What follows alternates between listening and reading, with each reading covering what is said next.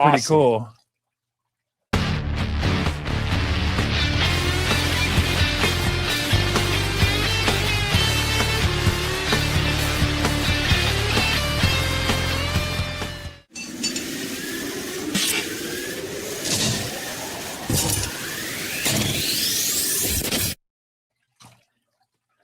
What is shaking, everybody? Welcome to another edition of Backyard Chronicles, whatever you want to call it. A little chilly today. Got the overcast today, right around 60. I'd like it to be a little warmer for the backyard edition of the shows, but it's still pleasant. We're going to have a good time drinking beers, having good conversation with my buddy Larry Krueger, a partner of mine at KMBR, a peer of mine forever, and then we got a chance to work together for a little bit before we both got whacked over at KMBR. How was your whacking? It was actually very pleasant. It was a very pleasant whacking. Very pleasant whacking. It's not a contentious whacking. Good. It was more like, we're going a different direction. And like, you guys go in that direction. Yeah, look, pleasurable whackings are always the best. Yes, they're always the best whacking. So we're going to get into a lot of stuff today. We're going to get into obviously Niners, Giants, Warriors, some other stuff that's going on. Krug's cracking his Fieldwork. We want to thank Fieldwork for sponsoring the show. Plenty of locations all around the Bay Area. If you're going to a Giants game, head over to China Basin. Mission Rock's going to be opening up soon. I like that. You can go to the I'm going to say kiosk again, even though I should say concession stand. I don't know why I say kiosk. What are you at the Stone Ridge Mall? Going to the kiosk there to get a phone case? Get a phone case and a Fieldwork. Then you go to the concession stand over. I think it's in center field. And grab yourself a Fieldwork when you're over at the game. Or if you're not at the game, you can be at China Basin. TV's on. Get the ambient sound. McCovey Cove. It's a beautiful, beautiful place. You want to go to the OG over in Berkeley or San Ramon or San Leandro or Corte Madera. I mean, they're all over the place. Get yourself a non-alcoholic beverage. Or you can try one of these. Now, we haven't had these. It's called the Green Arrow Fellowship. It sounds like we should be hobbits drinking this stuff or something like that. Which I think is kind of what they're going for. It's a New Zealand IPA, which I'm not sure what that means. Can. I mean, it's a black can with a black top. It's pretty sweet. I'm guessing it's because it has IPA hops in it is why it's New Zealand. Let's try it. Yeah, it's good. I like it. That is nice. That is pleasant. And I like the can too. Very, very nice can. I'll keep it right there. So it's not like one of those, some beers have the certain, the taste of berry or some kind of some overriding element. This doesn't have it like that. It's just like a solid hoppy kind of beer. Yeah, it's one of the some of the beers my mom tastes, and I can always tell. Although this is my mom's face every beer I asked her to taste, she goes. She just the hops are way too much for her. Gets her. And then my dad wouldn't make a face. My dad would just always go. That's different. That's different. Different for him means it sucks. Like I don't like it. That's good for you. Exactly. Exactly. Yeah. When she says it's different, it's not good. So let's get this out there too. If you want to watch Krug, it's the Krug Show. The Krug Show on YouTube. When it's on, I have no fucking idea. It's on like 19 times a day. Yeah. You just kind of pop on. I'm sure you get notifications. Yeah. Do you have any time frame when you're doing shows, or you just something happens? I feel like talking. I'm gonna pop on doing my. Well, I'm trying to cover the Niners. So like when the Niners are having media, I'm going to be there. Yep. So like Wednesday, Thursday, daytime and game day, I'm there at the stadium. But other than that, it's just whenever somebody that I want to stream with has time to stream, really. So it's like, and I do a set schedule, but that's more of the old radio guy in me wanting to have like a set schedule. But yeah, I try to just keep going. It's like just every day, just keep going. I try not to think about it as work. I try to just think of it as, just a day-to-day thing and a little bit at a time. And, but it's been a lot of fun. I mean, you've done a magnificent job. I mean, your show's grown. It's done really, really well. Happy for you. Kev, my son, I do, from Hawaii, went to Hawaii, and he's been this invaluable guy in my channel, and it's like he's just such a smart kid, and so it's really great to work with him. And he joins me on Sundays after the Niner games for the post game show. I kind of make the post game show kind of like my friends and family show. Like, yep, I don't want people are like, why don't you have football experts? It's like, dude, I don't want that. I just want to have a friends and family show. Yeah. You know what I mean? Yeah. And so on the post game. But Kev joins me in that, and it's a lot of fun. And we also got a chance to travel to New Orleans last year.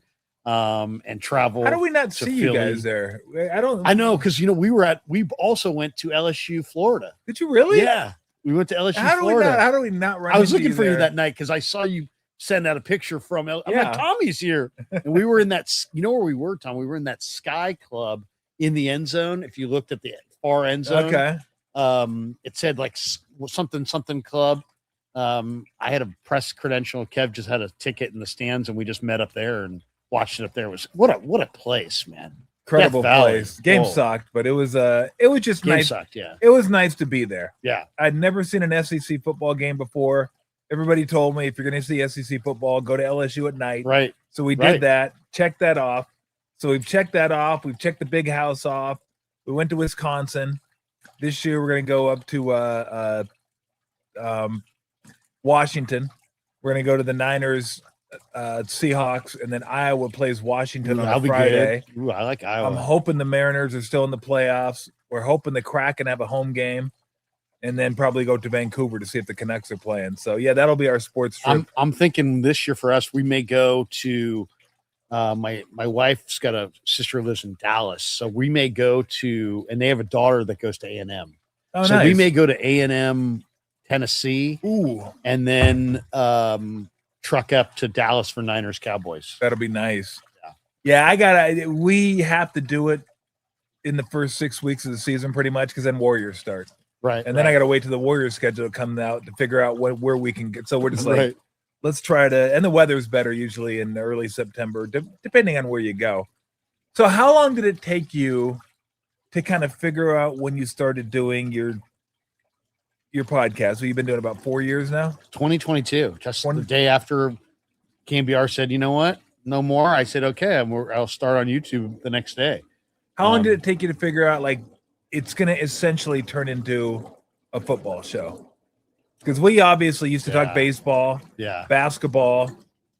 Football's king. We all know this. Yeah. And Niners are king around here. We also know this. Yeah. Even though the Warriors are big. And look, when the Giants are winning, everybody loves the Giants around here too. But still, football draws eyeballs. How long did it take you to kind of figure out, like, look, I look at the numbers and I look when I'm talking football versus when I'm talking other stuff. It's not even close. I got a background in football. Let's kind of concentrate on football. I mean, I'll tell you, it was the day that I got Sabes and Coletti on together. And we had like 300 people in the room, you know, and I had like more people in the room for like something else I had just randomly talked about. And I was like, gosh, I thought this is awesome. Yeah. And it was awesome. I mean, it was really cool. But just the fact that the baseball just doesn't hit. And so I'm still, I mean, I still kind of consider myself Giants, Niners, Warriors show, even though I talk all Niners. But like, if the Giants do something super juicy tonight, I'm going live and I'm going to talk Giants and I'm just going to talk Giants. And I don't care that I haven't done it, you know. And if the Warriors like draft night, you know how much I'm big on the draft. Yeah. I'm already watching the guys for the draft. I'm like, you know, I'll probably go live on the draft night. I should have gone live on the Warriors more this year. When the Warriors did playoff runs in the past, I've gone live throughout. I kind of had it out with Cy over Kerr. I mean, me and Cy kind of bet I had Cy on quite a bit. We battled over Kerr. Cy Sotzis. Oh, yeah. Okay. But he, people who don't know, he worked at KMBR with us for a while. We kind of battled over Kerr, and that was like I haven't talked to him in a while now. So, because you guys disagreed on the coach? Yeah, I mean, it's like, and that was it. I mean, it's like, it's like he wants to talk. You know, I really think Kerr's pretty good. So I know there's a lot of people. You know, Kerr's got this, you know, this love-hate thing going on with the Warrior hardcores right now. Well, look, there's people that think Shanahan's like, right. I mean, it just exactly. You can't please everybody. It's Right. like it could. And here's my theory on that. There's so much information available now, so many analytics available now, that people think they can coach and they know as much as the coach knows. When the coach plays a certain combination, then analytically it says it doesn't work, but he plays it anyway. They're going to get pissed and say, what are you doing? if Shanahan calls a play or screws up the clock or does something, even though I'm sure he's getting help with the clock. I mean, you can't do it all yourself, or if you challenge something, who do you think's telling him to challenge? The same people, not the same people, but it's like the same system that Steve has set up. There are people that do that for you. The coaches don't have time to look and then look at the screen and come back and look. You're trusting people. You're going to take the blame for it, but then people jump on them for that. It's like, well, I mean, my big thing, I think, and my counter to everybody on Kerr is always like, hey, look, you can find a lot of guys that can coach a basketball game in the game. It takes a special person to be able to bring a group of highly paid, high opinion of themselves athletes, yes. high achieving athletes, and bring them from Halloween to 4th of July and have the whole group kind of stay together. I kind of feel like the last title was a testament to what happens if you stay together. I thought other teams were probably as talented, but they fractured on the way. Yeah. To me, I think that's what maybe Phil did. And I think Kerr got a lot of that from Phil. And I just think that that to me is more of the gig than the X's and O's. Oh yeah. Like I tell people this. I try to, there's only so much you can explain to people. Some people are going to listen. Some people don't want to listen, whatever. But all these guys that coach, they know their X's and O's for the most part. Are there guys that elevate? Yes, there are guys that elevate. But you got to be able to lead men. Like, you have to be a leader, and you have to get people authentic too. And you have to get people pulling in the same direction. And you have to get them to feel like their contributions, no matter how big or small, are important to the team effort. And that if the team wins, ultimately you're going to benefit. Never forget, this is a job, and these guys want to get paid, and they want longevity. And look, I'm trying to show you that if you do what's right by the team, it's going to do what's right by you, and you're going to reap the benefits. Look at the Bulls when they won their championships back in the 90s. Steve played a long time after that, got a nice contract. So did Jed Bushler. So did Luke Longley. So did other guys. Why? Because they're associated with the Bulls who won championships, and people want those guys on their team. If they didn't win championships, you think Steve played as long as no? Judd, no. I mean, they're good players, but still there's something about winning that people are like, well, they know how to win. That's the job of a coach, to get everybody to believe, like, just sacrifice for the team. Like, I don't know that another coach could have pulled off what Steve pulled off with Iguodala, putting him on the bench early on in his tenure here. Because Iggy was an Olympian. He was an all-star. Like, he's a stud. And all of a sudden, it's like, hey, I need you to come off the bench. And they had the Arizona connection. That helped. But still, come off the bench. What are you talking about? And he did. And then he got paid off in the end and ended up winning the Finals MVP that year. So people don't get that. They just look at the just, why does he do this? Why is this combination? His offense sucks. I'm like, well, a lot of it was the four tied championships to this. Still count for anything anymore? Well, and a lot of it was tied to this. It's like, what is Jonathan Kuminga? And I think that was huge. A lot of people felt like, oh, well, he's special. He's a star. He's Kawhi. If Steve would just get out of the way, It's like, come on, man. I think he showed what he was after he left. But you know what? When you're on top, there's always going to be people that disagree. You can't lower the bar. And also, when you're the Warriors have become this really big, iconic. They're not the franchise that you played for. They're not the franchise that I grew up rooting for. No. There's way more eyeballs. There's way more people that have opinions. They're really strong, and there's industries tied to them and everything. So I get it. But I just personally, I think Steve's a really good coach. And I think they're lucky to have him. And I think my problem is more with Joe and the fact that they haven't continued to build.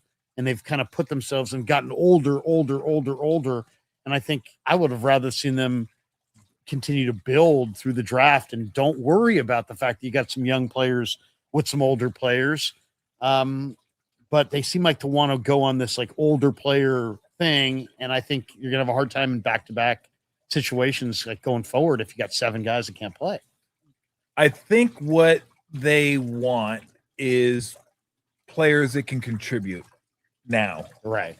They want projects.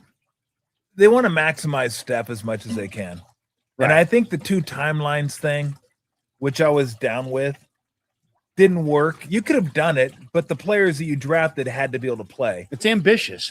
It is ambitious. Yeah. The problem was we didn't realize that Draymond and Steph were nowhere near finished, right? The 2 timeline thing was back in like 21, 22. And we thought at that point, okay, they're probably going to start cresting and start heading down the backside of the hill. Steph can still be the best player on a championship team. Yeah. It's like, well, okay, if that's the case, then we need players that can play with Steph. Jonathan Kuminga wasn't that guy. Wiseman wasn't that guy. Moody's, it's taken him a while, but he's gotten to that point now where he's a rotational player, which is, you drop 14. That's solid, but are they going to pass on Lindeberg? Because Lindeberg, to me, is exactly kind of what they need. He's a 6'10", 240-pound, guy. He's only played basketball for 5 years, but he's really has a real great innate feel, and he's 24. Yep. And he's ready to play. Yep. And the mocks have him, few picks after where they pick, so he might be there. I'd love to see that. I think I haven't looked at every single guy in the draft or anything, but I do like him. Yeah, he was really good this year, no doubt about it. I don't know. You would think they're going to draft someone that can come in and play. Yeah. Because I think if they could go back, the one pick they really regret is taking Kuminga over Wagner. Like if they had Franz Wagner, that's a guy that knows how to play, right? He knew how to play. He would have fit in perfect in this system. He defends. He's not a great shooter. Okay shooter. I guess kind of like Kuminga. Okay, nothing special. But is athletic, can get up and down the court. I think he's probably a better playmaker than the Kuminga is at this point. But I think that's the one they're like, God.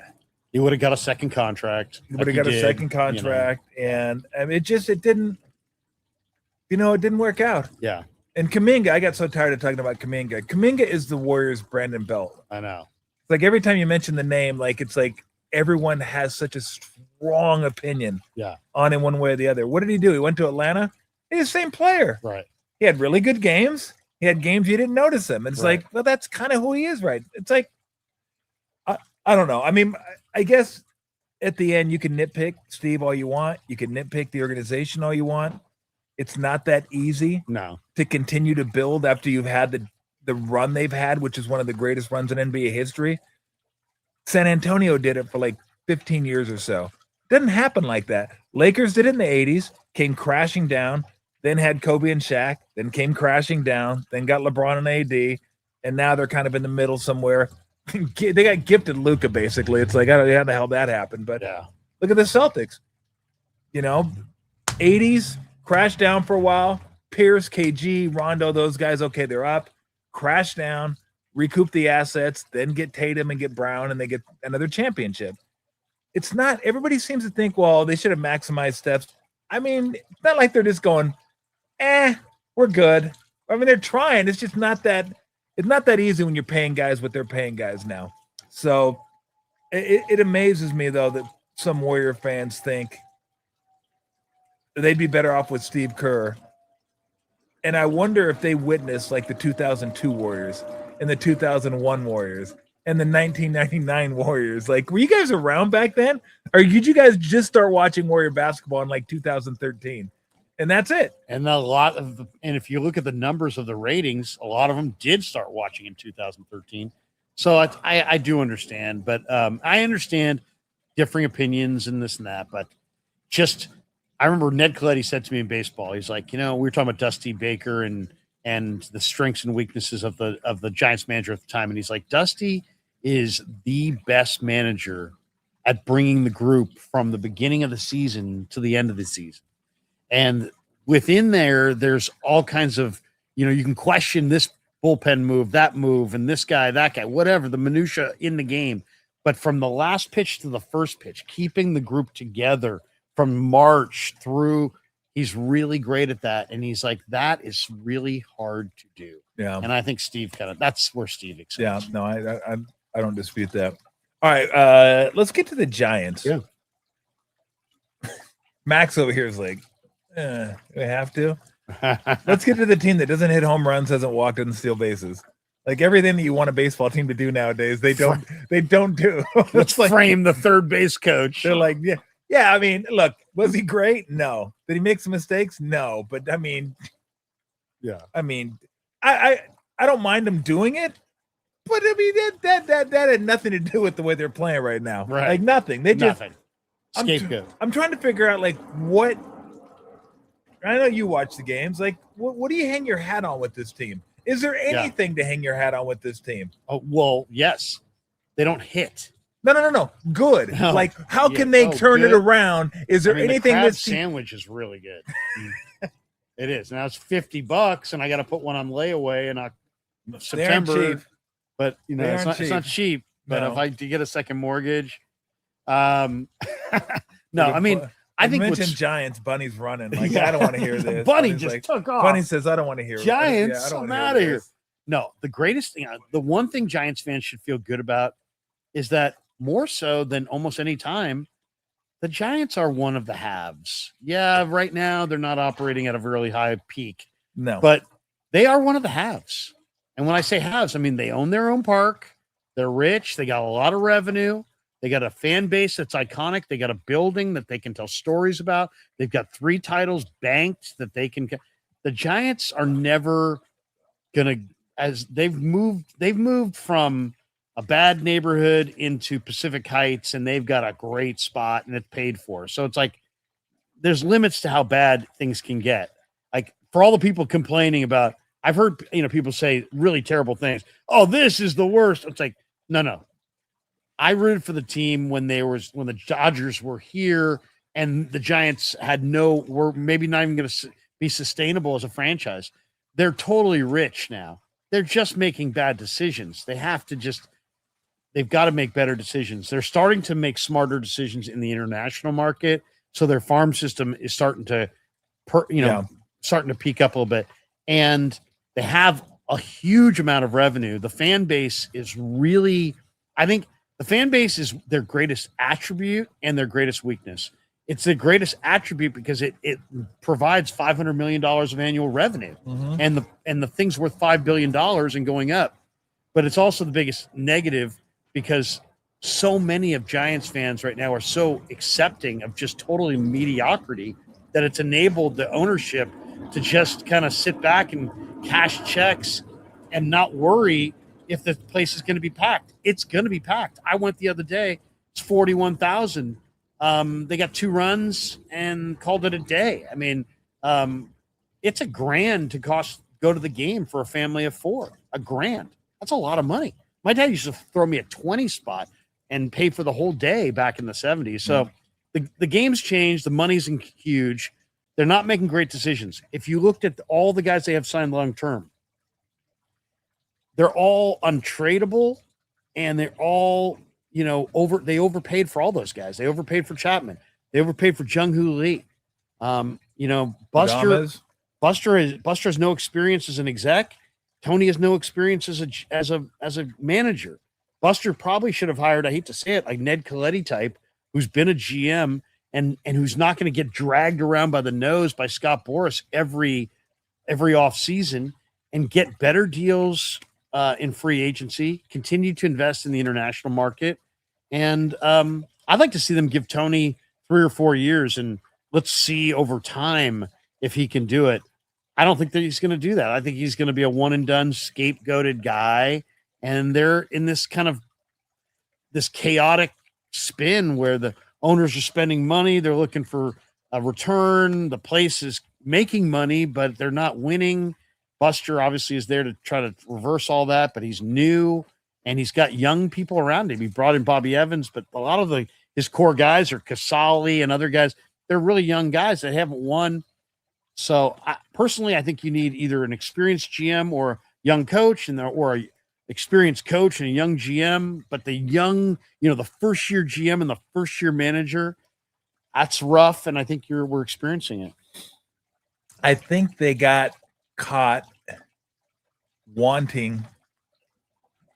Buster specifically, wanting to be able to sign somebody. Shohei didn't happen. Bryce Harper didn't happen.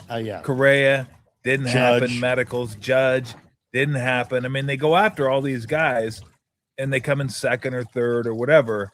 And I think he wanted to sign some guys. Like he wanted to go out there and have people want to be Giants, even if you have to overpay him a little bit. Because I think he probably did overpay Chapman a little bit and did overpay Adames a little bit. The Devers thing was the Devers thing because his contract was done by the Red Sox. But those two in particular, I think he wanted clubhouse guys because that meant something to him.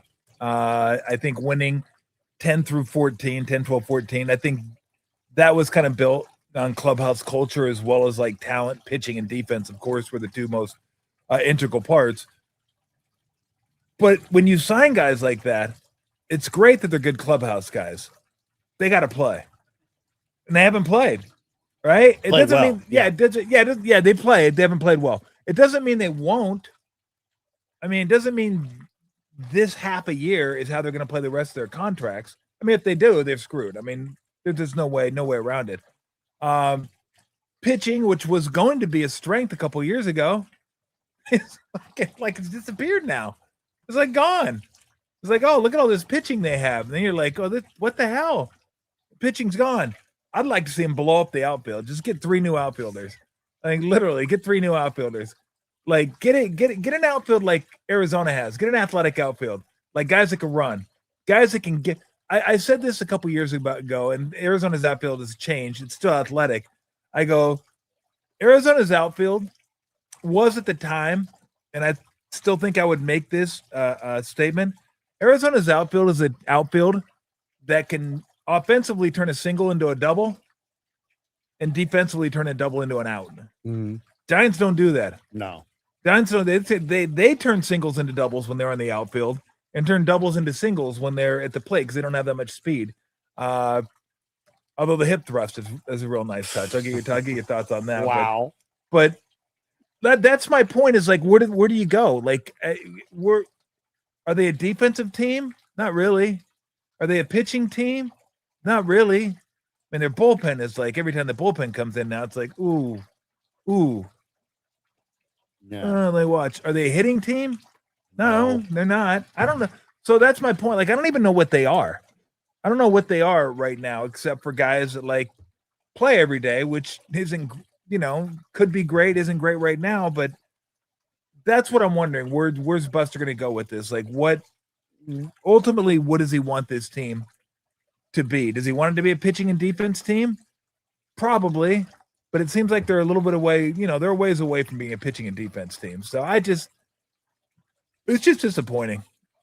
Yeah, it is disappointing. I mean, they're not, you said that list of how much money you spend per victory. And the Giants are really, really spending a lot of money per victory. I mean, they're like Mets are the worst. Least efficient team. Giants are like third or fourth. Red Sox are probably up there. Yeah, I mean, the Giants. What's their identity right now? Their identity is a big money spending team that's not going to win. I mean, that's really what their recent thing is. Now, some people say, "Hey, you know what? It's cyclical, and give this team time." I do think you got to give Buster some time. I think he's trying to build around the position players, and I do like that concept because. If you're not going to draft position players, if you're going to draft pitching, and the Giants drafted a lot of college pitching. If you're going to draft a lot of college pitching, where are the position players going to come from? Because they're not signing with you as a free agent. So that means you're going to have to draft them or you're going to have to trade for them. And so trading for Devers to me made sense. And then and now you're seeing them in the draft try to go for position player talent. I think, there's a lot of talk they're going to try to get Rock Chalowski out of UCLA. Yeah. And I don't know how they're going to do it. They're going to have to do it by threatening the agent that they're going to be willing to pay over slot and that maybe the White Sox won't. And maybe the agent says to the White Sox, hey, my guy wants to go 1, but he also wants $15 million a year as opposed to you've got $11 million. So we're not going to sign with you at $11 million. Now the White Sox may say, screw you. Yes, you will. And draft him anyway. But I think the Giants are trying to see Chalowski, who's from Vallejo and grew up a Crawford fan, went to UCLA. I think. Are we even sure that's a real person? I know, Rock. That sounds like a Chalowski. fucking AI generated name. Sounds Like, like a are movie. you sure he's not an AI shortstop? Yeah. Like an AI shortstop Rock for Chalowski. UCLA. I mean, come on with that name. I You mean, kidding me? I know, it's a great name. It's like Buster Posey. Yeah. What are you gonna do? Intimidate the first 3 teams into not paying the guy? I know, but and saying he's not going to sign there. Yeah, Maybe we'll go I back to can't the imagine. Stephen Drew era. Yeah, Where you're just like, no, we're not signing there. We're not going to sign there. We'll go play independent ball. JD Drew. Oh, yeah, JD Drew. That's right. It was JD Drew. His brother was Stephen Drew. Yes, exactly. But yeah, I mean, I don't know what they're going to do, but I would say I do believe in Buster. I think you've got to give him some time to kind of establish his deal. I think it would help him if he had a contract negotiator like a Coletti to not get dragged around by Boris, because the Giants haven't gotten a good deal in a while. They paid $113 million for Jung-Hoo Lee. They paid $10 million a year for Bader. I don't know. I mean, they looked at their team. The Dodgers were second in offense last year in runs scored, and they added this incredible outfielder. Yeah. And the Giants were 17th in scoring and said, we need a defensive center fielder, and got Bader and moved Jung-Hoo to right. And all it did was clog up your outfield with guys that can't hit. And then you come out of April with just a horrible offensive outfield, and you sit there going, how'd that happen? Well, you decided defense was the factor, and then you now have 2 kind of questionable offensive players, and you're starting every day in offensive spots. Yeah. Okay, so what do they do? 2-part question. What do they do with Eldridge? And did Manassian kind of throw Vitello under the bus by saying, hey, we don't make the lineup. That's his decision. He makes the lineup, which I thought was total bullshit, because whatever they do with Eldridge, it's your number 1 prospect. You think Vitello is telling Manassian and Buster, like, look, I'm going to do what I want to do with this guy. Yeah. He's going to play when I play. He's not going to play. Like, please. Right. Of course everybody's in on this. Yeah. Don't give me we know. When it comes to the lineup card, that's his. But this is your number 1 prospect. If you wanted him to play, Vitello ain't saying, nah, not tonight. Not tonight. We'll get to him tomorrow a little bit. I just thought that statement was bullshit. But what do you do with this guy now? I mean, you got Schmidt blocking him. You got Devers blocking. Like, I don't know where he's supposed to. He should be playing. I just don't know how they're going to wedge him in every night. Yeah, I mean, they put their rookie manager in the most unenviable position. If he plays Eldridge every day, he loses the clubhouse and the veterans. If he doesn't play Eldridge every day, he loses the fan base and the media. So it's a lose-lose. But Eldridge is their most patient hitter. He knows the strike zone on a team that has a hard time working a 3-ball count. Yeah, this guy's kind of reminds me of like a young Jack Clark. I mean, he knows the zone. He's going to walk a ton. I think they ought to just play him every day, and just, if you got to anger the veterans. Well, personally, what I would do is I would try to move Chapman, but he's got a no trade. Yep, he does. He's got a no trade, and I don't know where you could move him. I mean, unless the Angels will take him. That's at the bench. Yeah, you just signed the guy for 6 years. For how many millions? You're not putting him on the bench. But I mean, Casey Schmidt is playing left field. I'm gonna have to thump you. I'm gonna have to thump you like I try to thump other fans. As Chapman, you don't playing put guys making millions of dollars on the bench. I'll say this: what I would do is I would DH Devers every day. Okay, and I'd play Eldridge at first base every day. Okay, and then Casey Schmidt fills in at between third, second, and left. So he's playing every day. You're just gonna like bounce him around. Yeah, and then I'm sitting Jung-Hoo, and I'll put Ramos in right if I have to. But I'm not fucking disaster. Yeah, it's ill construction. I mean, Schmidt's a pretty good defensive player, and you're just gonna bounce him all over. I know. Hey, bro. The where funny you at thing, tonight? Right field. Good luck. You've never played there before. The funny thing about left tomorrow. Schmidt is such a chill San Diego guy. He's just like, hey man, whatever. And he's their best offensive player. I know, he's terrific. That's the one. You hit on something that I don't think people give enough credence to. If you start messing with guys who are actually performing by not playing them, your locker room is gone. Yeah. They're like, why are we even here if you're not going to play guys in May who are performing? Right. Like, this guy's performing. He's probably No, I'm not going to say he is their all-star representative. No doubt. There's no question that Casey Schmidt's going to be would be. Still got a ways to go before the all-star game, and they still should do away with that. I'm tired of the everybody gets a rep. Everyone gets to play. Aren't we done with the juice box, orange slice era? Let's go. If I can just get the best guys. Although I don't really care anymore since it's an exhibition. When it counted for something, I'm like, why we have somebody from a team that's 20 games below 500? They could be batting in the 8th inning, determining who has home field in the World Series. Can I just say my biggest argument with the All-Star game is the way it looks.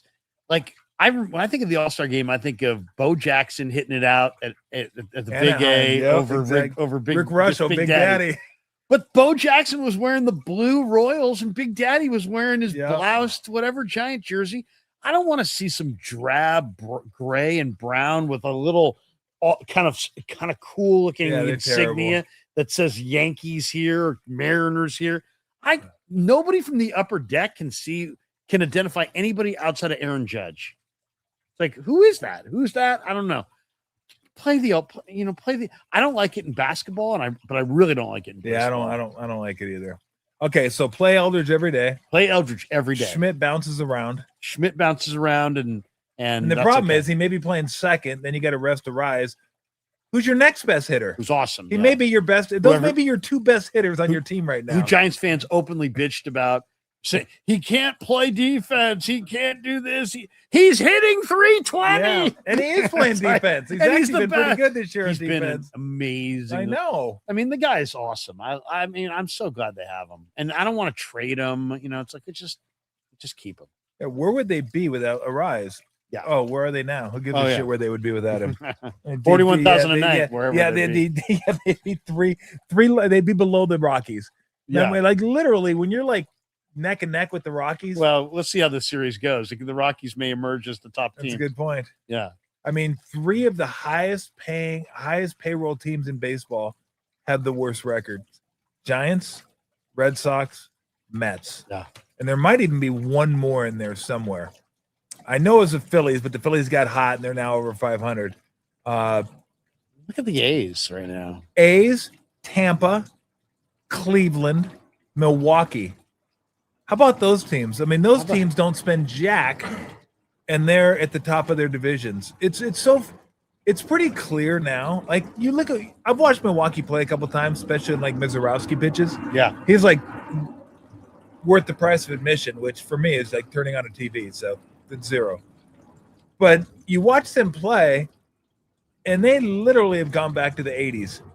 We're not going to hit for a lot of pop, but we're going to play defense. We're going to steal bases, and we're going to pitch. And we're going to see where that gets us. And so far, it's gotten you to the top of your division. It's pretty amazing that in a world where it's all about spin rate and 3 true outcomes, that old school baseball can still win. Pitch, defend, and take some extra bases. You're going to be okay. And they've been okay. Good GM, smart organization. They're making good moves. Yep. All the Tigers are at the bottom too, and they got a big payroll. Harrison, by the way, going against the Giants on Monday. By the way, there's your all-star. Like, there's your all-star. They're like, oh, don't have him pitch. There's people in Concord out where I'm at that are despondent over that. Kid went to De La Salle. He passed up UCLA to play for his hometown team. Now he's in freaking Milwaukee. That's so classic too, because the two players they traded for Devers, Tibbs and Harrison, they were never going to see him. Right. They were in Boston. Right. And then Boston's like, we don't want these guys either. Right. It's like, oh shit. One went to Milwaukee. We could see them. One went to where? The Dodgers? And he's raking in the minors. You're not only going to see him, he's going to come back here and he's going to stick it up your ass for like the next decade. Oh no. We had that guy. He's going to be the new Muncie. Right. You're like, I can't believe it. The Giants had no prospects forever, but still Bobby Evans found a way to trade Brian Reynolds away. Yeah. It's like, wait a second. We had no outfielders ever, but the one guy who made the All-Star team, he traded for the Pirates. Yep. What the heck? What's going on here? Speaking of the Brewers, Abner Uribe got suspended for a game. I'm guessing that was by the Brewers. that suspended him a game for his triple crotch chop. I'm sure you saw that against the Cardinals. No. Yeah, I forget who he struck out. Was it Donovan? It was pretty funny. Niner mini camp going on. It was pretty funny too. He struck him out and then they challenged. So I wasn't sure, but before they challenged, he did the Degeneration X at the Cardinal bench. Yeah, triple crotch chop, and then they went to challenge. I was like, "Oh, this will be amazing." Derek Lowe do that? Remember against the A's after he knocked out the A's, he did the I don't think he did the triple though. No, not the triple, not the triple. But he got suspended today. I think I think the Brewers suspended him for a game. Was it MLB that suspended him? Huh, interesting. What rule did he break? I don't know what rule he broke. That's a good question. What rule he broke? He must have broke some rule. That's why I thought Milwaukee would have done it, because internally they don't need to say, "Hey, it's a rule." They just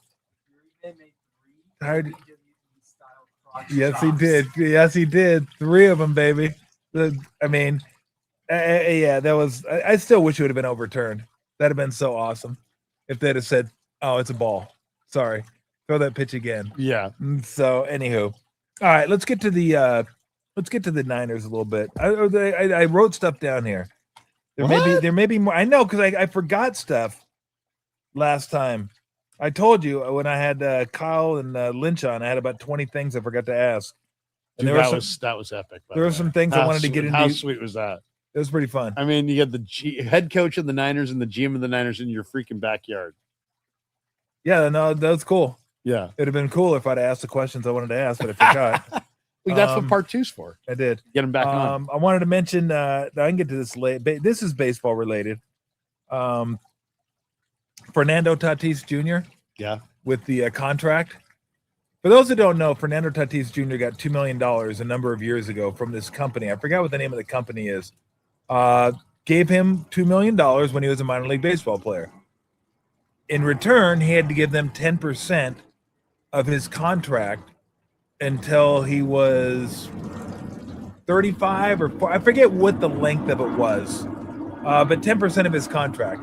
So he signed a $350 million contract. Right. They're making out. Right. They gave him $2 million. They're going to get back $35 million. I guess they're trying to sue now, saying that they don't know him. It's like, bro, don't take the $2 million then. Yeah. What are you doing? Don't take the $2 million. You know what you should do? You should pay him per home run this year. You wouldn't owe him anything. How crazy is that? Is he hit a home run yet? No, I don't think Tatis has hit a home run yet. He's been It's a wild. There's a lot of talk that they're going to trade him. It's the wildest thing. Yeah. He hasn't hit a home run yet. I mean, I don't know if there's anywhere to go. Chapman's got one. Chapman has one. That's one more than Tatis. It's amazing. One more than us. Yeah. One more than us in back here in the backyard. Drinking great Fieldwork. Big League Advance. That's who it was. Yes. Now, Big League Advance has probably paid a lot of people that hasn't made it to the big leagues. Remember Jonathan Singleton for the Astros signed he barely played. He signed a whatever deal. I mean, if you that was the Astros that signed him to that. Right. Yeah. Astros. That was if you know, I mean, like Bumgarner kind of signed didn't he? Bumgarner signed like a $35 million deal where he probably could have made like $100 million in that same span. Mm-hmm. So he took the money. I actually think it's smart if you're leaning. I mean, you played. I mean, but you're leaning on your body. At any point, your body could go out on you. That $35 million initial that Bumgarner signed, that took care of him, his family, his mom, his dad, all the people around him. And then the next deal, the $80 million deal that he got from the Diamondbacks or whatever, maybe took care of him. Now, did he leave some money on the table, or could he have gotten more for his grandkids if he had played it out year by year? Sure. But if he also, got hurt hunting coyotes with Hunter Strickland or whatever he was doing.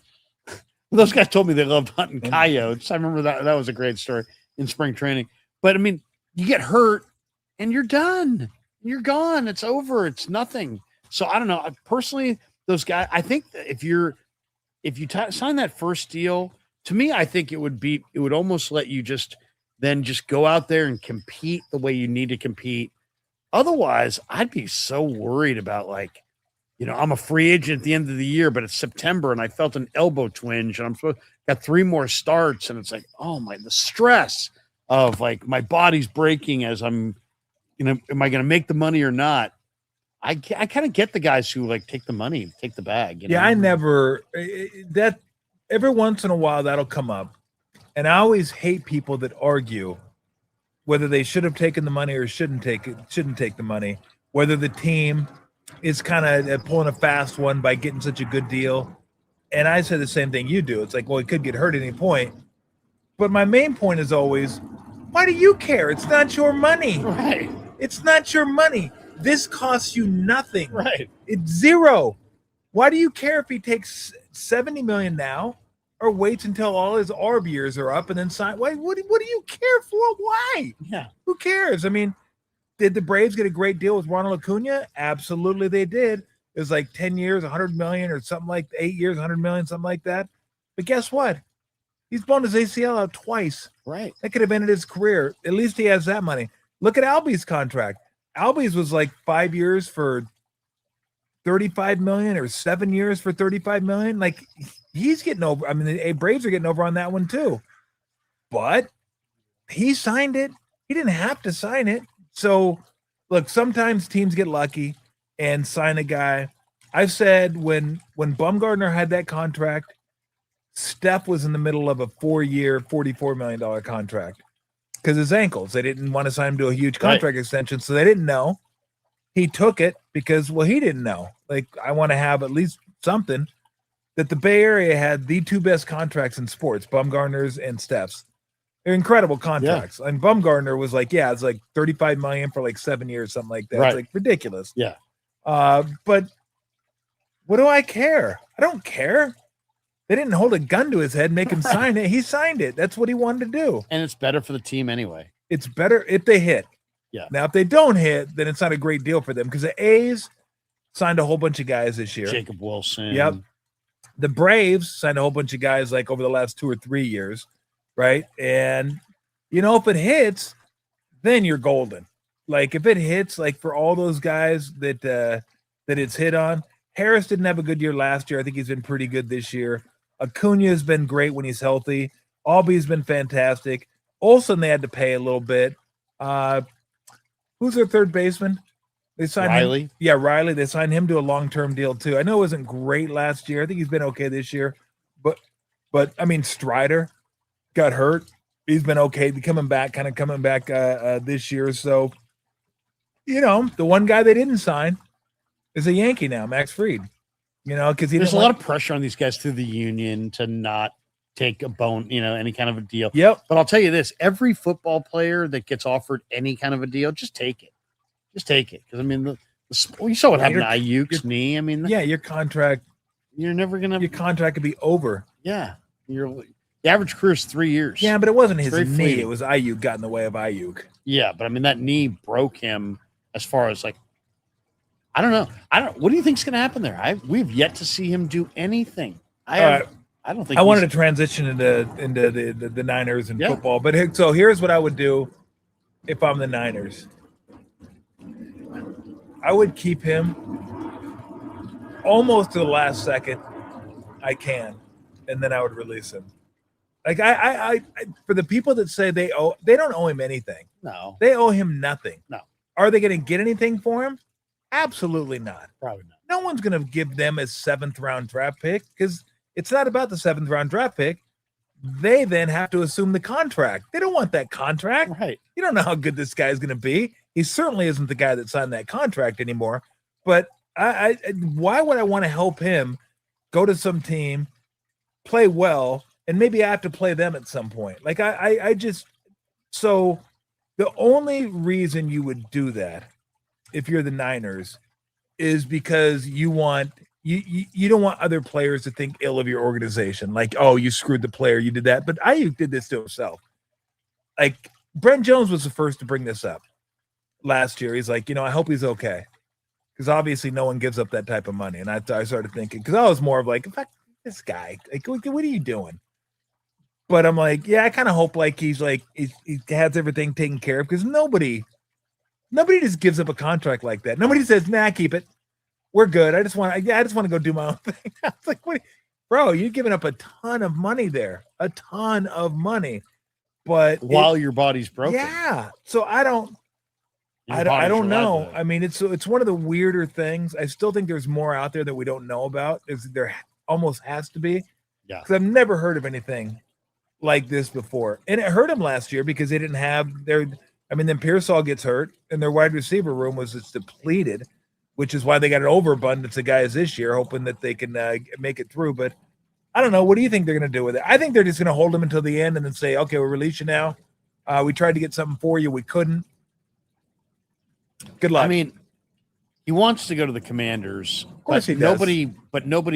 Nobody wants to take on that contract. Yeah. So I think the 49ers are just going to wait to the cut down day, and then they're going to cut him loose.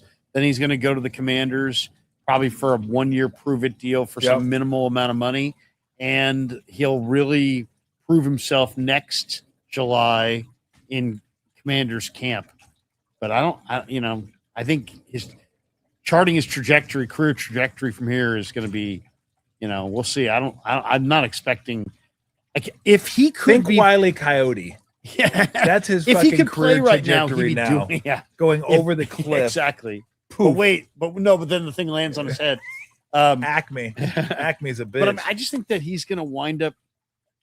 If he could play right now and he could run right now, he'd be putting video out right now that shows him doing it because it's in his financial best interest to do so. We're not seeing that. So I don't think he's going to play this year. I'd be shocked if he plays. Wow. Yeah, I don't know how his body's feeling. I don't know what's in his head. Yeah. Who knows? They went from like having maybe the best. I thought it was them and the Eagles that had the best skill position players when Ayuk was healthy. When they had Ayuk, Debo, Kittle, McCaffrey, I was like, beat that. And then Juwan Jennings as your third receiver. I'm like, there's not a lot of teams that can compete with that. Philly could at the time. I think they had Barkley. I'm not sure. It may have been before Barkley, but they had Smith and they had Brown. A.J. Brown, Goddard. Yeah, I mean, they were stacked too. But the Niners were like right there. And then last year was like, ooh, shit. Slow. They kind of need some guys. Yeah, they were so slow. They kind of need some guys. They like ran out of. They like had a whole bunch of dudes, and then no dudes. Yeah, and it was like, Christian, take the ball and just do what you do. Right. Like he was like a Pop Warner running back.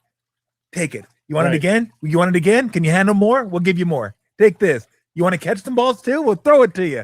And they found a way to beat Philly with Demarcus Robinson.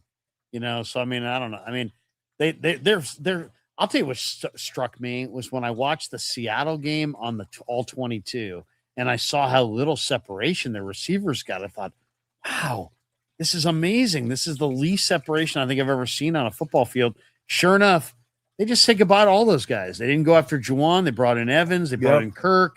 They've added all these speedy guys. I think it's going to look quite a bit different. Yesterday on the field, it looked quite a bit different. Jordan Watkins, Jacob Cowing, Ricky Pearsall, all these guys can run, and it's kind of now or never for all three. Yeah. So, and they kind of know it, and good competition like that. I think the receiver competition this summer is going to be really intense.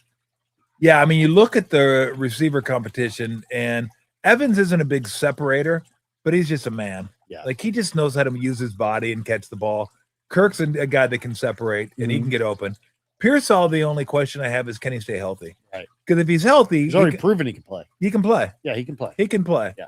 I have no idea what Watkins, Cowing, Stribling. I have no idea what those guys are like because I haven't seen them.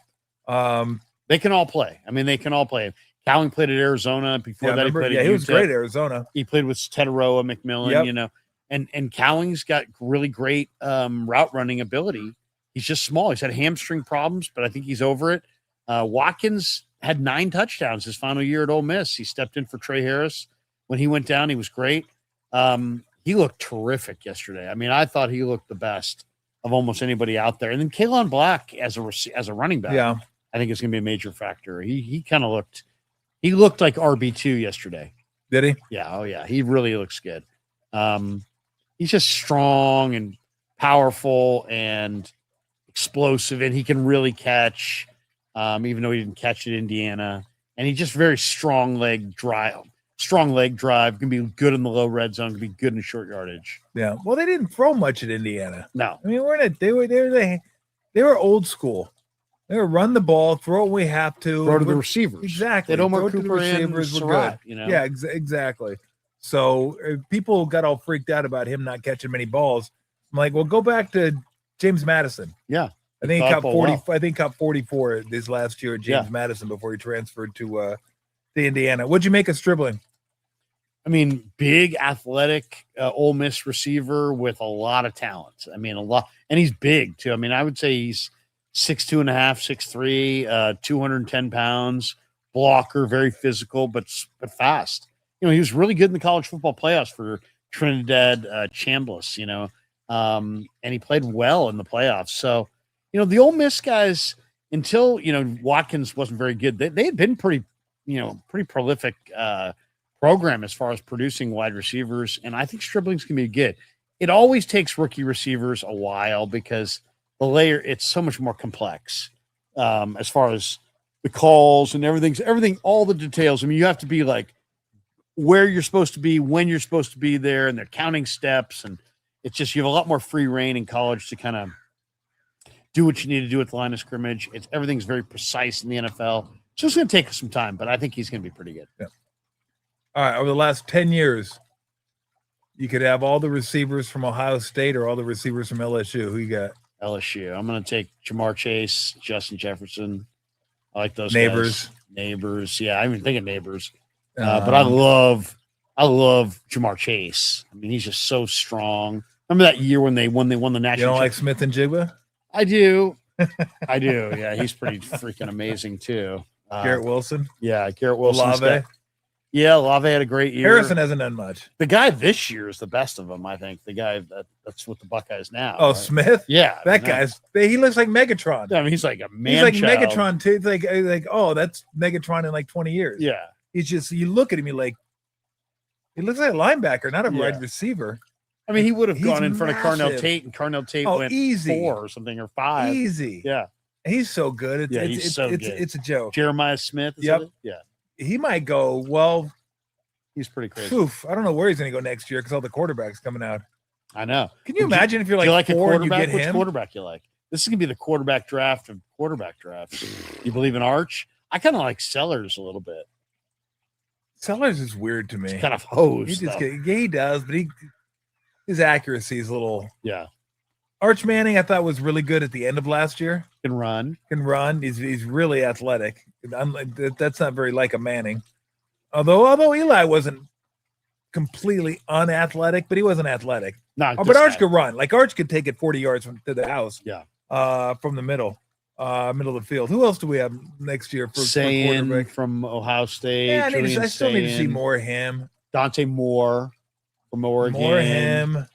The guy who's the gambler who's going to be maybe in the supplemental, Sorsby. Oh, Sorsby. From Cincinnati, who I kind of like Sorsby, but okay, yeah. I mean, he's worried about his 3-team parlay. Yeah, I There's a bunch of guys though. Tennessee guy, Maivia or something. Oh no, he's UCLA now. Yeah, Maivia is Aguilar. I think he was the guy Aguilar that came from Appalachian State, transferred to UCLA. Then Maivia went from Tennessee to UCLA. So Aguilar said, "Well, I don't want to be here." So he went to Tennessee. Yeah, I was like, "What the fuck is going on? Like, what are we doing out here?" I gotta get my Phil Steele and get up to speed on definitely need to Phil Steele where everybody is. I think those are coming out in like 9 or 10 days. So we talked about this a couple weeks ago, like what the Niners need to be this year to get back to a team that's going to compete for a championship. Obviously, they're Seattle and the Rams are tough division. Yeah. Although I think they're, if not the equal of those teams, they're right there, right there below. The offensive line has to be better, right? And 3.9 yards a carry. I think the last time McCaffrey was under 4 was his rookie year. There was a year, I think his 3rd year in the league, he was 3.7, but that was only 3 games. I think his rookie year was 3.8. Last year was 3.9. They could not run the ball last year. They just couldn't. And Kyle Shanahan, for all the innovative stuff that he loves to do, he wants to run the football. He wants to establish the run. How many times did you hear over the years, like, if we run the ball 40 times this game, we're going to win it. If we run it 40, like he wants to, but they couldn't run it last year. How do you feel about the offensive line going into this year and their ability to run the ball? Because they just have to. This team is built when they're good to run the ball. I don't know how much has changed from the offensive line last year to this year that you feel like, okay, they're going to be better running the ball this year. They love Brendel, and I'm not sure why, but they really love Brendel. But I think Carver Willis is the long-term center. The guy who's made a big stride is Connor Colby. Okay. Colt McKivitz said yesterday, he's like, it's amazing how improved he is, and he's playing a lot faster. I think he's going to be the starter at left guard. It's going to go Williams, Colby, Brendel, Pooney, and McKivitz. I think there's a lot of things that went wrong last year. Their receivers didn't block well on the perimeter and the outside zone. That means a lot. They didn't get great blocking from anybody other than Kittle at tight end. Kittle missed some time. And so they're not blocking it well on the edges. And then they weren't blocking it well necessarily inside. Pooney regressed last year because of the injury. I think at the end of the year, he was playing much better. Beginning of the year, he was not playing very well. Brendel, I think lacks some pop in the run game. He's an okay pass protector, but I don't think he's a great run blocker. I know some of the numbers say that he is, but I kind of question that. And then Burford is not a great player at left guard. So I think Colby starts at left guard. I do think they'll run the ball a little bit better. They're going to throw it to their backs more this year too, I think. Just looking at Jordan James' skill set, looking at Kaylan Black, looking at CMC. CMC, Tom, takes so many more hits when they ask him to run through the line of scrimmage than when they run him through the line of scrimmage and then just let him break to the open void and just drop it to him. And I think they're going to do more throwing to their backs this year to try to take some of the abuse off of him. I mean, the Niners have to get to the playoffs with a fresh and rested CMC. If they do, they got a great shot. I mean, in any year to win the Super Bowl. But I think it starts there on offense. The offensive line's got to be better. But I think it's really more about this. Also they had no speed last year. It was the slowest receiving group. Now they got a bunch of guys who can run. I think they're going to try to stretch the field, create a little bit more space, and you drop it to their backs and create some horizontal space. But yeah, I think ultimately they're going to need to be better offensively on that offensive line. It really starts there. If they're getting caved, I mean, the first play against Seattle in the playoff game, DeMarcus Lawrence just loops around and hits Purdy right in the face on the first play of the game. And Brendel had his back turned. He had combo blocked off to the side and then turned his back as the guy looped around right in front of him and hit his quarterback in the face on the first play. So it's like they have to be better across the board. And if they're not, I will say this, they have good depth on the O-line. There'll be good competition. If the starters aren't up to par, there'll be guys this year that are ready to compete with them. Yeah, that to me is two things. One is the ability to run the ball, but first and foremost, they got to stop the run. Yeah. They haven't done that in a couple of years now. Yeah. And that used to be kind DJ of their Jones, they missed him. That was their hallmark. Yeah. Not only stopping the run, but getting to the quarterback. And last year they were abysmal getting to the quarterback. They're worst. But when you don't have Nick Bosa, and your line's kind of built around Nick Bosa, you lose him, it's going to be tough to get to the quarterback. So I think with Bosa back, I like where they're at right now. With Bosa, Adigizua, who's a guy who can get to the quarterback from the He's looked great interior. In the yeah. West, Collins are guys who are going to be able to stuff the run. And then, hopefully, I think the idea is Michael Williams on the outside, setting the edge on third down, move him inside and put height on the outside and let him kind of do a deep forward type deal, and him and Bosa. But that is when the Niners were good, when the Niners went to the 2 Super Bowls, that was the tip of the spear, the defensive line.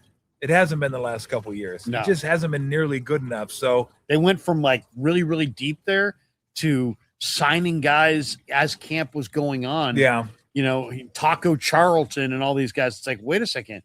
A couple years ago, you University had all kinds of Michigan. Michigan. I'm gonna know that Taco Charlton. Taco Charlton. But I mean, they brought in 9 Taco Charltons, and it's you know what? it was like real Burger Fredrickson. Yeah, like, man, okay. just like dudes, guys off the street. So they're really loaded right now. The guy who looks to me really Taquito good. Jones. Yeah. Kyle Kamaros looked pretty good. He's looked pretty good in the minicamp. They have good depth this year on the defensive line. I think they'll sack the quarterback a little bit more. Will they bring in Joey Bosa? Yeah, I mean, quarterback was looking around last year going, you guys got anybody? Oh, I know. I mean, they just had no ability to speed up the quarterback. And with young DBs and hurt linebackers and no pass rush, it's amazing they beat Philly in the playoffs. Yeah. Man. Well, Philly was scuffling too, and I'm not sure.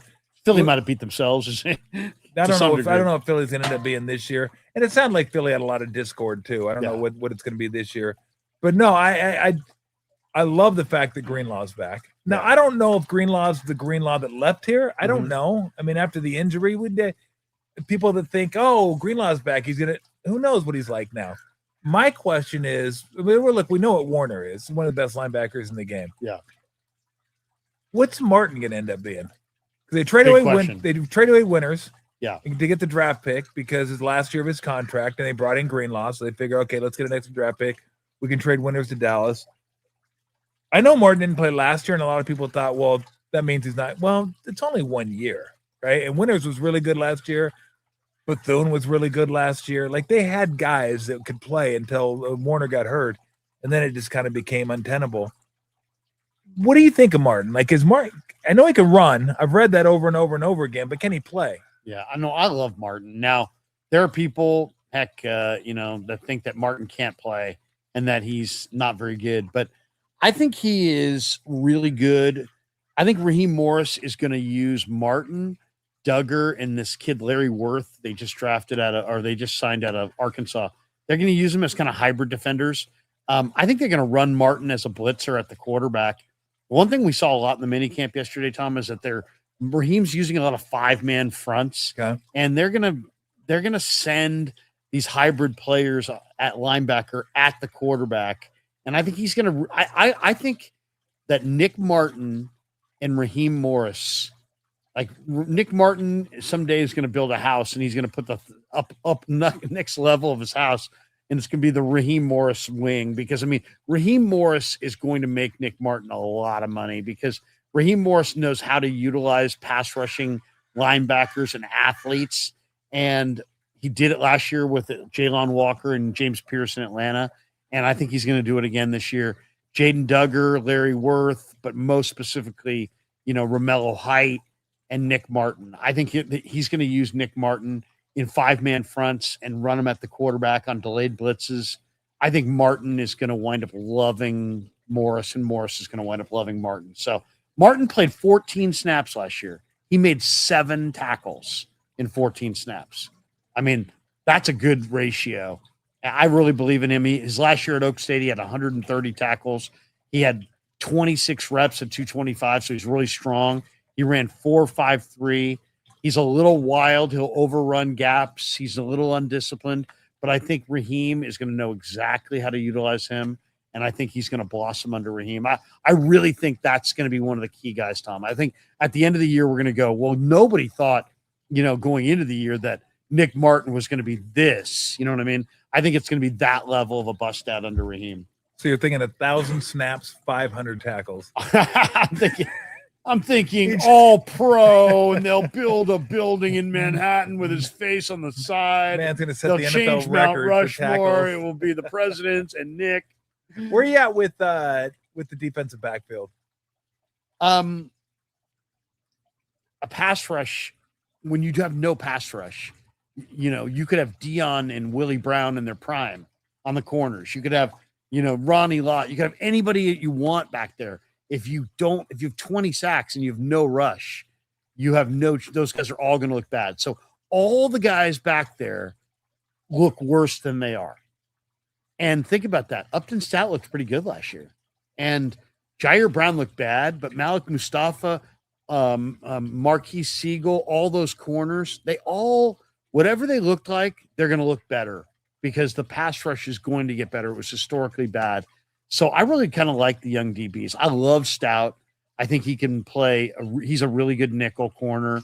I really like Bernardo Green. He's played a lot of man, and they play a lot of zone, and it is different.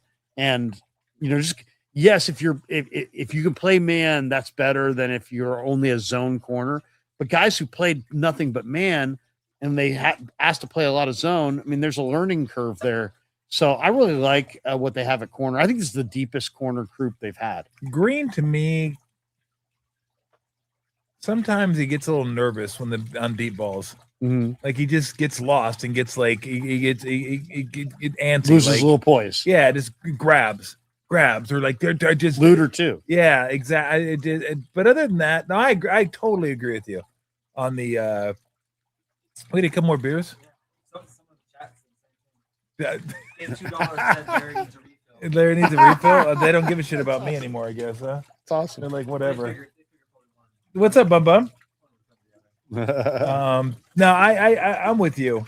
Like if you can't get to the quarterback, it's almost hard to talk about your defensive backfield because you're leaving them hanging out to dry. I do Jair like Brown's better than people think. A lot of people rip Jair Brown. He's better than people think. Marquise Siegel, better than people think. Malik Mustafa, better than people think. I think a lot of their DBs are better than people think. They just have no pass rush up front. When you have no pass rush, it just doesn't work. Yeah. You can't do it. Where are you at with Shanahan and Lynch?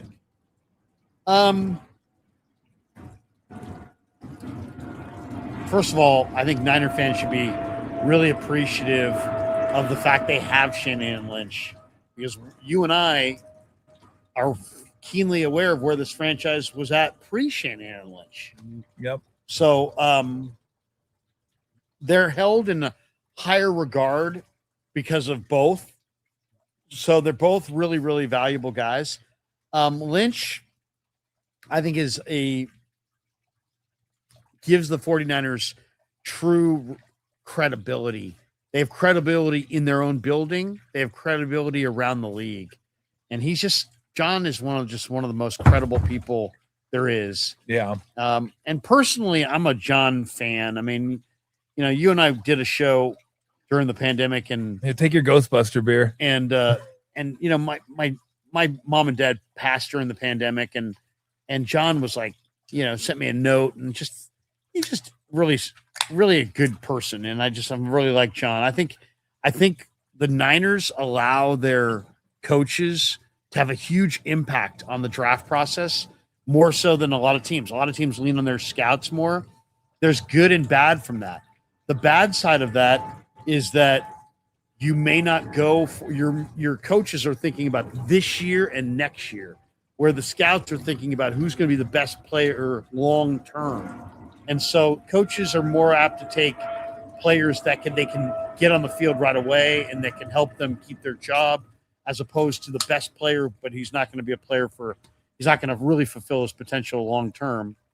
So I think the Niners, and that's the downside. The upside is that you get to the mini camp, and a lot of teams get to the mini camp and they're like, hey, the scouts wanted this guy, and this guy doesn't fit my scheme. And there's a lot of head butting between scouts and coaches in a lot of organizations. There's none of that with the 49ers, because the Niners engage their coaches and challenge their coaches to go do a lot of the scouting process.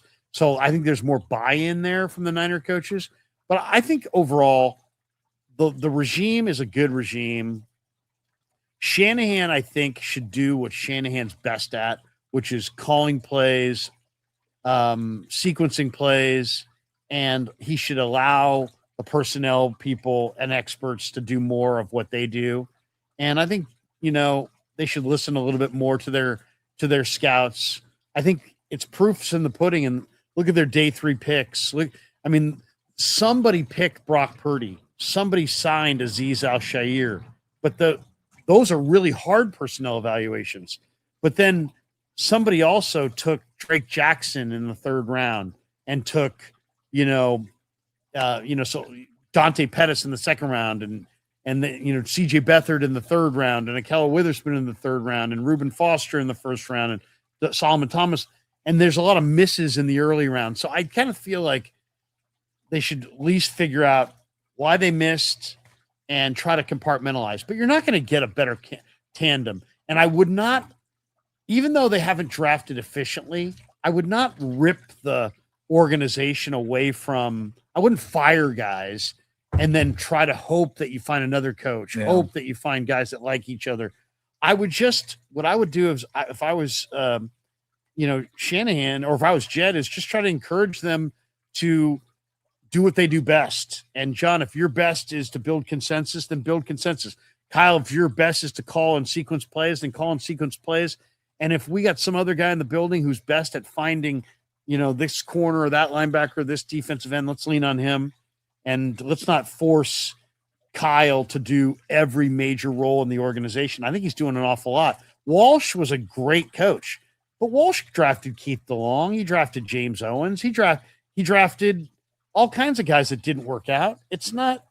They're hard skill sets and they're really difficult jobs.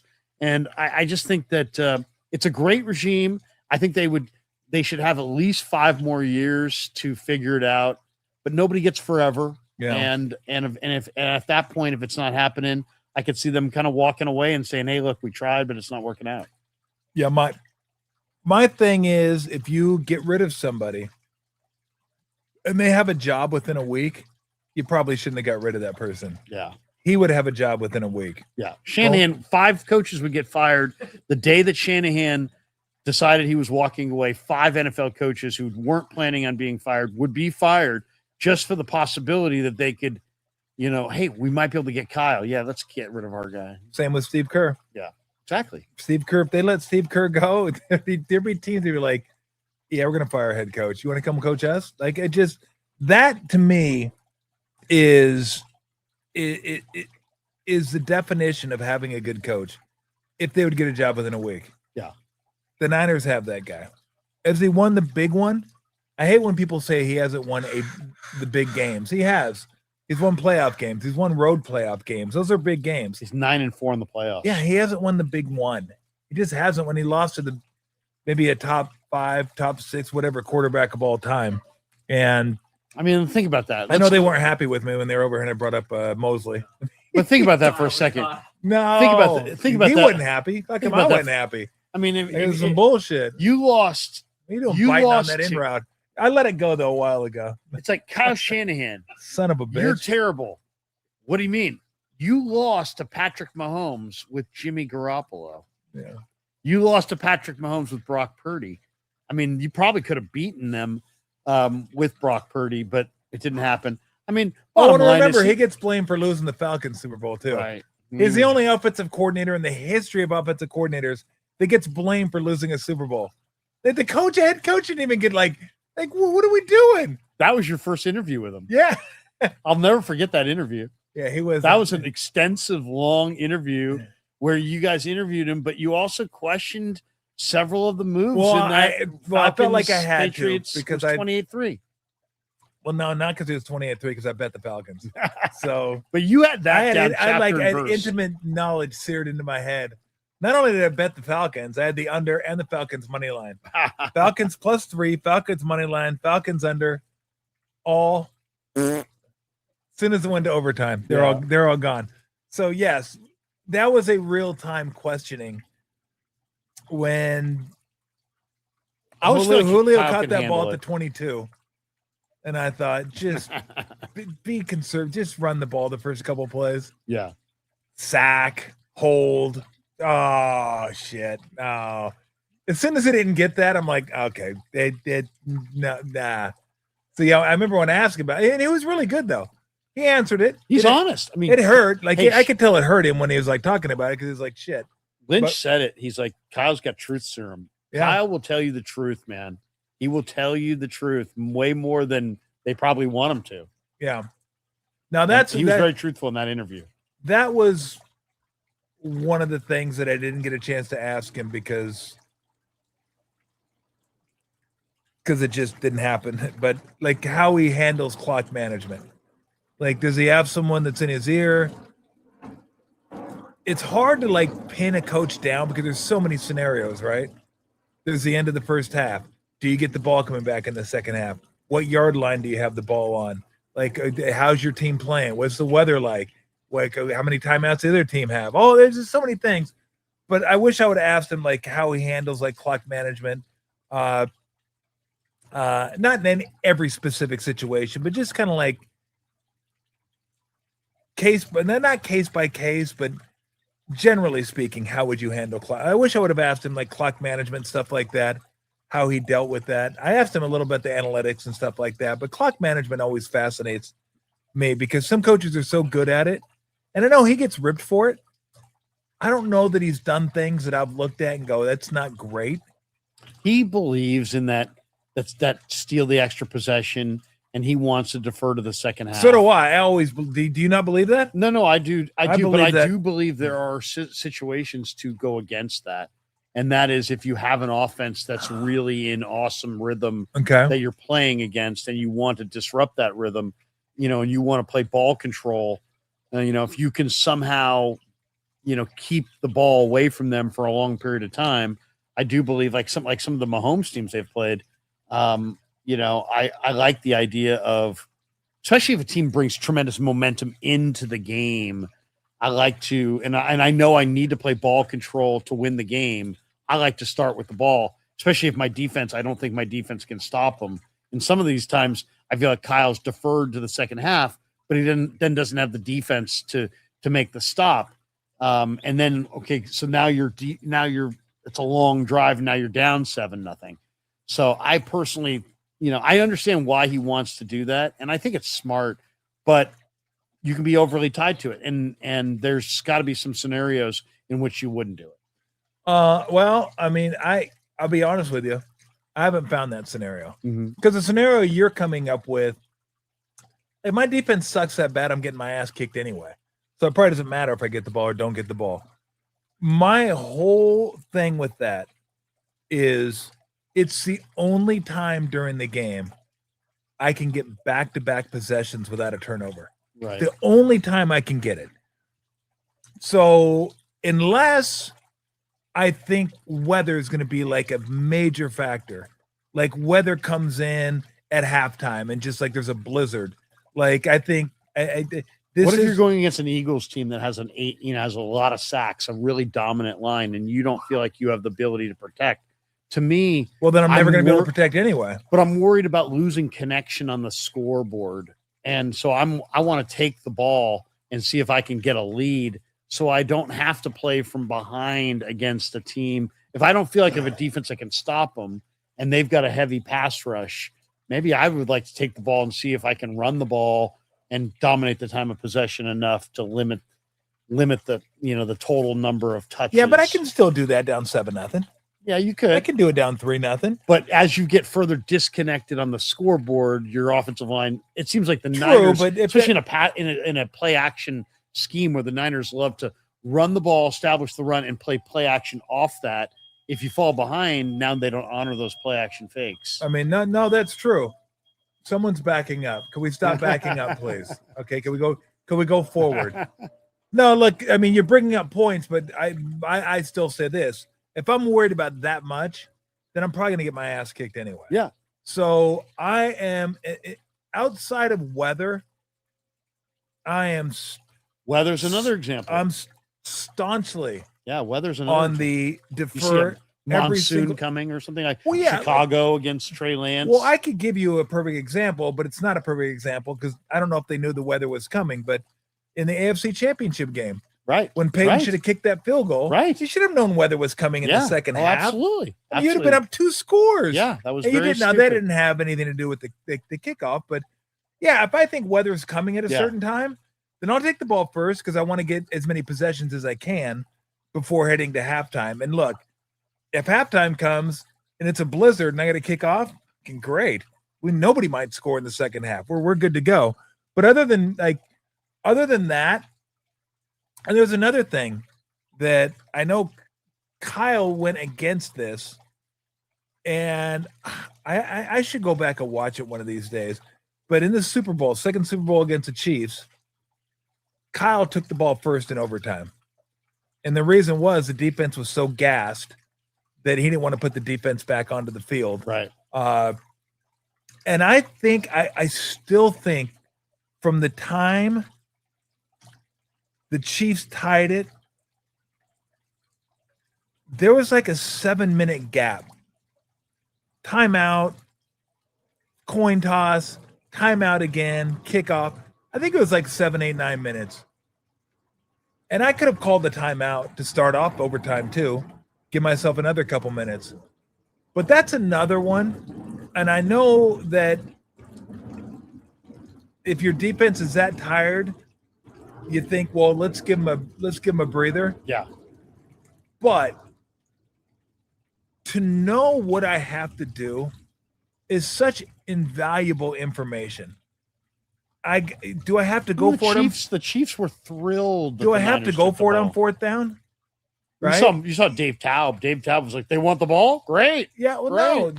No, we wanted them to have the ball. I understand their reasoning. I just don't buy it. Like to me, unless you're like vomiting on the sidelines and like, we can't go. We can't. Like, there's no way we can play defense. Miami with Winslow and the Chargers back in the day. Suck it up. Yeah. Get your ass out there. If you need me to, I'll call a timeout. Before the first play, I'll call a timeout. I'll give you because timeouts I think are still longer in the Super Bowl than they are in the regular season. Yeah. I'll give you another 4 minutes if you need it. But I gotta have the ball second. I gotta know what I'm working with there. You gotta know what you need to do. I can't go blind. I can't fly. That's another one that is almost like no matter what the situation is, I'm always gonna take the ball second when it comes to overtime. But yeah, I'm a defer guy all the time. But yeah, those are things that I like. Again, I would have liked to ask him to like kind of get his, because I know he's a defer guy too for the most part. Yeah. And in fact, I can't remember a time where he hasn't deferred.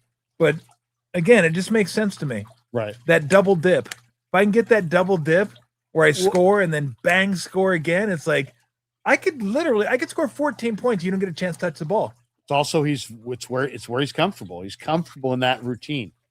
And being comfortable as a play caller is a big part of it. So yeah, I mean, I think he's got overall, I think the Niners are really lucky to have this regime. They haven't gotten it done yet in the biggest game, but I think they'd be wrong to abort the mission and go in a totally different direction. I think that would be that would be foolish. I really think it would be a bad mistake if Jed did that. I agree. All right, I'm going to ask you this you've gotten to see 4 Warrior championships, 3 Giants championships. A number of 49er championships, but it's been a while. I'll ask you the same question I asked Lynch and Shanahan. And I should have phrased this differently. I should have phrased it as fans. Because I phrased it as, my question was, in a 10-year span, would you rather make the playoffs every year? Maybe get to a Super Bowl, but you're going to make the playoffs every year. Yeah. You're never going to win it, but your team's going to make the playoffs. Or would you rather have a 10-year span where you win a Super Bowl or a world championship, make the playoffs one other year, and then don't make it for 8 years? I want the championship. So, okay, why? I want the championship because I think that when you win the championship, the value of your franchise goes up. I think. What do you give a shit about the value of the franchise? You're not making any money. No, but I think overall, what are they fucking paying you dividends? Yeah, they sending you checks. I'm getting checks. Crew's getting checks from the local team. I would say though, overall, you get is a sweatshirt. Yeah, I want to win. I want to win the title because, making the playoffs in the NBA, I don't. Everybody makes the playoffs. Making the playoffs in sports just becomes easier and easier. Okay. Winning championships is something that lasts forever, and I would want that one championship. Now, I agree with Shanahan though. The losing of 8 years or 9 years would be like, what? Come on. I think it's because I haven't seen that championship. I want it so bad, but I'm with him. I really believe you almost have to be like maniacal about the championship at this point if you're going to get it. So I agree with him because I wish I would have phrased it to him as a fan. Yeah. As a coach, of course he wants. And not only does he want the Super Bowl, he's already had the good years of making the playoffs, making the Super Bowl. So he's like, I got that. I don't need that anymore. I want the Super Bowl. So, I get it. And I think most coaches would say that. I'm going to have to hit the head one of these. Oh, you can go. I'm going to have to. Help yourself. So go in the door. Go in the door. Pounding beers. And go through the living room Take a left and a left. And don't piss near my TV. That's not the bathroom. No, I don't want to be a break. So I'll bring this up to people that didn't watch last show. Is it fucking shut your car? Thank you. Jeez, what's going on in the neighborhood today? We got cars backing up. We got cars alarms going off. Like I feel like I'm the only person that gives this like some thought, like what is better? Because I think everybody's so tied up into championships. Like Krug was quick. Give me the championship. And I think most people would say, I want the championship. I don't know. Do you want the sweatshirt? Do you want the number one foam finger? Would you want to? Because it's one more game, right? It's the communal experience of winning a championship, sharing it with your family, sharing it with your friends, and just we won. We're the best. It's the end of the season, and we've won the last game. We're the best. So it's one more game that you've won that nobody else has won. I get it.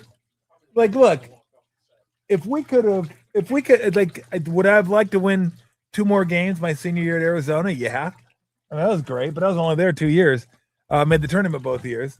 But, I mean, it's not, to me, it's not just about, because I know you said making the playoffs isn't that hard, and I agree with you. But I did toss in that you'd make a couple finals and make a couple deep runs. It's about the experience of 4 months of watching good baseball or good basketball or good football. Like, can you imagine? Well, I was going to say, can you imagine 8 years of a team that sucks? Well, the Giants are kind of in the middle of that right now.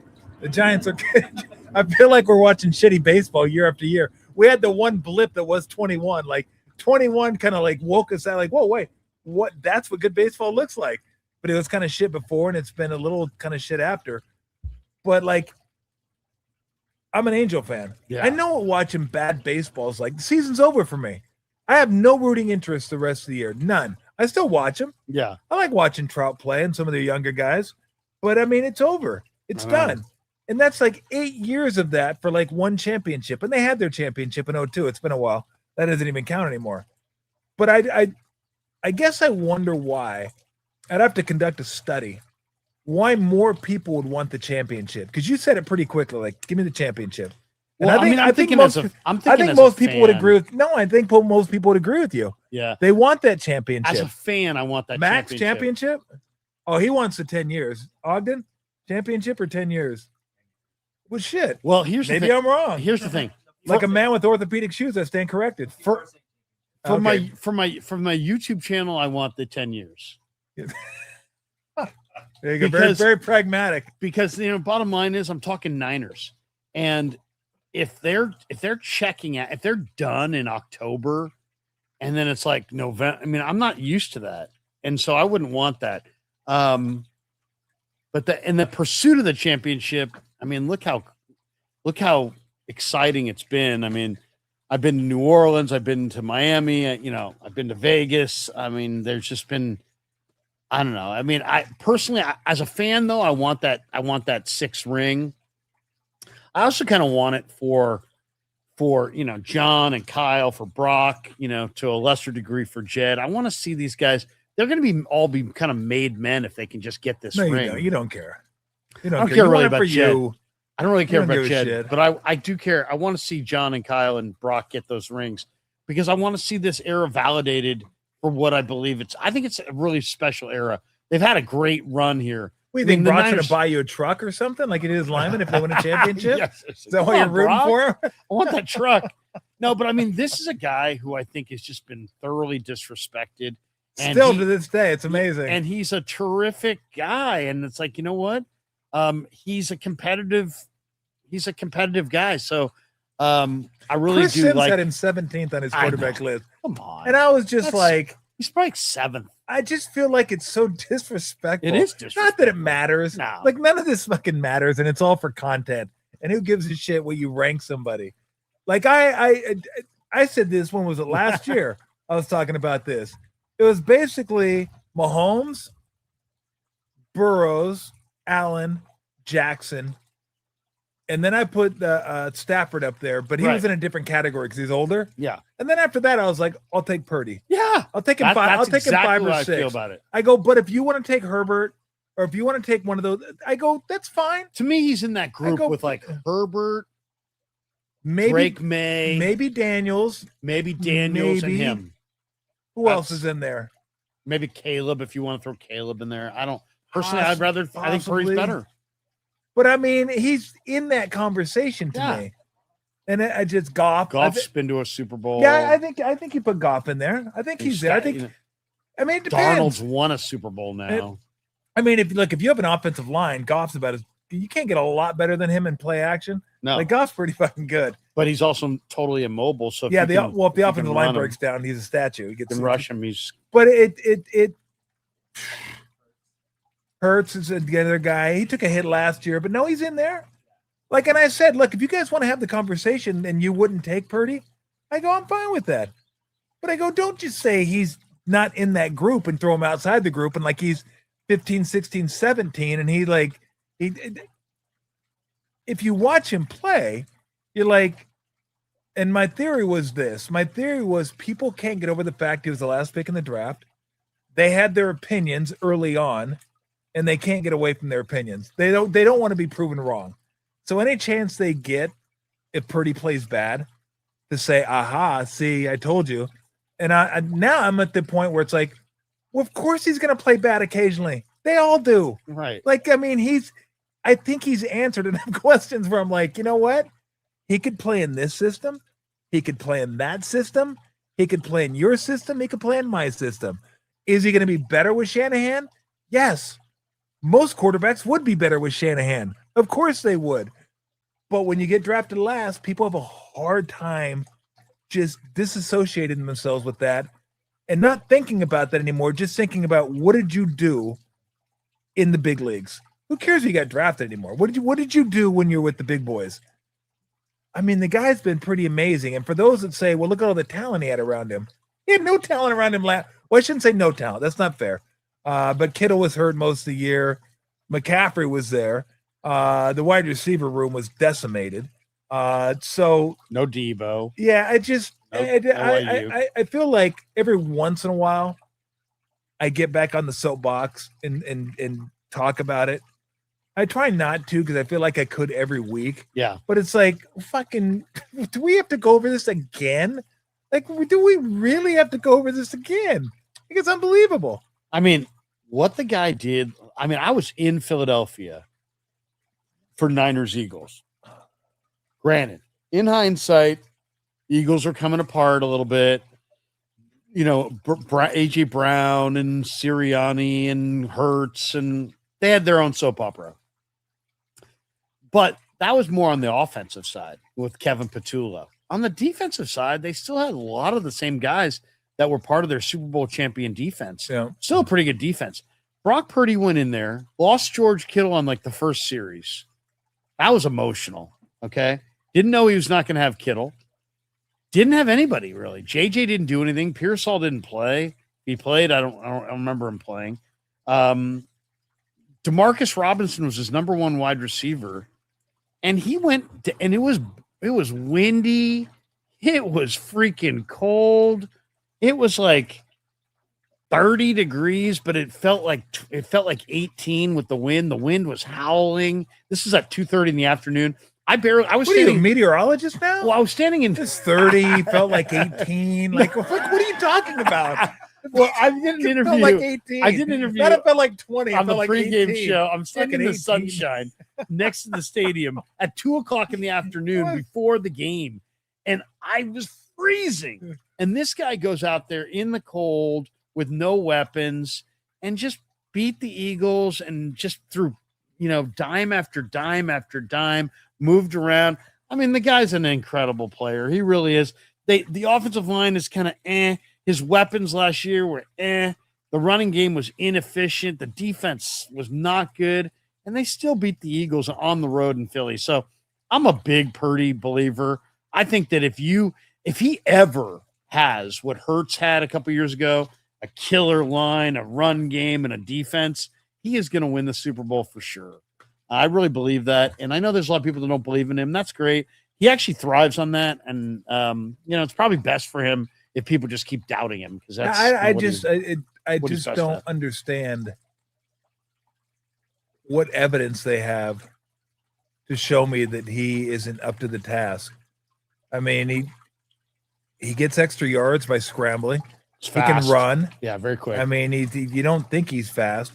And the guys in the room totally believe in him too. I'll tell you, what was the biggest one for me, Tom? Is I was in the locker room after Niners Dolphins, not that after the post game, but like a couple days later. And when the Niners came back into that room for the next week of practice for Tampa Bay, this is 2022. I'm like walking in that room going, you know what? The players are going to tell you how they feel about Brock Purdy by what kind of vibe there is in that room. If it's somber, then they don't believe in this guy because Jimmy's done for the year. And instead, it was the exact same that it's always been. Guys are spoofing and loose and having fun because they believe that Brock Purdy could do it. And, the players believed. And if the players believe, why wouldn't any of us? No, I'm with you. All right, let's get to a couple of things on my list. Yeah. Since I wrote this down because I didn't want to forget them because they're so important. They're really not. What'd you make of the I'll bring it up just because I wrote it down. If I wrote it down, I'm going to bring it up. What'd you think of the Jackson Dart Abdul Carter? I don't even know. Call it it's not even a dust up. It was just like, for those that don't know, Jackson Dart introduced President Trump at a rally for like a governor or whatever it was. And then Abdul Carter came on Twitter and said, "Yeah, what are we doing, man? I'm not sure why he decided to air it out. He told us why today in a press conference. But what'd you think of that whole thing?" Well, I mean, I just think we're at a point in history that everybody's so divided that it's like, it's amazing that people had the reaction. I mean, this guy,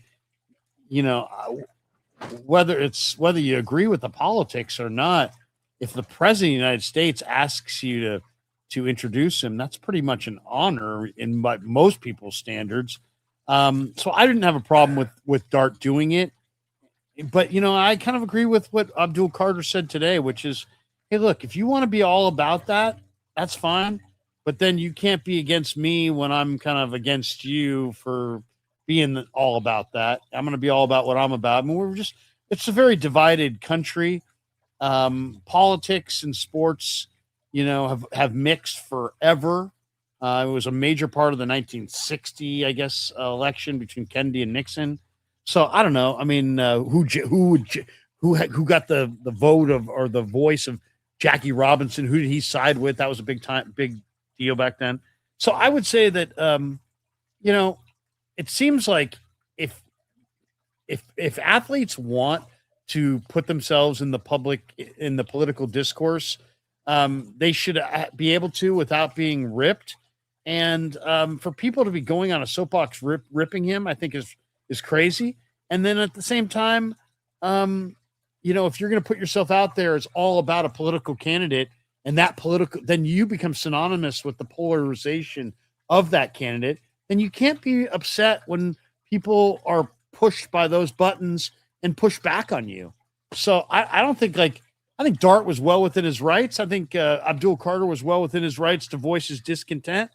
And I hope it ends there because, I think what we have to get to a point is that we don't necessarily all agree, and that's fine. That's life. But we got to be a little bit more respectful in how we disagree with one another, especially in a sports context. You shouldn't allow your locker room to be fractured because you have guys that vote for Trump and guys who vote for the Democrat candidate and they don't see eye to eye. Nick Bosa is a very publicly outspoken pro-Trump. In the Niner locker room, all the guys know that, and he's treated with respect and treated like everybody else. Now, he's not walking around the locker room saying, "Here, have this hat." And, he's not trying to win people over. And I think if you go to that, he's not stumping for votes or anything like that. But, everybody knows where he is. And yet there's a mutual respect there that's allowed to, so everybody can coexist. I think that's where every NFL locker room eventually has got to get to, right? Well, I think every sports locker room needs to get there. And look, if you're a fan, do you really want to know what side of the aisle your favorite player is on, or your player? Just go hit each other in the face. That's like all we care about, okay? Let's go hit each other in the face and we're good. I mean, you did sports radio for a long time. You didn't politicize your show. No. Why? You could have. You just decided not to. I just chose not to. Yeah. And this whole thing, I mean, if you're Jackson Dart and that's what you want to do and that's what you believe in, then go for it. You got to understand that it could be a distraction. You're the quarterback of the New York Giants, and some things that you want to do are going to affect the team. I think you have to contextualize that and say, do I want to do this and bring this type of either scrutiny or attention to the team in this light? Maybe I do, maybe I don't. If you're Abdul Carter, I don't. I mean, he said that he went out on Twitter to voice his displeasure because he wanted people to know where he stood. I don't think anybody woke up after Jackson Dart introduced the president. I don't think anybody in America woke up and said to themselves, I wonder what Abdul Carter thinks of this. Oh, hey, we know Abdul Carter said he's not down with it. Like, no one gave a shit. Like, he could have very easily said what he said to Jackson Dart. Right. He didn't need to go on Twitter and say that. And then he didn't need to go and say, well, look, I need to let everybody know where I stood. No one cared where you stood. And no one cares. Right. Most people just want to watch football and, again, watch you smash people. In fact, if you're Abdul Carter, and Giant fans probably would have appreciated you smashing more people last year than you did. So they're hoping you smash more people this year. Like I don't think people care that much, nor should they. Who cares? They play football. There's going to be a lot of Republicans in the locker room. There's going to be a lot of Democrats in the locker room. Just what I just, unless you're breaking the law. Like, look, if you're scoring 30 points and you're a pedophilia, I'm probably going to have a problem with that. Right. 35, we'll talk. Okay? You're getting close. I might need 40. Man, that's pretty dicey stuff. But you give me 40, you know how hard it is to score 40. Maybe I'll look the other way. Possibly. Probably not, but you never know with 40. As far as, like, I don't care who you voted for. I really don't. Yeah. But as a player, you need to understand a lot of people do. And when you're the quarterback, you're the face of the franchise, whether you like it or not. And when you're the face of the franchise for the New York Giants, it becomes even bigger. So just things to consider. But I think this thing is probably, like, done, buried. It's over with. And we also shouldn't assume that we know the makeup of how the locker room voted. I mean, I don't know. Of course not. We have no idea. Know. I mean, there's a lot of Republicans in the locker room, even when you think there's a lot of Democrats. Yeah, I mean, so it's like you don't know. And athletes like their money. I'll say this: the one thing I love about sports, and the one thing I love about covering sports, and I'm sure you love about participating in sports, is that so much of the bullshit gets parked at on the side. It's like, yep. The Niner locker room is. I'm in there all the time. I talk to guys every day. And man, they're working hard and it's tough and there's some badass dudes in there. But you know what? It's a meritocracy, as Harbaugh used to say. And these guys, they deal with each other on such a better level than I feel like the general population. You know, I think there's such mutual respect. Of course, not everybody agrees, but it's like, you know what? It's like respect. I don't know if it's the danger that's involved within the game or if it's the brotherhood of the players, but that's what I love about covering sports is that these guys are very direct with one another and they get that shit out in the open and they like, even though Abdul Carter's got an issue maybe with Jackson Dart, maybe Jackson Dart's got an issue with Abdul Carter. Guess what? It is not going to linger like some sorority house hen session. They're going to have it out. They're going to talk it out. They're going to say, hey, this is how I feel. The other guy's going to say, this is how I feel. And it's going to get talked about and solved, and they're going to move on. And that I find that to be very refreshing compared to life where stuff festers and people hate each other and family members break up over disagreements. It's like, that doesn't happen in pro sports. It's like, guys have it out. This is how I feel, bro, period. Fine. How do you feel? He voices, and then guys get beyond it. People move beyond it. I don't know why that is, but I like that about sports. Yeah, until Abdul Carter knocks the shit out of him in camp. Sacks him, throws him you down, had the red jersey. I didn't dislocates his shoulder. I didn't see any red jersey. We got into the Hector Borg situation. We didn't really get into it, but I think we both agree they're kind of like, I mean, look, I don't mind them relieving him of his duties. Third base coach of the Giants, Ron Wotus, who we both like, is going to be filling in for Hector Borg. That's not the problem. Hector Borg is not the issue. He's not why the Giants are failing. He hasn't been good, and he's a name you know, so everybody can like say, well, yeah, get rid of that guy. That guy sucks. He's terrible. And guess what? If Hector Borg was the greatest third base coach in the history of third base coaches, they'd still suck right now. Okay? Do you remember that team that won the World Series because of their third base coach? No. No, I don't either. I don't remember him. When you come up with that team, let me know that team. Let me know that. Let me know the that 70, third base An coach. amazing third base Oh coach. my God, they scored for third fun. base coach. Where are you at on the 3-point line? Because I've come up with an amazingly easy fix for As the far as 3-point line. The massive amounts of 3-pointers shot. Yes, how it's taken over the game. Yeah. Yeah, you know, I don't love it. I don't love it. It's a lot of sameness. It's a lot of I've sameness. said that for a long time. Yeah. And the one thing I love about, like, I follow the Niners a lot, but you know me, my favorite sport to watch is not pro football, it's college football, because I like the fact that this team's going to pass, and that team's going to run, and this team's going to play a 3-3-5, and that team's going to play a 6-man front, and and there's more variety. So I like that. I just kind of wish there was a little bit more variety. I feel like everybody doing the same thing. I mean, like, it'd be really cool. Like in baseball, I think of sometimes, what if we had like some teams that like were still like the 82 Cardinals, with like Willie McGee and Lonnie Smith and all these guys stealing and bunting and running, and instead we're like, there's so much pressure in these sports to like do it the right way. And so there's like an analytics right way, but it evolves and it becomes a copycat league. So it's like everybody's going to go for it a lot more on fourth down in the NFL. Everybody's going to do this. And I'd like it if teams operated in a vacuum a little bit more and did what they wanted to do, and we had more variety of style. And I think we see that in the college. Well, that's why I kind of dig what the Brewers are doing, what the Rays are doing. Can you? I'm not. I don't love the overabundance of threes. It becomes very much. I've seen. You know what I really can't stand, Tom? This is the number one I can't stand. Guy drives into the lane. Okay. Drives into the lane, and he's a freaking athlete. He's one of the best young players in the league, and he drives into the lane, and there's a guy that sort of is approaching him at the line. That's it. There's not two guys, just one guy. And I've seen so many times Jordan and Kobe and great two guards of the past give that guy a ball fake and somehow finish on the other side or dunk or whatever.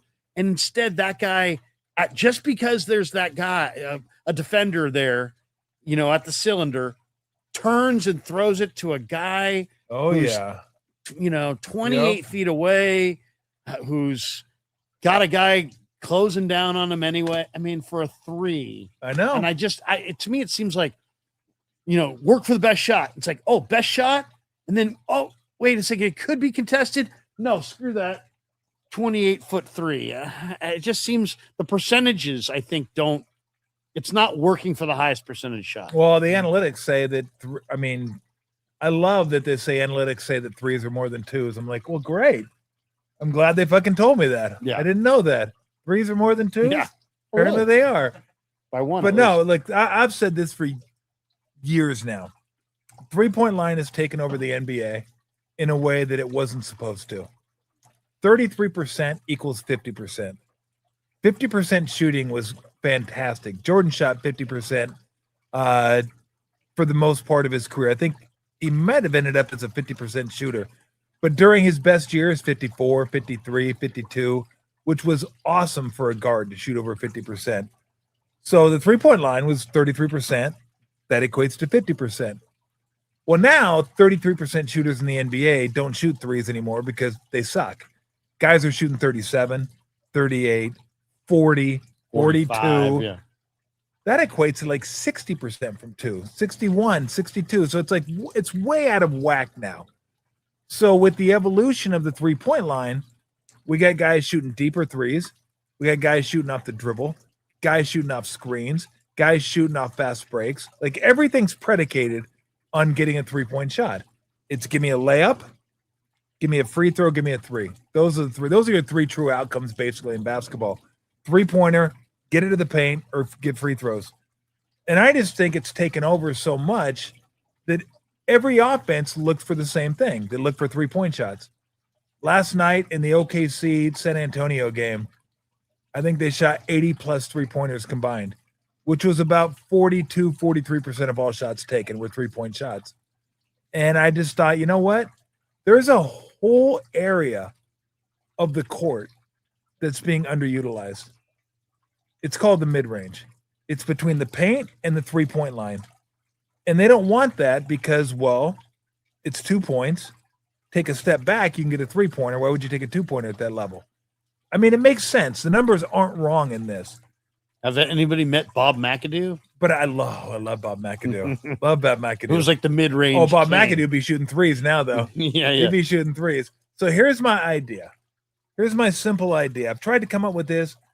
It's like it was so easy. I was like, how did I not think of this earlier? Sometimes genius gets stifled. It gets stifled behind hundreds of beers, thousands of beers.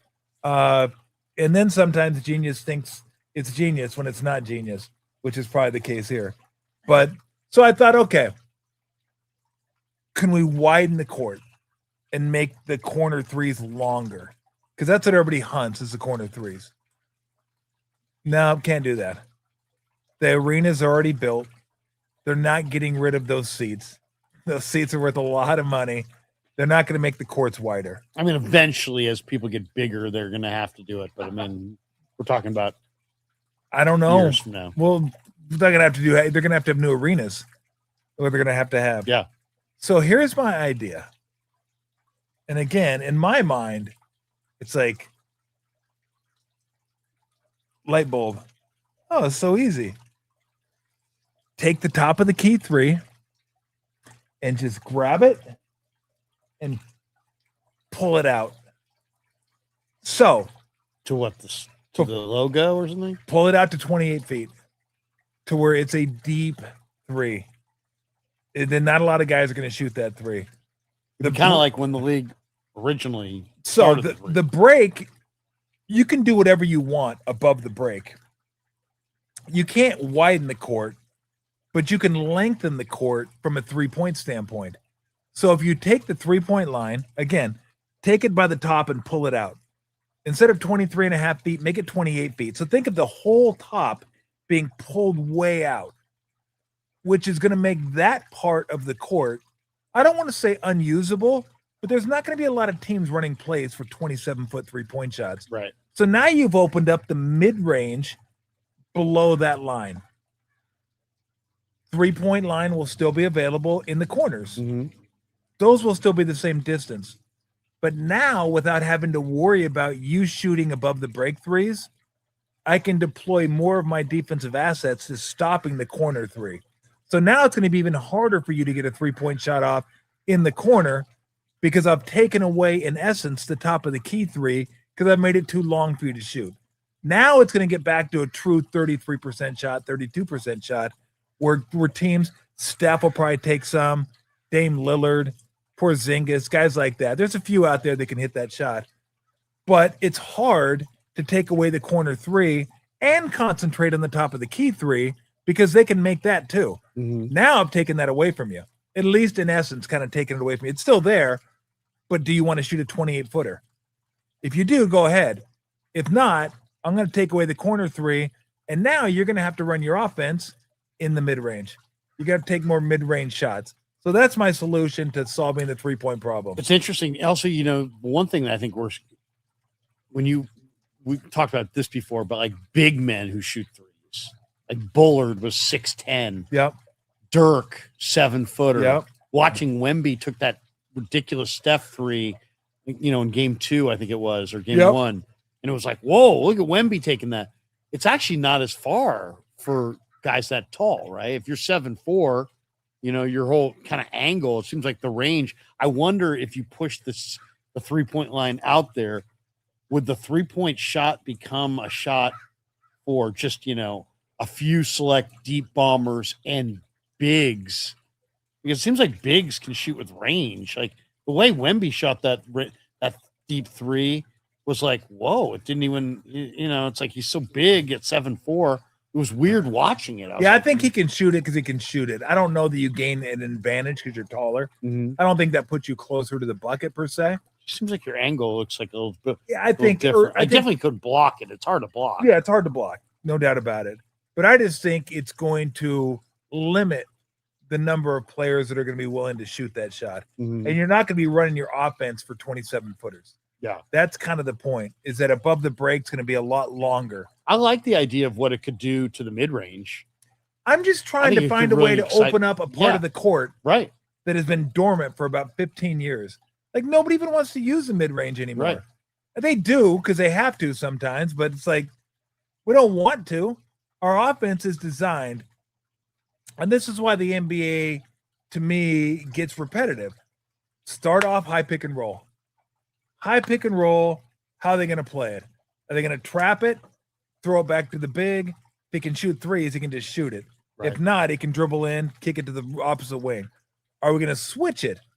Okay, we're going to switch it. So let's take the small with the big and run him through some screens and see if we can get him open on the weak side or the strong side. Doesn't even matter. But it's just so many NBA offenses start with the high pick and roll. And it's like, fuck, are we going high pick and roll again? That's really? It's just so repetitive. High pick and roll, high pick and roll, high pick and roll. So I just want, and I've said this before, this is what I like about the game in the 80s, the game that I played. It wasn't perfect because the three-point line was there, but we didn't utilize it as much as maybe we could.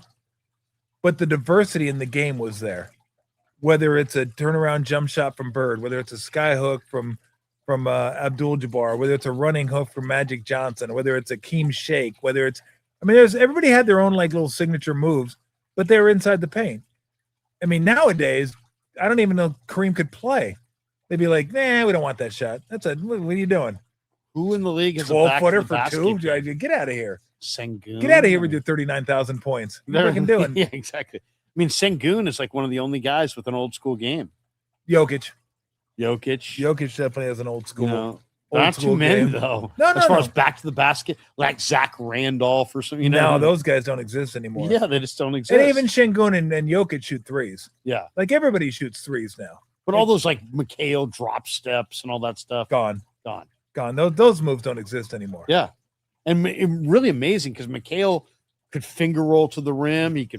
He could face up. God, I mean, you probably defended him. Oh, you don't need to tell me. I was going to say. Well, defending him, I mean, you use that term loosely. Yeah, I was there. I mean, I was there when he was scoring. Who's your hardest check? Him. Really? He's the best post player I've ever played against. I would have thought you would have said like Sean Kemp or somebody. Nah, Barkley was tough. Malone. Yeah. But McHale, he had a counter for every counter and then a counter for the counter. Well, and also I'd stop him on two moves. He'd still find another move. I'd go, fucking pass the ball. I mean, I stopped you twice. Like, pass it. There's big men that are 6'8". I got you on me. I go, and then there's big men like him. He was like 6'10", but he also just had this ridiculous length. Yeah. Oh, yeah. Coat hanger shoulders. Yeah, I remember his jerseys just kind of hang on him. Jump hook, up and unders, finger rolls. I mean, he was so skilled. Unbelievable. And his footwork was so good. We have a highlight. Well, I'll show it maybe next week at some point. But Karl Anthony Towns against Cavaliers, he's like fucking ice skating out there. It's like, does the NBA even care about traveling anymore? The footwork's just all over the place. Like he had like 4 pivot feet. It's like, what are we doing? Left foot, right foot, left foot, right foot. He's on Dancing with the Stars. Yeah. I'm like, how hard is that as an official to like see? Like, We're talking about flopping now. Like, let's talk about traveling. Yeah. Let's try to get that done. Okay, so board, we got 3-point line. Where are you with the 2014 playoff in college football? With the 2014? Yep. I mean, I love the playoff. I don't need that many teams in the playoff.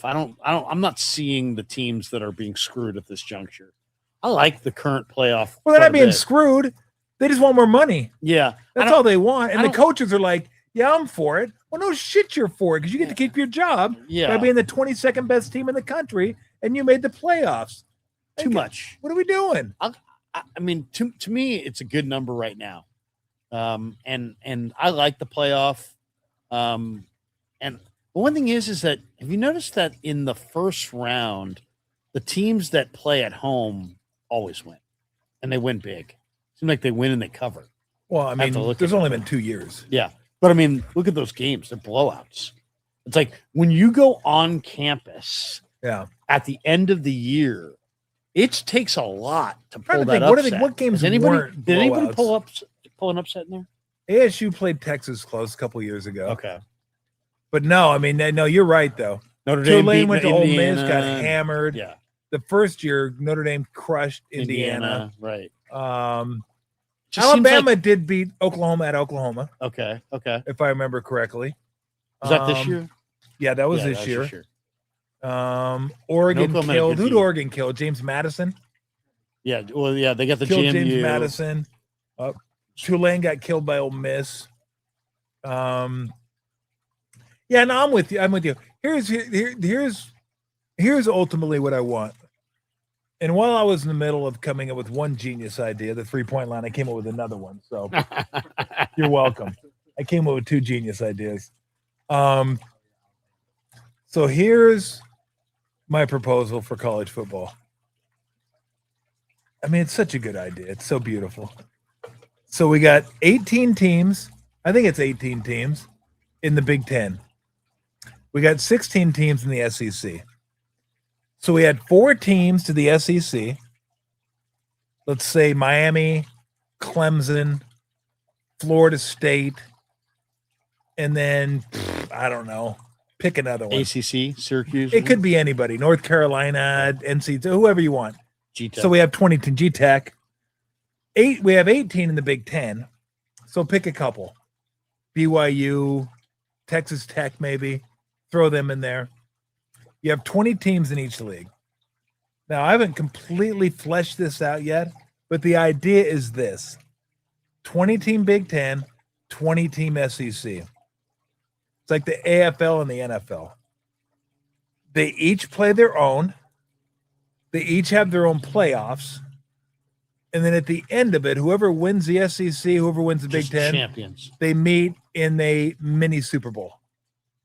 Now, here's the genius part of it. The teams below them, all the Big 12 teams that didn't make it, all the ACC teams that didn't make it, all the Pac-12 teams that didn't make it. And oh, by the way, did you know Texas State's in the Pac-12 this year? Huh? They are, yes. You're welcome for that knowledge. It's fucking ridiculous. I was looking today at the Pac-12. I go, holy shit. Mean Green? Were they North Texas? Or? No, Texas State's like the Bobcats. Oh, Mean Green's North Texas. North Texas. I was like, are you shitting me? Texas State's in the Pac-12? Go look at I'm going to pull up the Mountain West for you, too, in a minute. Like, Mountain West, I'm like, Mountain West has Northern Illinois in it. They went from the MAC to the Mountain West. You know who went to the MAC?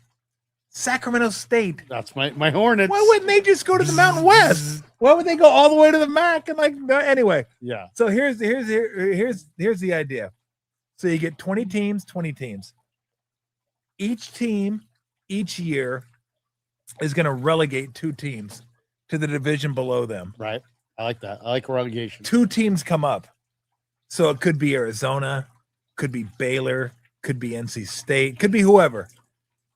You're going to have a designated 4 teams will come down, 4 teams will go up, and then in the league below them, you're also going to have 4 teams move down.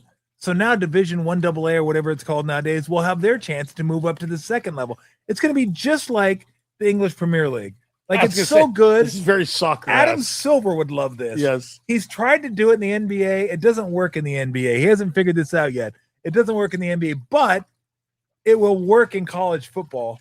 If you have 3 divisions, you have 40 teams each, and you have relegation every single year, and you have a mini Super Bowl between the SEC and the Big Ten. The only teams that will bitch Super Bowl would be huge. The only teams that will bitch and complain are the teams that are like, well, we might get relegated. We don't want that. Well, fuck you. Win enough games then. Okay? Because we love relegation. And we don't even have it over here in the U.S. No. And you should love it. If you don't love it, you should love it. Relegation's incredible. Relegation is in the Premier League is as good as qualifying for the Champions League. Watch the games at the very end of the year, the teams that are fighting and clawing to stay in the Premier League. Incredible games. Incredible. Because you know why?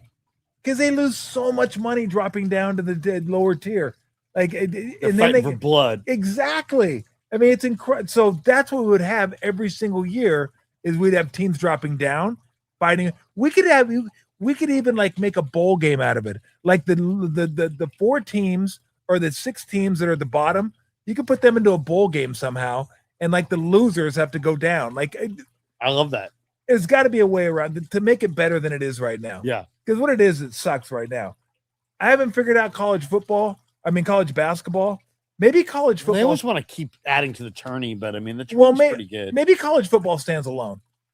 Maybe college football is its own thing. Yeah. And all the other sports go back to what they were. Like the Pac-12 goes back to the old Pac-12. So baseball doesn't have to travel. Basketball doesn't have to travel. Volleyball doesn't have to travel. Softball doesn't have to travel. Like all that. Like football is dragging everyone along with them.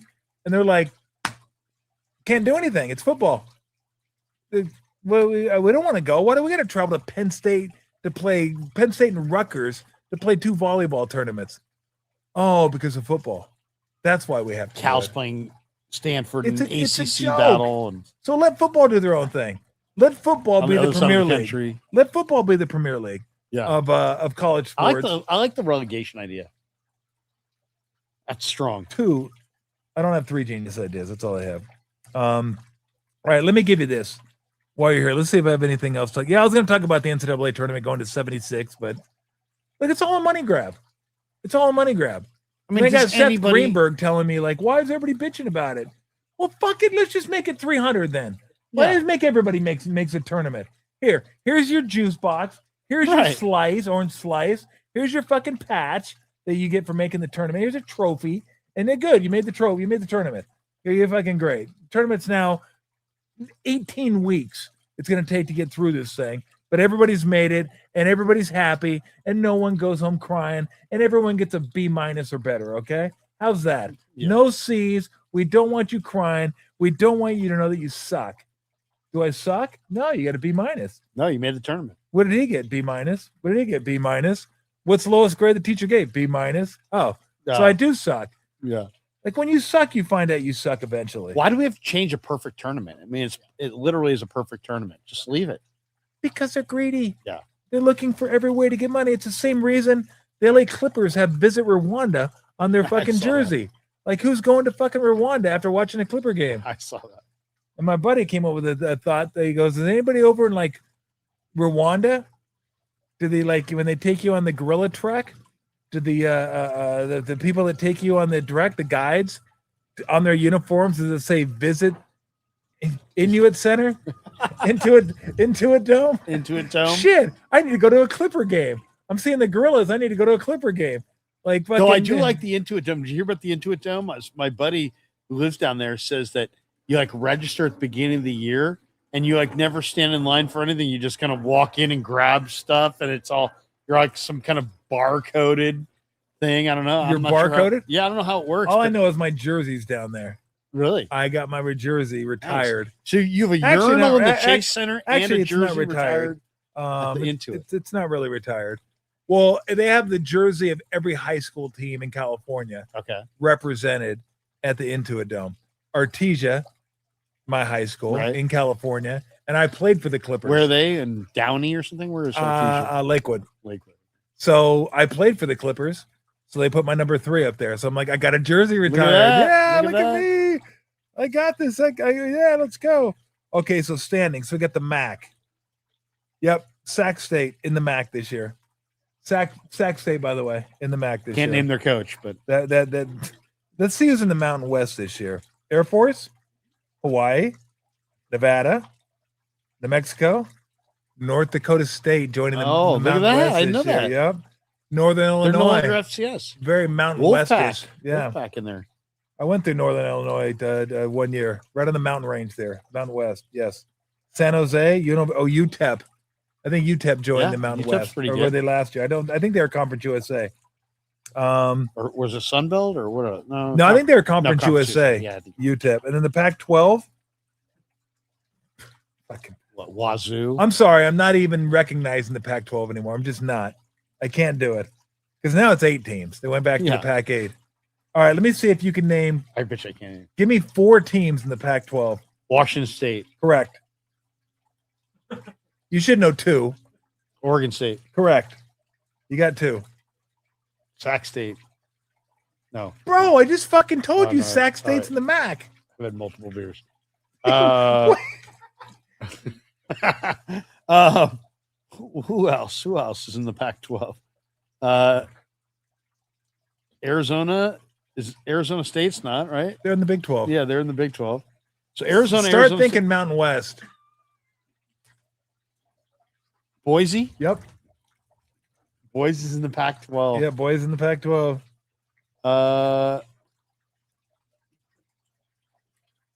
They have a V for Valley on the back of their helmet. A V for Valley. V for Valley. Who am I forgetting? Mountain West. Like 3 hours from here.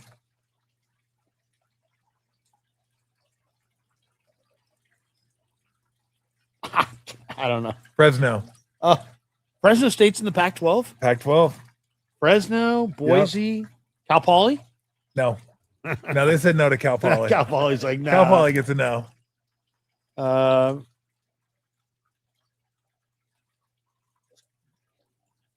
God, who else even plays football? Azusa Pacific? I told you, think Mountain West.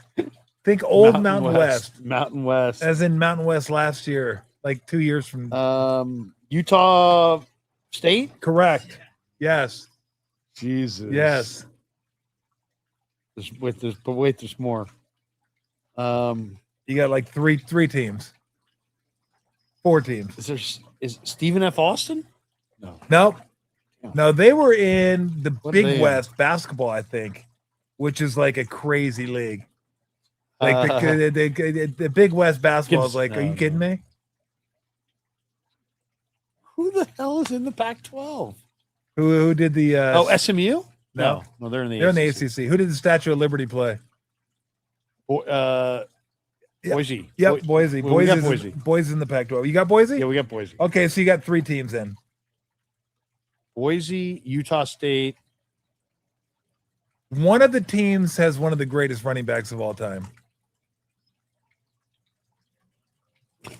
Jackson State? No, not the greatest. Not top 5, but top 15. Top 10, 15. He was the black Christian McCaffrey. Thurman Thomas? Nope. Oak State? Nope. Close though. No, fucking Oak State is not in the Pac-12. I'm a man. He was Roger Craig. Yes. Mike Rozier? No. No. Running and receiving. Marshall. San Diego State. Correct. Good job. Now you got 2. You got 2 left. 1 you may get. 1 there's not a fucking chance you will get. There's just no way you'll get it. Arizona? No, I can't even give you a clue on this one. I'm trying to think of a player that went to this school that he can even give it to you. I mean, Cal Baptist? No, not Cal Baptist. Colorado State. De La Salle? The Rams of Colorado State. Okay. And the one Fort Collins. The one you wouldn't get. Yeah. Texas State. Oh yeah, never would. Texas State is in the Pac-12. That's crazy. I mean, come on. Where is Texas State? Fuck if I know. Texas? Yeah, but that's all I know. I have no idea where Texas State is. I'm pretty sure they're the Bobcats. Are they? Okay, at least I got that. Actually, somebody I went to high school played. Were they Midland or some Beaumont? I mean, San Marcos. Yeah. San Marcos, welcome to the Pac-12. Wow. I mean, I played. That reeks of a rich I donor. represented the Pac-12 at the Final Four, and this is what the Pac-12 has become. How would Lute Olson feel about the Bobcats? He's rolling over in his grave right now. Lute Olson's white hair and now the Bobcats. It's just not right. Like it's just it's like even the Bunny's like, what a joke, huh? What a joke of a league, huh? Ridiculous. Like it's no. Okay, now, let me see. I am going to, since you brought it up, just for the hell of it. Mike and this beer. What is this? Dr. Peter Dankman? That's from that's Cellar a cellar maker. It's an ode to Ghostbusters, is what it is. No, I'm good. I'm getting another quarter can. Give him another one. He might be able to figure out who's in the Pac-12. yeah. No, I get what it's become now. How these leagues that have but the Pac-12 always hits me harder because I played in the Pac-12. Yeah, I mean, it was a lot I went to the pride. Final Four under the Pac-12 banner, and now the fucking Bobcats of Texas State stands for are nothing. in the Pac. I can't imagine playing at Arizona going, got a big road trip to Texas State this week. Like, what are you talking about? I'm going to San Marcos for the weekend. Yeah, going to San Marcos. It was Cal, it's Stanford, it was USC, UCLA, the Oregons, the Washingtons. That was it. Where did U of A stay when you guys played Cal and Stanford? Where did you guys stay here? Oh, that's a great question. Claremont? I mean, you had to stay. When we played Stanford, we stayed out on the bay. I can't remember the hotel. I just remember one story that it was me and Craig McMillan. We walked from the Cloverdale. Yep, walked from the hotel, a phenomenal McDonald's All-American, to the liquor store to grab some beer. And Matt Muehlbach and his dad pulled up to the liquor store, and we weren't supposed to be drinking, right? And back then, all your dads were drinking. Our dads were drinking, doing whatever, so it wasn't that big a deal. But I remember Matt Muehlbach's dad asked me, "Hey, you want to ride back to the hotel?" And because I had beer, I go, "No, I'm good. We'll walk." I didn't want to drive back with him because I had beer. I was like, "What am I thinking? I should have just got the drive right with him." It was like a mile back. I had to walk back with him. But I'll tell you a funny story. And I told this. I did an event, and I don't know if I've ever told this story before. And I don't know why I'm going to tell it now, but I'll tell it. Because I was at the Olympic Club a couple weeks ago doing their basketball award ceremony downtown. Yep. And I told him this story. So my senior year at Arizona, we killed everybody. We were just rolling people. You got 4 losses or something all year or something. 3. 3, yeah. 17-1 in the Pac-10, I guess it was back then. And we sat probably the last 10 minutes of the game. I would say 13 of those games, 12 of those. I mean, there's a lot of games that were over by the time the 10-minute mark rolled around. We'd come and sit down and root on our teammates, BS, whatever. So what we did, and by we, I'm going to say me, because I don't want to indict anybody else for this, even though I think the statute of limitations is run out on this type of behavior. But we would actually bet on other Pac-10 basketball games. By the scoreboard, out-of-town scoreboard? Out-of-town scoreboard. With spreads? So of course with spreads. So we're sitting there, and if you saw us on the bench at the end of the game, we'd just be sitting there, and we're winning by 30 or whatever, so it's not that big a deal. And we'd just be sitting there watching the game, and a timeout would come, And like at the end of the timeout, we'd be walking back to our seats to sit down. And the PA announcer would go, other scores from the out of town scoreboard. And we'd all go, Oregon State 74, Washington 71, USC 82, Arizona State 77. After every score, we'd have like 3 games like wagered on while we're sitting there listening to the games, because it's like, we're not going to be playing anyway. Right. I want to have some excitement at the end of the game. I go, let's just bet on the other Pac-12 game. And here's the surprising part of it. We played against those teams. We knew those teams. You'd think we'd be better. We weren't that good. We weren't as good as I thought we'd be. I thought it'd be like, oh, we'll clean up. Right. How are we not going to clean up on this? Point spread adds a whole different variable to the you think like, I got this. We don't have this. There were many nights we'd sit there listening to a game. We'd be like 0-3, and I'd go, what the hell? You go in the locker room, you should be happy. Like, what are you pissed off about? Like, no, Oregon State. You kidding me? You go Oregon State. What's Jose Ortiz doing up there? So I told them that story. They got a kick out of that story. And I hadn't thought about that story in a long time. Sitting on the bench at the end of the game, wagering and waiting for the out-of-town scoreboard to pop up so we could listen to the scores. And then you'd have to figure it in your head, too. They'd give you the score, and you're like, -6. Okay, -6. Okay, we got that one. Okay, we're good. Covered. We're good, that one. Winner. Or it would be a partial score, like a second half score. We're like, okay, we got that one for now. Let's wait and get the final. So as soon as we'd go in the locker room at the end of the game, we go, hey, we got finals for the rest of the league? I mean, why do you care? Why do you guys care? Don't ask why I care. We're Just fucking give me the finals. Give me the finals for the rest of the league. God damn it! Well, I want the finals. Oh my goodness. Anything else you want to get into that we've no? Well, we good Lord. Anytime you and I get together, I feel like we almost need to talk a little Ralph. We never talk any Ralph. No Ralph. I know. God, people are always like, I got a lot of people like, can you get Tommy to talk about Ralph? I'm like, I don't know, dude. We'll see. I love Ralph. I love Ralph. That was some. We had some amazing Ralph. Because Tom, you guys did the 3 to 6 show. I did the 7 or 3 to 7 show. I did the 7 to 10. So we did a lot of face-offs. And Ralph, had so many hilarious. When he would go to the Giants day games and he would bring the garlic fries into the studio in the bag. And just stink up the entire studio with garlic fries. Yes, he would. He absolutely would. When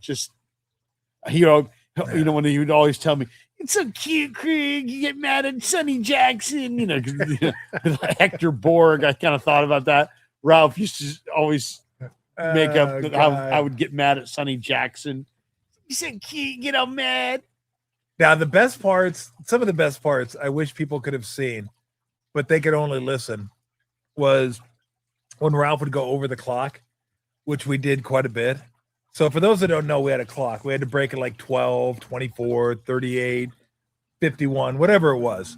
And those were like times you had to break. And you could move it a little bit, but at the end of the hour was the one where you had to be like, you had to hit that one because people paid for those spots in the 4 o'clock hour or the 5 o'clock hour. And if you went over and their spots were played the next hour, they'd want a rebate. You're right. They're like, hey, we're not paying for that spot. Or you did make good. Yeah, good, exactly. Yeah. Ralph didn't care. If Ralph was on to something, Ralph was going to let it go. So one of 3 things would happen. Ralph would blow through the clock, and Brian Smith or Kevin Isaiah, whoever was running the board, Tony ran the board as well for us back then, would like in his ear, Ralph, got a break, Ralph, got a break, over.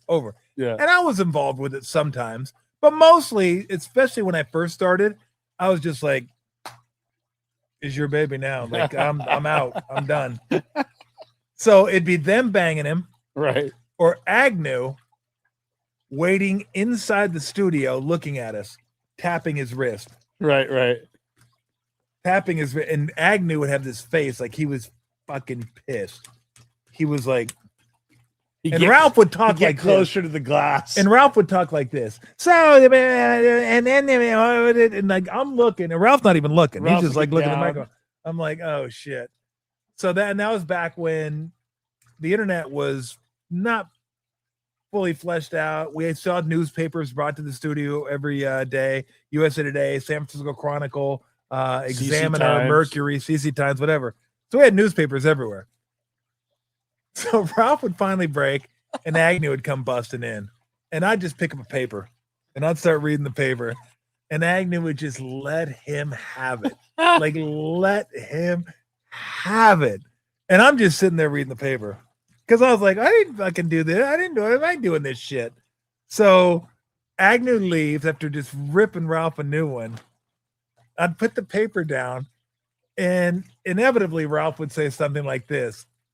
Thanks for backing me up, dickhead. Like, that's what he would say. Yeah. I'm like, well, fucking, I'm not the one that went 5 minutes over the clock. Right. Drag me into this. We gotta work. I mean, we can go over, but good Lord, we can't go over that much. So that was one of them. The worst one was when Tony Salvador would be behind the glass. So Tony Salvador ran the station. He was the guy that just ran the station. He's like the godfather of the station. In fact, Tony Salvador probably could have been in a Godfather or two. Yeah. Because he was like a Tony Soprano. That was his persona. Like if he liked you, you were there. If you he were didn't golden. like you were gone. If you didn't, you might get whacked. And he might know somebody that could whack you. That could be Tony Salvador. Like you weren't quite sure. You're pretty sure. Like I told him one time that I wanted to take Fridays off because I wanted to watch Weston play football. And he gave me the look like, are you fucking kidding me? Like, no, I want to watch him play football. But I kind of still felt there was like a threat there somewhere. Like somewhere. Right. Also, when he told us that we'd be moving over to 1050 to do the show, because we were just working 680 forever, and then they're going to put us on 1050 opposite Giants baseball. And we're like, why would we do that? Why would we want to be on 1050 opposite Giants baseball? Well, really, KNBR, Cumulus, I believe it was, it may have been Susquehanna at the time, bought 1050 to block somebody else from buying a station and doing a sports station, which ended up being 95.7 years and years and years later. But they tried to make sure that wouldn't happen. So they wanted to put us on because we got great ratings. So they put us on 1050. And he's like, isn't that great news? So Ralph and I were in his office and he's telling us this, and Agnew's there. Isn't that great news? We're going to be on 1050. You know, you're not going to get off short shows. You're going to be doing the show. You guys will love it. It'd be great. And I just kind of sat there and thought for a second, well, we're going to get paid more, right? We're doing more work. We're going to get paid more. And then he gave me the fucking Tony Soprano look. I was like, more fucking money, huh? That's what it's fucking about, huh? I'm like, well, yeah. Like, we're fucking working more now. Shouldn't we get more money? So we ended up getting some more money. But just a look that he gave you, like seriously, when I say like you thought there's a possibility, like a remote possibility, like very remote, but the thought you could get whacked, like didn't, like it wasn't like completely off the table, like at the far end of the table, but it's still on the table. Right. It was there. So when he stood on the other side of the glass, I was like, fuck a Ralph. Come on, Ralph. Like we need to get out. And he loved Ralph. But he'd come in and he wouldn't raise his voice. It would just be like, you motherfucker. You realize I got to move that spot now to the 5 o'clock hour and I'm going to have to do this because you wouldn't fucking get out. Did I get the best Ralph? And I was like, oh. And then I wouldn't even read the paper. I was just like kind of hide my face. Do you remember? So Ralph had Tate, and I had Anna. We had kids at the same age, basically the exact same point. Like they were like 2 weeks or 3 weeks apart. So now they're a little bit older, a couple years later, and he's like, Ralph had taken Tate to Disneyland, and we were taking our Anna to Disneyland. He's like, you going to Disneyland, Craig? And I'm like, yeah, I'm going to Disneyland. We're going Friday. He's like, I love Disneyland. I don't know that place like the back of my head. And he's like, he starts doing this. He's like, I'll leave you a message tonight. What's your voicemail? So I give him the voicemail. So I totally forgot I even had a voicemail. So then I forgot about it. And then it's like a day before I'm supposed to go. And Ralph's like, did you get my voicemail? And I'm like, oh shit, I don't even know if I can access that. And so I go, so Agnew's like, oh, you fucking idiot, Krueger. Come on, you can't access your fucking voicemail. And so he calls it up. He's like, come into my office, I'll show you. So now it goes, you have 8 messages, right? And the first one's like, hey, Larry, you're somebody, will you be willing to speak at our function? It had been months since the function. Obviously, I never answered. Next one. Oh, hey, blah, blah, blah. I went to high school with you. I just want to say hi. Now it gets to number 3. He's like, hey, Craig, it's Ralph. I just want to tell you, if you're going to Disneyland, you got to take the tram from the front to the back, and you got to work from the back to the front. You got to go to Toontown. Boop. Hey, Craig, it's Ralph. I got cut off. I just wanted to let you know, you go from the back to the front. You're in Toontown, and there's a Disney princess. She was actually very attractive. I met her. Her name was Lois. She went to Fullerton. I probably shouldn't have talked to her. Boop. Hey, Craig, it's Ralph. I just wanted to let you know that. So I'm playing this. Agnew hears 6 voicemails to completion. He jumps out of his seat. He runs down the hall. He's like, Sal, get over here. Tony had a bad back. He's like, kind of not moving. Was shot. He's not moving real well. Comes walking down the hall. He's like, Sal, get in here. You got to hear. Ralph just gave Krueger a 6-bagger on the voicemail about fucking Disneyland. It's an unbelievable.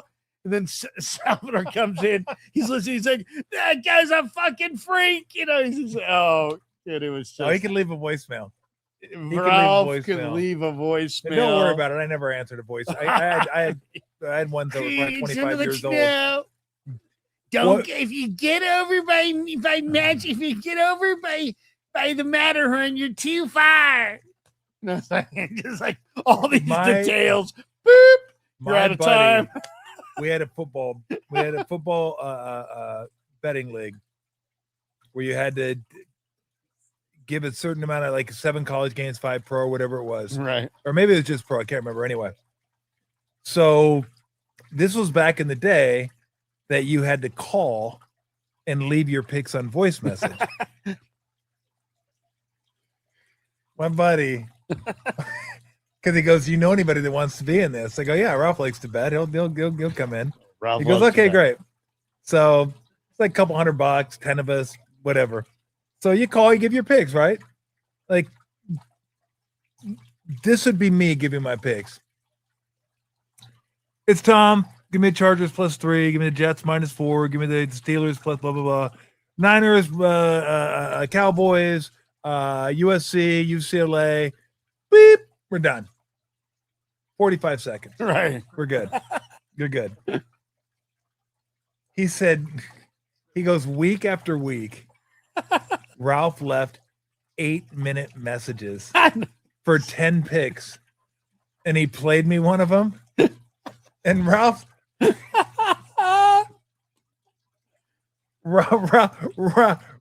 would start it off by how his week went. And then he would, God, I love this so much. He would say, all right, first pick's going to be the Chargers -6. Yeah, I think that line should probably be over a touchdown. I saw their left guard was hurt. I don't know if he's going to be playing. I got to look at the practice report later this week. It looks like they're coming off 2 road. Like, he'd explain every single pick and his rationale for taking it. Every single We don't care. And then my buddy's like, just please have mercy on my soul. Just give me the picks. That's all I want. I don't care. That's all I want is the picks. And he goes, it went on for like, he said 10 weeks. Like, of 8-minute picks. And the following year, Ralph said, are we doing the pool this week? Are we doing the pool this year? And I had to tell him no, because the guy said, I can't handle Ralph again. I can't do it. He goes, I can't do the 8-minute voicemail again just to get the picks down. He goes, I was like, I don't care the reasoning. Just give them to me. That's all I want. Everybody else is like 45 seconds. and then it just goes forever. It's unbelievable. I remember one time he comes. He's so He goes, good. Krug, do you have? I've heard that you've got guys that you can get me down. Huh? I need to get down tonight. And I go, yeah, I can get you down. And I go, Ralph, hey. And I'm like standing at the door. You guys brought the music come back on. You come back into a segment. I go, Ralph, my guy pays. He's like, that's good. That's good. And I go, but Ralph, my guy collects. And he's like, ooh. Oh, I'm like, yeah. So you better pay my guy. My God. Oh, He's like, ooh. God. He was the best. Though, So many great memories. So when he attacked Spreewell's agent, Robert Gist. When we had Bob Quinn, Johnny Cochran. Johnny Cochran. When we had Johnny Cochran on, and the last question was, God, what was the last question? How did OJ's blood get in Mark Furman's car? Or how did Mark Furman, whatever it was? And I remember Johnny Cochran saying, we're not going to relitigate the whole case right now. And that was the end of the interview. But we had Spreewell's agent on. We got into them. Oh, my God. Robert Gist. But he was rough with Bob Quinn. But the best was Sabes. Brian, what about Saltalamacchia? Armando Benitez. I remember when Sabian got pissed at you guys when he traded Armando Benitez. He's like, Ralph, let me tell you right now, you're going to need a new whipping boy, all right? You're going to have to find somebody new to complain about, all right? You don't have Armando here to commit. Because Ralph dug in on Armando, and he forced Sabes to make that trade pretty much. And Sabes hated Ralph that. making the trade. Resented it. And Ralph secretly loved it, that he knew that he had made him make that trade. You know, Krug, you gotta say what you gotta say. You got to give it to fucking Ralph, man. Oh, no, my favorite Ralph. I got to say this. Favorite Ralph. Ralph would accrue a ridiculous amount of vacation time. So he would sign off for Christmas vacation on like December 3rd. But he wouldn't just dip out like any normal person who has that much time. He would be like, I just wanted to say, Tom, before I go, Merry Christmas, Happy Kwanzaa, Happy Hanukkah, Happy. And he would go into this long thanking every possible religion for their holiday. And he was signing off for the holidays on December 2nd or December 3rd. I got a lot of vacation accrued. Oh, man. He was the. And you'd work through the holidays pretty much. I take 2 weeks off. Yeah. I usually take 2 weeks off, like the last week of Christmas, first week of. But remember how much he had year. saved up? I mean, he'd check out. It would literally be first week in December. He called me the one time, the only time. Because the one thing, we didn't hang out together. We went to one Giant game a year together. Right. But we always enjoyed each other's company. We didn't get mad at each other, even though we might disagree on certain things. But it was the best 15 years of radio. Like, he was just amazing, and working with him. The only time I told him, don't do that, please, don't do that, was the day after 9/11. Okay. So 9/11 happens. I do remember doing 9/11. 9/11 happens the day after we were off, because it was just chaos. Right. And they played ABC News. Right. And it was like, then we had to come on and talk non-sports. It's like, what are we going to talk about? Like, what are we doing here? Like, so the day after that, then they had to come back on. Right. And he was on vacation. He was like gone. So I was like by myself trying to figure out my way through this. And I don't know how much, like, how long had I been there at that point? 3-4 years? I don't know. It wasn't that long. Maybe not. Well, that long. didn't you show up there in like the mid 90s? Wasn't it like 96, 95? That like sounds about right. Well, this was 2001, so it had to be. Well, let's see. 24. Yeah, 96 sounds about right. So maybe like 5 years. Yeah. So I'd been there a while. But I mean, he'd been leading the whole thing. So it's my first, I didn't do a lot of shows by myself. And certainly 9/11's like, well, Jesus. Like, Well, they told us you're not talking sports. yeah, it's like, what are we doing? Yeah. Like, what are we It was a talking very about here? challenging time. It's just, you got to get through a show. Like, how are you Yeah. going to get through a show? So it took a lot of phone calls. Yeah. Tried to let people vent, tried to let people talk, Right. listen to everybody, and then add in a little bit of whatever you could add in Fucking Ralph calls in on vacation, calls in and starts talking about certain policies. I'm like, Ralph, I think I remember that. I go, do me a favor. I go, when you're on vacation, Don't sink can the you just show. stay on vacation? Yeah, Like I don't sink the I show don't for need you Marin. calling me when you're on vacation, talking about politics. That's not what we're gonna do right here. I go, I'm not equipped to do it anyway. I go, Right. First off, secondly, I don't want to do it, Right. and I don't need that. You don't. I go, just stay on vacation. I go, no one needs to hear you that bad. I go, if I'm on vacation, I'm not going anywhere near the phone. That was the only time I talked to him. I go, please don't. God. Please don't. The I didn't say funniest. if this ever happens again. I go, good Lord, if it ever happens again, we're going to be in deeper trouble. Who was the we are Slim Jim? now. Who's the Slim Jim guy? Oh, Randy Macho Man Savage. Remember when he came in? Do I ever? I wish we had that sound. He came in studio, and he's like, Ralph tried to imitate him, and it just was hilarious.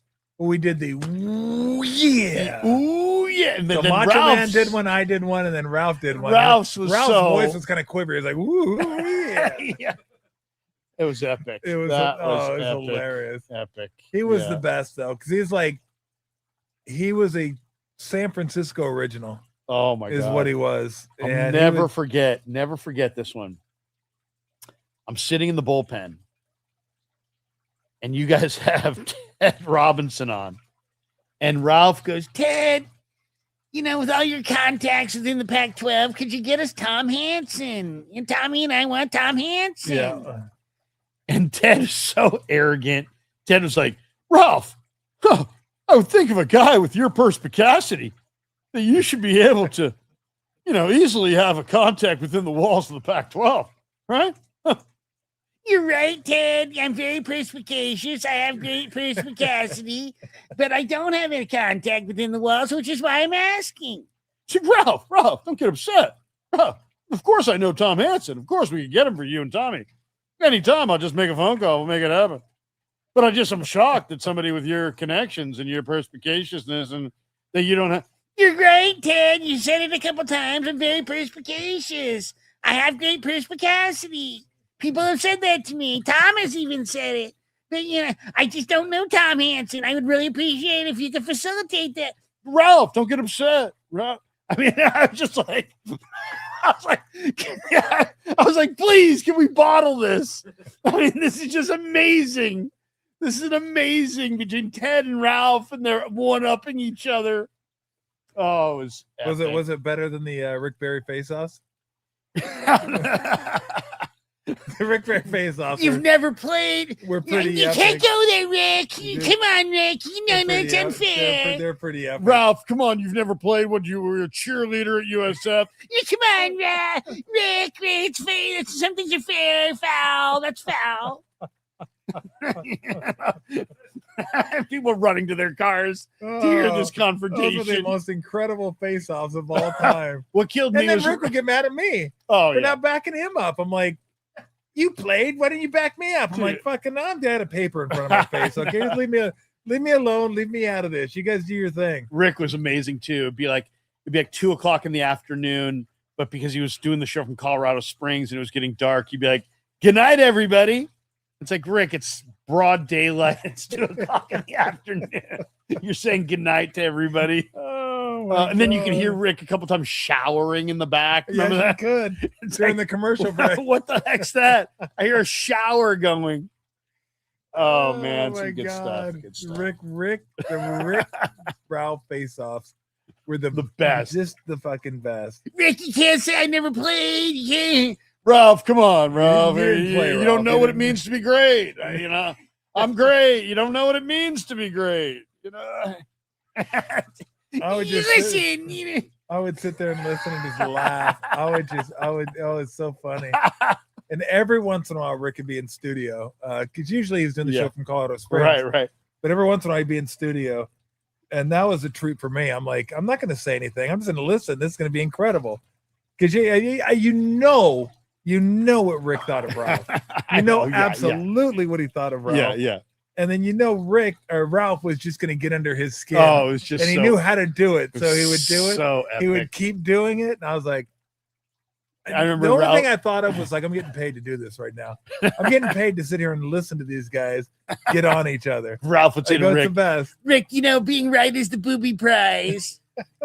there were so many great ones, so many great moments for Ralph. Oh god. for Well, sure. you got a whole bunch of them with Radnich. Oh my You god, got a whole bunch of the great Ratty Oh, moments. they'll never forget when you and Lund started playing with "Do You Know All the Cheeses?" Do you know all the cheeses? Camembert. I was gonna go get cheese today. I was gonna get a whole bunch of cheese. Do you know all the? And then he goes to me. Do you know all the cheeses, Lair? Havarti, All the cheeses. Manchego, Swiss. And Lund was having so much fun with that. And then I got the cheese expert, the cheese school lady. Right, yeah. Cheese, The cheese Cheese- expert, Cheese sommelier or whatever the hell she was. Yeah. We had cheeses all over the place. It was like amazing. Do you Larry, know all the cheeses? Larry, you know all the cheeses? And Oh. he said it in like this way. He's like, We lived off that for a long yeah, time. Oh my, That was amazing. that was just Do you know all the cheeses? epic. Uh, Epic. Were you working with him when he retired? Yes. And he told you Yes. don't come in today? Yeah. Is that basically the gist of it? Because I know he did the show by himself. On the last day, yeah, yeah, I it didn't necessarily end the way I wanted it to end, but you know what, Gary and I love. Well, working yeah, with Gary. talk about not ending the way you think it's going to end. Try me. Yeah. I got to see Ralph walked out of the studio Oh, I know. by security. Yeah, Yeah, I I mean, didn't. that's the one thing I about didn't radio. think it was going to end that way.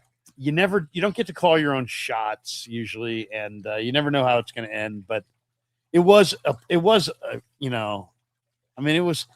a pleasure to work with all the different people that we worked Gary's with. incredible. I mean, That was a you and TV I show. and Rod did the show in our homes, and we were wagering on KBO.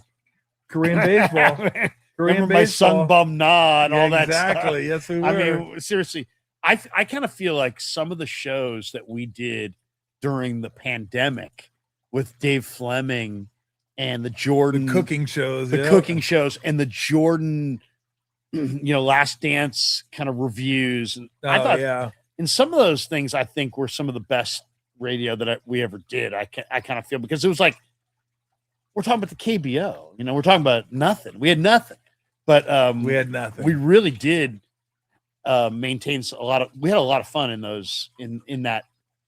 I think a lot of people contacted us through those years and were like, hey man, you guys helped me through this. And that always was very gratifying, because God knows the whole pandemic thing was weird, very yeah, weird. that's the best part about doing radio is when people tell you you helped them through their commute, totally. made them laugh, Yeah. just made them have a good time. Or Yeah, just that- like, hey, my life sucks right now, but you guys are cracking me up and you're bringing me through.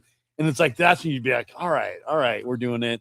And obviously there's a lot of tragedy during that time. I mean, it was tough for me to lose my parents at that point. My family's very close. And Yeah.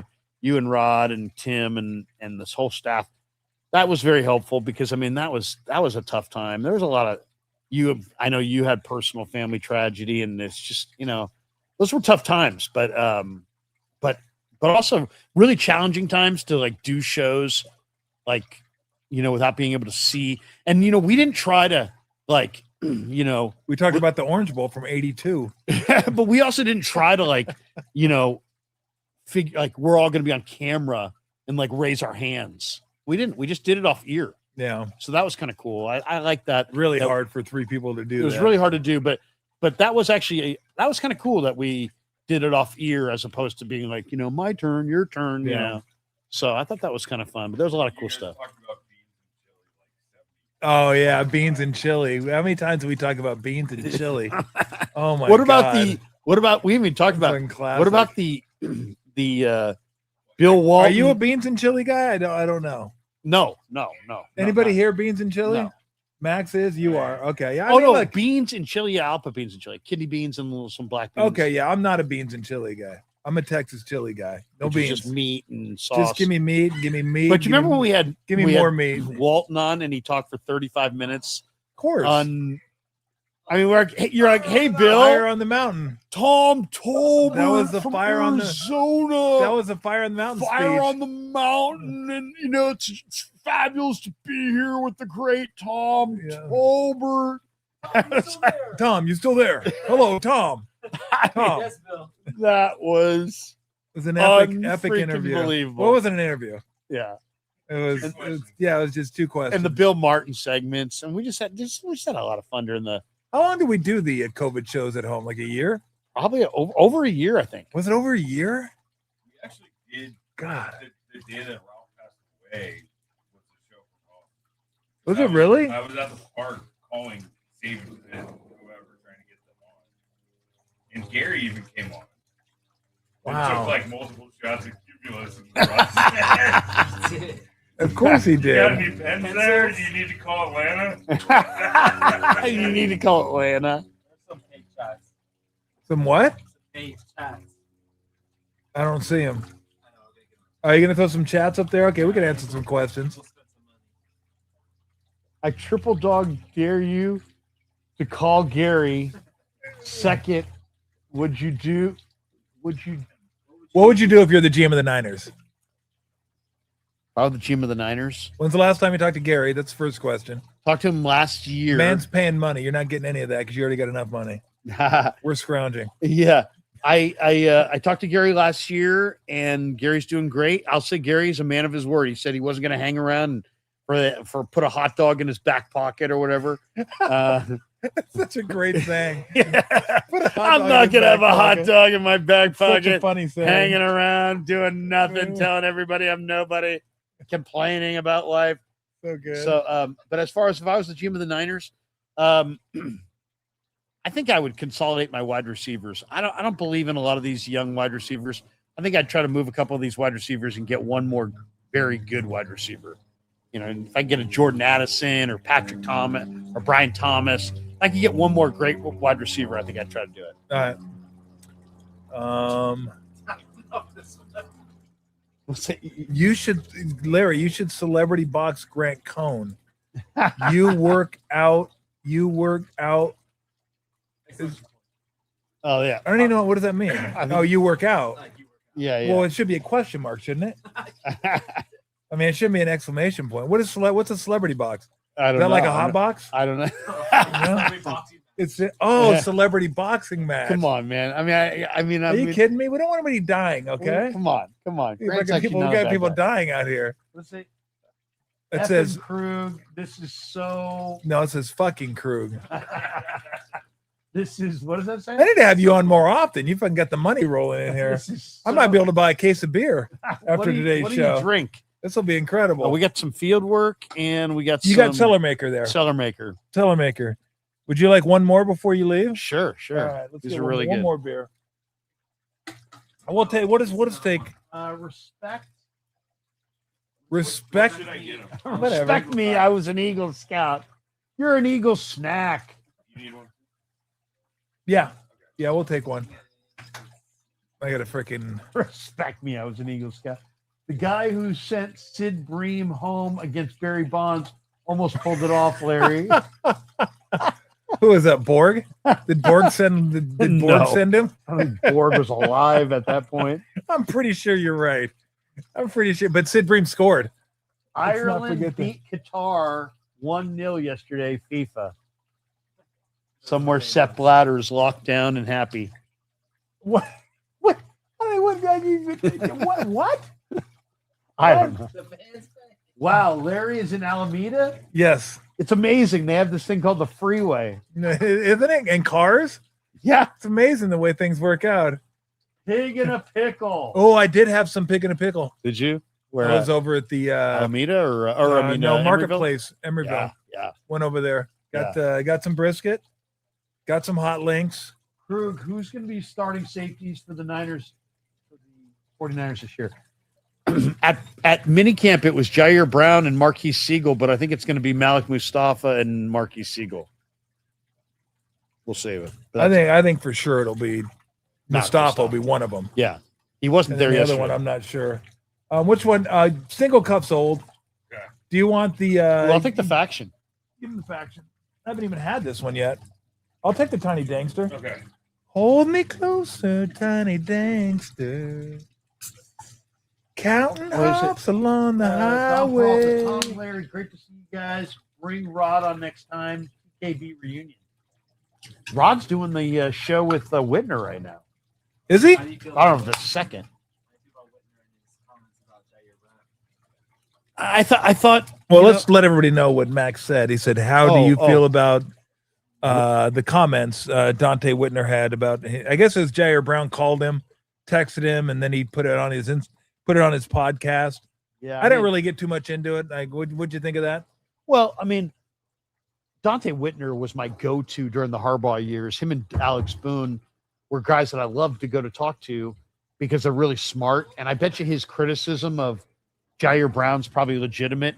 I guess the question was, should he have aired it out when it was a private phone call? Well, that's where I differ from Dante, is that I wouldn't have done that.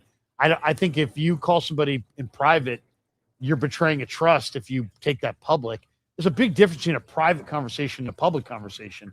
And if somebody pays you the compliment of calling you privately and you make it public, I think you've kind of broken that trust. And I think Dante kind of broke a trust with the with Jair, but also with the Niners, and I wouldn't have done that. Yeah. I don't like that either. I'm not a big, but I bet you his criticism was legit, and I bet you Probably. it's fair. No, I'm kind of with you on that. What else do we got, Max? Chat on fire right now. Did Krug talk about Jennings' comments about the Vikings? What, No. like they're the big three? They got the new. They got Yeah, the new my big whole thing on three? that was just like Jennings is like, he's a star here. He's third in Jawan here, but there he's just a slow third receiver. If I was him, I would just kind of downplay any big talk and let my play do the talking, because pretend you're a rookie and that nobody knows you, because nobody there knows him. And I don't think it's going to play well for him if he's like the big threes here. I mean, come on, you got Jefferson and Addison and you. I don't know about that. If I was him, I would talk less and let my play do the talking. Although I think he's going to be back in his preferred role, where he can be the third down guy, he can be the slot guy, and that I think he's going to do well there. But who's going to be throwing in the ball? I didn't love if we're going to do Vikings talk, which I didn't expect we'd be doing. Yeah, I didn't love what JJ McCarthy had to say about his relationship with Kyler Murray. Like, either don't say anything or fake it. So for those of you that don't know, they asked him about his relationship with Kyler Murray, and he basically said, I'll paraphrase here: we sit on opposite sides of the room, we do our work, and the coaches to get better. I mean, it's honest. That's it. Okay. I mean, I'm sure that's exactly what happens, but you're making a thing that doesn't need to be a thing. Yeah. You could have very easily said, no, we're cool. We're fine. You know, we help each other and we do this, and it just move on. Boom, we're done with it. But when you throw that out there, then it becomes a thing. And that's the one thing I know coaches hate more than anything, especially football coaches. They hate distraction. Yeah. If it's not about football, they're not about it. Come on, man. I mean, JJ McCarthy, be smarter. I would say be smarter. All right, next comment. Let's keep popping them up there. I remember Ralph did an interview with Brandon Tierney and Eric Davis on 95.7. Oh God, I don't remember that. I know he was on, but I don't remember it. Can I take another? Yeah. I'm pounding Drew's here. Go ahead. God, my bladder is like really, really small. He broke the seal. And he broke the seal, and like Krug's going, yeah. Don't be on the So TV. didn't Ralph show up late on purpose at the end? Yeah, I don't know who showed up late purpose or just didn't make an effort to get there on time. Semantics or not, I'm not really sure. It just wasn't. Let's put it this way: it wasn't a great ending. I wish it could have ended better. He deserved better. The station deserved better. I think everyone deserved better. So it just didn't happen that way. But again, I wouldn't change anything with him. I remember the show like it happened 2 hours ago. The cheese show. Do you know all the cheeses? We got so much mileage out of that. Dude, John and I got so much mileage. It's amazing. Like, do you know? I don't know how many times we referenced that the next month or two. Do you know all the cheeses? I'll hear that in my head forever. Gary Radnich saying, "Do you know all the cheeses?" I don't know. We kept naming cheeses. Any thoughts on Calendar Tosh? There you go. There it is. I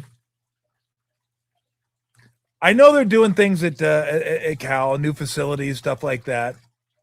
Here's what it comes down to. Like Tosh can recruit. For those that don't know, Tosh Lapoy, been around the country, one of the top recruiters in college football, now the head coach at Cal. Here's the question. How much does recruiting matter anymore in college football, or does it come down to dollars and cents? Does it come down to, yeah, that's great. I like that you like me. I like that you like my parents, but how much are you going to pay me? How much do you have for me? And it seems like in college football, in college basketball, it's almost just transactional now. How much can you pay me? I don't care that much about your facilities. I don't care that much about your classes. I don't care that much about do I like you or the coaches. Certainly those things matter, but can you pay me? How much can you pay me? I can get 1.3 from this school. Can you match that? If you can, then yeah, I would love to come and play for you because I do like you. I do like your scheme. I do like your system, but I'm in this for the money. So is Cal going to compete at that level? That's ultimately what I need to know. It's not so much about Tosh and his abilities. It's about what Cal's going to enable him to do, because we know he can recruit. I don't know that he can coach, defensive guy. I don't know what kind of head coach he is, but is Cal going to enable him to compete at a level to where he's going to be able to afford to pay a roster that can get you into the college football playoffs? That I don't know. If they extend it to 24 teams, who knows? Maybe he will be able to get to the playoffs with 24 teams. That's why coaches like it. But I think coaching matters. Signetti, one of the greatest coaching jobs of all time, short-term coaching jobs of all time. But they had donors like Mark Cuban and others that were willing to fund the program now and say, hey, you need the money, we got you. You need this guy? Because look what happened. Where'd Fernando Mendoza come from? Yeah. Cal could have paid him. They would have paid him. And maybe they would have had a chance to get to the playoffs. Maybe not, maybe. But Indiana did pay him. Think about that for a second. Think about that for a second, that Indiana is a major player in college football now. Unheard of. Unheard of. Like that, dude, no way. Not a chance. No fucking way, Indiana. Anthony Thomas way back when. No. Everybody says name an Indiana football player. I always go Antoine Randall L. Yeah. He was a quarterback. Right. The quarterback there, but that's it. That was Indiana football. Now Indiana football, you're like, oh shit, they're like really good, and Signetti's really good, and they have the money. Well, and Cal recruited a top quarterback this week. He's a really good player, but I mean, is he ever going to play for Cal? I mean, I went out to Cal last year and talked to JKS, and there's no doubt in my mind that JKS stayed because of Tosh.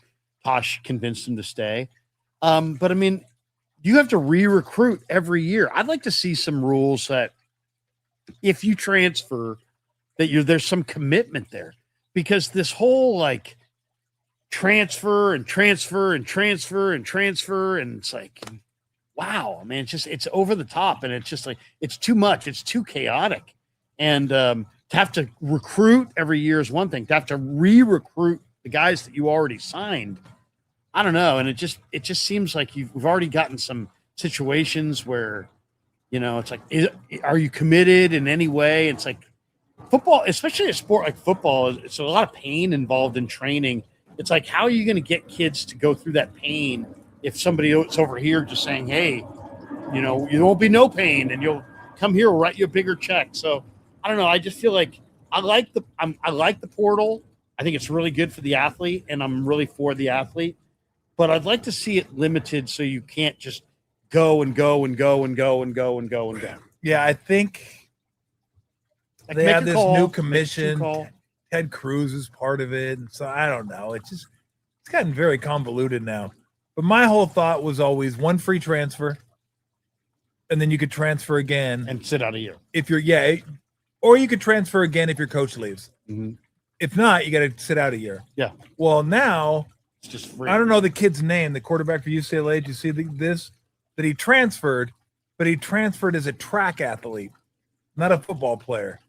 So he transferred as a track athlete to avoid that. And I'm sure he's going to go back and play football. He's a quarterback for UCLA. Yeah.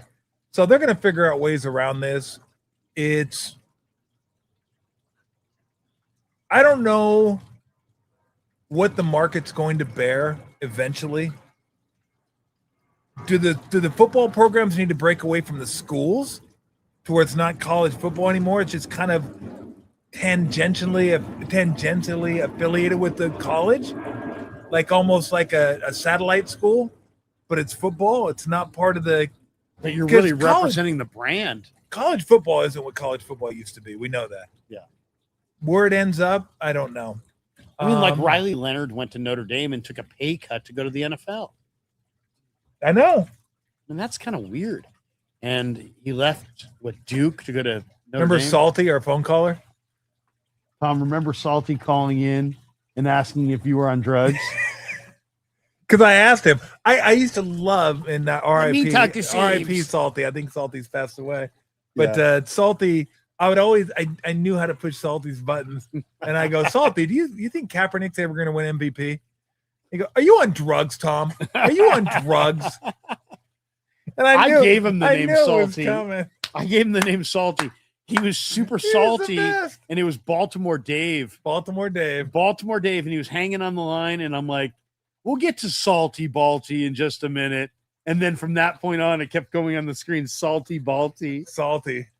Every time at the end of the interview, at the end of the call, I'd be like, hey, do you think I could ever talk to Sabes? Yeah, I know. Like, not if Sabes is listening to this. At the end of every interview, I'd ask him, so how's your workout program going? Oh, you know what? I got the chest and I'm working I'm going to Vegas with my girlfriend. And We met him at the Fan Fest. He was Yes. totally normal. Salty was He hilarious. was totally normal. I was like, this guy's going to be a lunatic. No, he was super normal. No, it was on the line, totally funny. All right, what else we got? Oh, Salty. I haven't thought about Salty in a long time. How important is Draymond right now to the Warriors? I mean, look, Draymond is still a guy that can play defense. Last year, he played very good on the defensive end. And I think Draymond adds something to the team with his leadership and how vocal he can be and how he can get guys to play at a certain level. Sometimes it could be a little harsh for some of the younger players, but let's face facts. Like, he's getting older. He's not the same player he once was. He just isn't. Depending on what happens with his contract, I know it's $28 million, player option. He'll buy in or he'll opt in. And I think what he would like is them to do like a 2-year deal at, let's say, 40. So he gets a little more guaranteed money, but the annual average value is a little bit less. That's not a lot of money for a guy like Draymond on your team, $20, $22, $23 million a year. But you don't have a lot of choices with him. Like, you're not going to trade him. No one's going to value well with Steph. Well, no, yeah, and no one's going to value him like you value him. Like, he's more valuable here than he is anywhere else. I mean, what could you get? You get Detroit to give you Jalen Duren and Duncan No, Robinson. not a chance they would give you Duren. No way. But I mean, that's like No. that's what it would take to match it up with what Draymond makes. Is you'd have to get Duren and Duncan Robinson. Well, Duren's going to sign a new contract this offseason. He's going to be probably in the $40 million range, I would think. So, look, I mean, you just face you got to face Draymond's facts. here. Draymond's going to stay unless they can get a big-time free agent, and you got to include Draymond in the mix. Like, if you need to include him in terms of salary, then there's a possibility he could go. They could let him go. But never forget, he adds something to the team that no one else can add. They just can't add what he adds. And is it as valuable as it was 5 years ago, 10 years ago? No. But we all get older. I mean, he's not the player he was. Of course he's not. Why would you expect him to be? I just hate when people start picking out his warts now. Like, he's had the same warts for the last decade. It's just they're a little more pronounced now because you're a little bit older. You notice them a little bit more because you're not quite as good as you can used to be. But I tell you what, Duke can still lock up guys, and he can still play defense, and he can still mess up your game plan with the best of them. So He's smart player, smart. and just Oh, No. I didn't ask you about that. What do you think of the giant celebration on the outfield? I mean, it's like it's not PG. It's like it's not for kids. I don't care. It's not. I'm not offended. But you know, it's not. It's like, let's just say this. When And no, we're not doing it. By the way, no, we're not doing it. But Trevor Bauer, you know, had that whole, you know, right? That Yeah. he takes his sword and he puts it in his sheath. Yep. So my kid played varsity And that ball. was just when he was hitting the girl. No, Oh, wait a minute. I ouch. didn't say that. Northgate baseball, and they're playing, and the How? kid comes out, he strikes out the side, and he does Allegedly, the by whole the Bauer way. thing, sheath into his. Why would you want to do anything Bauer related? I know. At And any the coach point? got mad, and it was like, so the kids are watching this stuff, they're going to copy, and it's like, I don't know. I mean, it's like, I'm not offended. Do what you want, but it's definitely more of a frat house kind of a thing. You don't like guys fucking each other in the outfield? Yeah, it's just I lose the humor. It's lost on me. I saw a clip I mean, I from laugh. Will Clark, and Will was. Yeah, he's just. I mean, pissed. you know how you know. I mean, I don't need to tell anybody what Will said. And these guys aren't even any good. You know what I'm saying? I'm gonna try to get Will on next week because I mean, just it's Will. Right. Will's like as old school as Right. old school can be. Oh, it's awesome. So I talked about it not last week, this week, a couple days ago, about having fun. How much fun is too much fun? Right. And should you not have fun when your team stinks? It doesn't seem the best way to go about business when you have no fun at all. Right. But that seems like too much fun. Like it's like I don't know what the right amount of fun is. Like I don't know. Like okay, that's good fun. Oh, we crossed the line on the fun there. Let's pull it back a little bit on the fun. My wife said the same thing you did. She goes, "That's a little vulgar," and my wife's not a prude. She just goes, "Nah, that's not hitting me." I mean, That it's seems a little too family much. deal. That seems you a know. little. It's a little. I mean, you got to learn about the birds and bees at some point. yeah. If the kids get mad, go, how do you think you were made? That way. Yeah. That's how you were made. It's just weird that Drew Gilbert's doing it with his like 590 OPS. It's like, it just, I mean, I guess Drew Gilbert's that guy. Yeah. You bring him to the party to start it. And at the end of the party, you're like, bro, you got to leave. You're too much energy now. Now you're like, it's too It's much. time for you to go. But he is who he is. Obviously, he's that guy. But yeah, it just seems like I don't know. Like I'd like to sit here and have a strong like, what the fuck are they doing? Or let them do what they want to do. Let them have fun out there in the outfield. They don't get many wins anyway. Let them celebrate. But I'm trying to figure out where I stand on this. Again, my gut reaction is it's a little much. Like it's a little much when you're 11 games under 500. But you can't go through the whole season if you suck not having any fun. Then Right. you want to kill yourself. You want to hang yourself by like August. Like, God, this sucks. Because I know I'm making a lot of money, but God, it's just so dour coming in here. No one's having any fun. I hate it. What's going? So I mean, you got to have fun, but again, how much fun is the right amount of fun? Is there an answer to that? Is there an answer to how much fun is the right amount of fun when you're not very good? Does anybody have an answer to that? How much No. fun is the right amount of fun when your team kind of sucks? I mean, You're always going to be. I think open. we've all agreed that seems too much. Like the Yeah. outfield fuckery seems like a little too. Like it just seems a little. It just seems a little It's too much fucking around. Yeah, it just seems too much. I don't know where, but it just seems too much. It just seems like too much. I don't know. Maybe you shouldn't. I don't know. I don't know. Did the Niners trade for Jesse Bates or Josh Sweat? Maybe both. Krug? Well, I mean, I will say this. I mean, Is Sweat on the market? yeah, Is he he? wants out. He wants out. Well, that doesn't mean he's on the market just because he No. wants out. But Gannon left, got fired. Yeah. Gannon's in Green Bay, so maybe Sweat's going to go to Green Bay. I can't imagine that. Could they get Cardinals. Keith Sweat? Yeah, I don't think so. No? Something tells me that might not. Maybe Ain't he could nothing play wrong out- with a little bump and grind. Maybe he can you play. know what I Maybe he mean? can play outfield for the Niners or outfield for the Giants. Ain't Get nothing him wrong. out there. Ain't nothing wrong with a little bump and grind, but Well, you just Uh, said there was. You didn't like Drew Gilbert's bump and grind. yeah, well, that's true. I do think, though, the 49ers shouldn't be leading the NFL and rolling money over on a year where Kittle, Bosa, CMC, Trent, Greenlaw, they got like about 7 or 8 guys that are all like, in their twilight of their prime.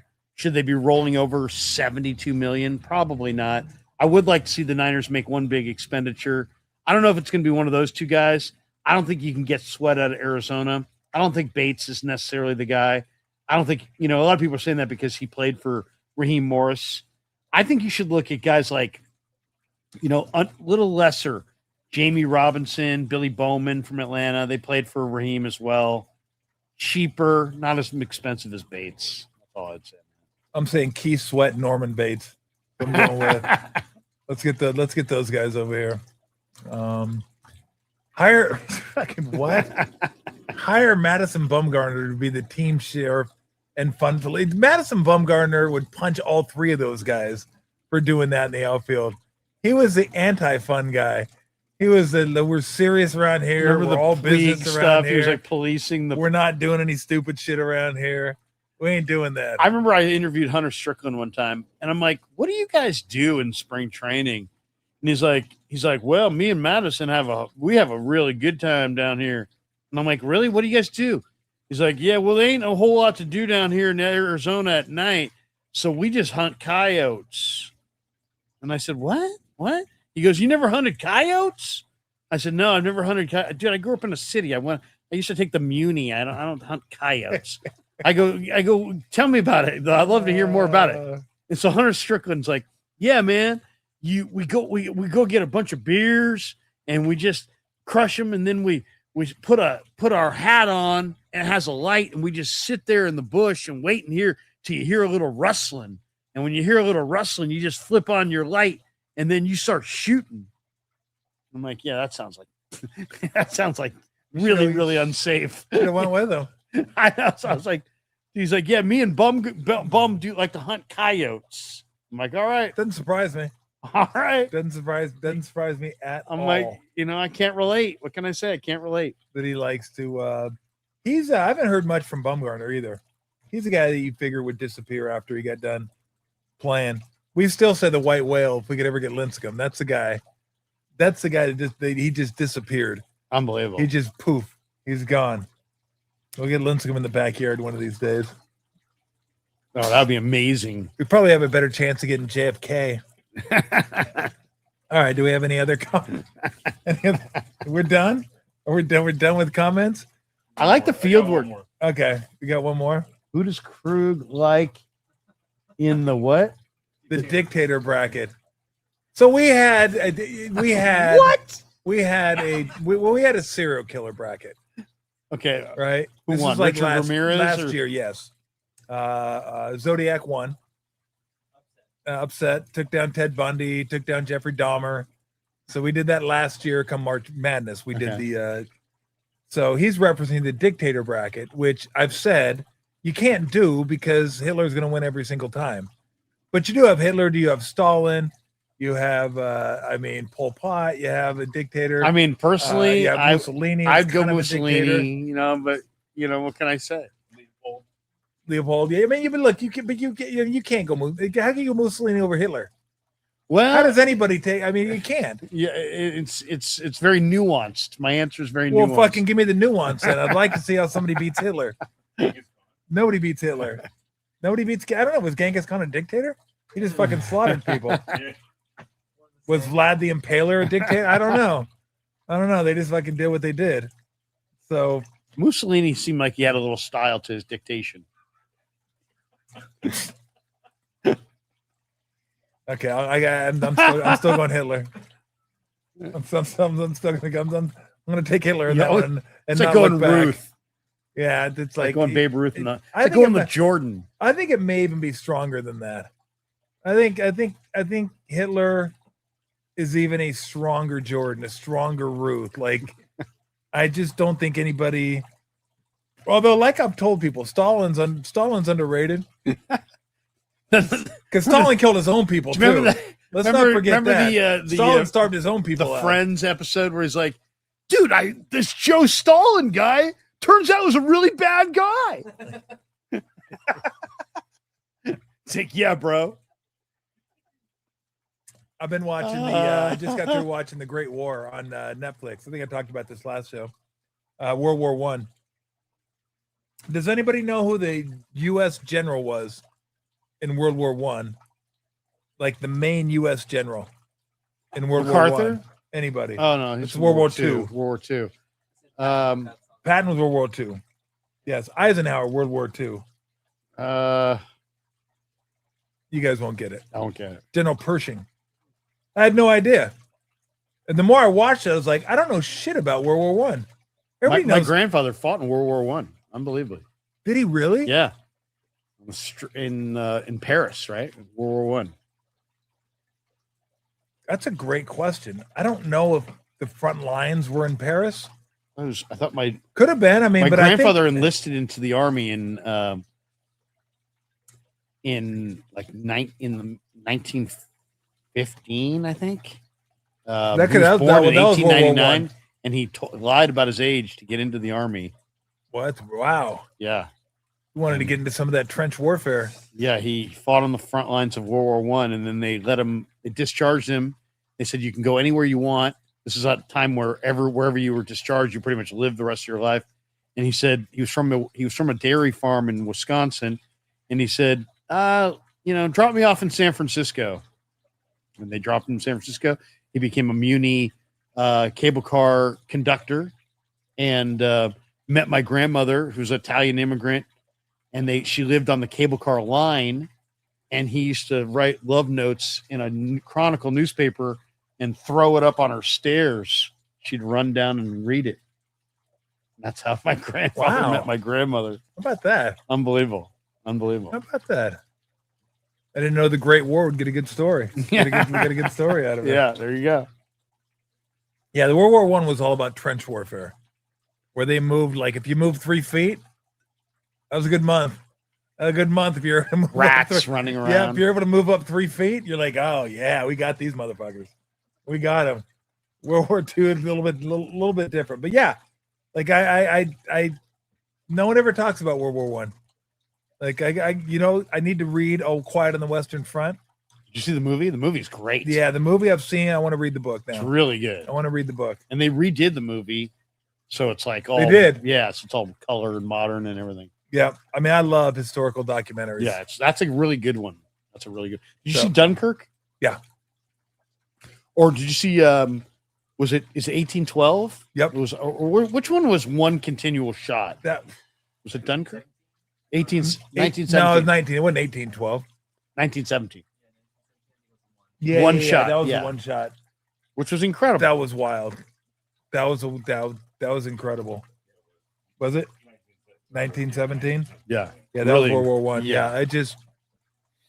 Yeah, though it just amazing. We sit here and do a freaking podcast, and these dudes were like in trenches, like sneaking around fields, cutting barbed wire, and I know you do it because you have to do it, but I mean, I don't know how they did. I don't know how they did it. No, Tom, Larry, jump in the trench. Here's what's going to happen for a month. I mean, just unbelievable what they did. Well, World War II, that's why they call it the greatest generation. The greatest, right. And they are.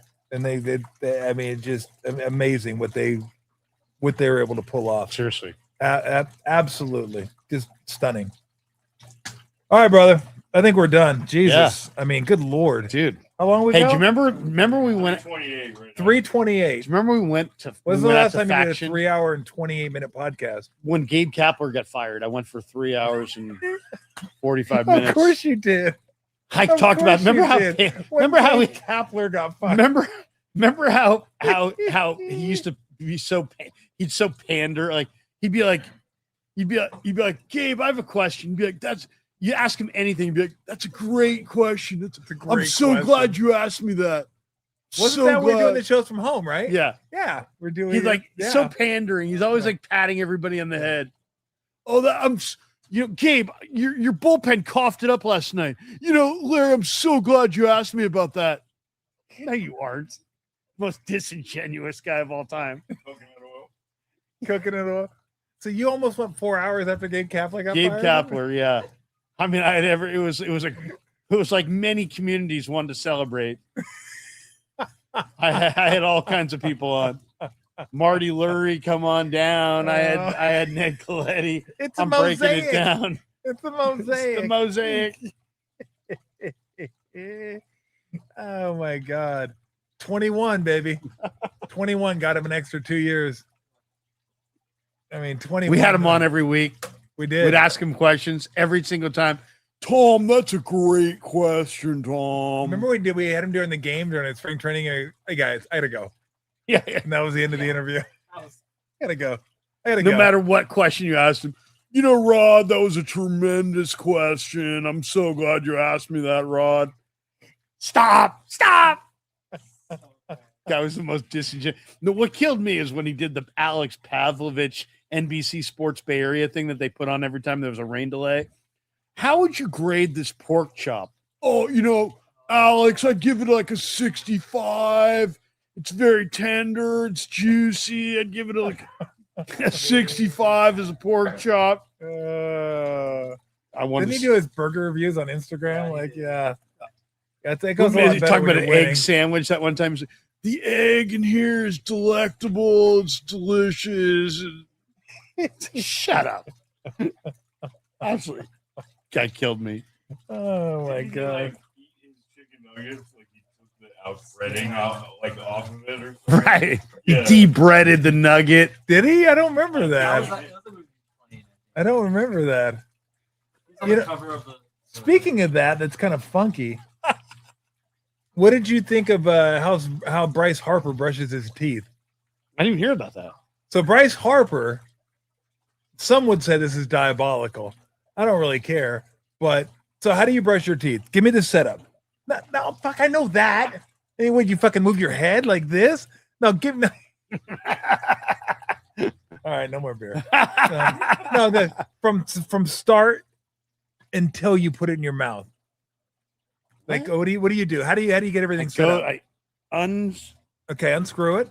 Put it on your toothbrush. I got a nice big thick line. I'm Okay, not worried about good. wasting it. Okay. And I just, Okay, so Bryce Harper what does he do? wets a toothbrush, takes a toothpaste, squirts it in his mouth, and then brushes.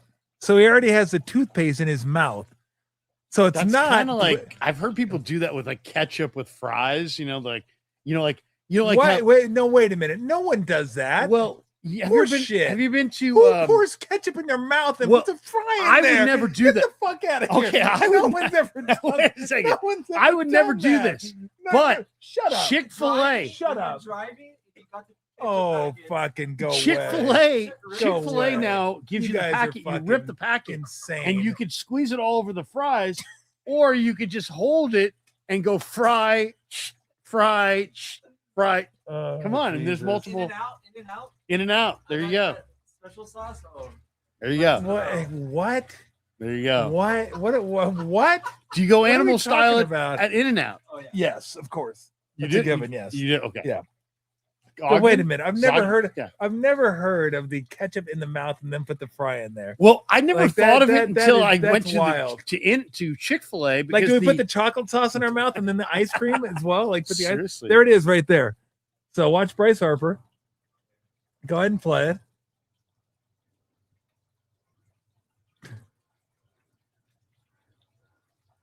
I'm more weirded out by the fact he's wearing a 1980s muscle T-shirt. Like, no one wears muscle T-shirts anymore. Well, I mean, But that kind of makes sense to me. It's like, Now I don't know. Like, I have a problem Okay, with it. okay, have you if ever- somebody else is using the toothpaste, then I have a problem with it because I'm Okay. squirting the toothpaste on my toothbrush, and I got your saliva and gunk, and maybe even gingivitis around the toothpaste. I'm like, bro, fucking, what is this? Like, what are you're killing me over here? Don't put your mouth around my toothpaste. the only thing is, if you do it on the brush itself, there's a chance, like a low percentage chance of a fumble, and you could fumble the entire thing off the side. And I'll say this: once it is fumbled off the side, it ain't coming back. That's when you just wash it down the sink. Eh, If it hits the sink, I will not I'm re-scoop it I'm not. to put it back onto the brush. I can. You can re-scoop it? Oh, you just take the toothbrush and like you scrape it against the sink and put it right back up. That's risky. Well, What if you who's shaved? using the sink? Well, I mean, yeah. I mean, there is that point There's that. that if I shave, then I get some whiskers in there. I But get they're your own I get some whiskers. Colgate with whiskers. That's probably not a great thing. But I'm gonna try. Everybody was kind of offended by that. I'm like, that kind of makes sense to me. Like, squirt It the wasn't, toothbrush I in, didn't think and it was offensive. we're good.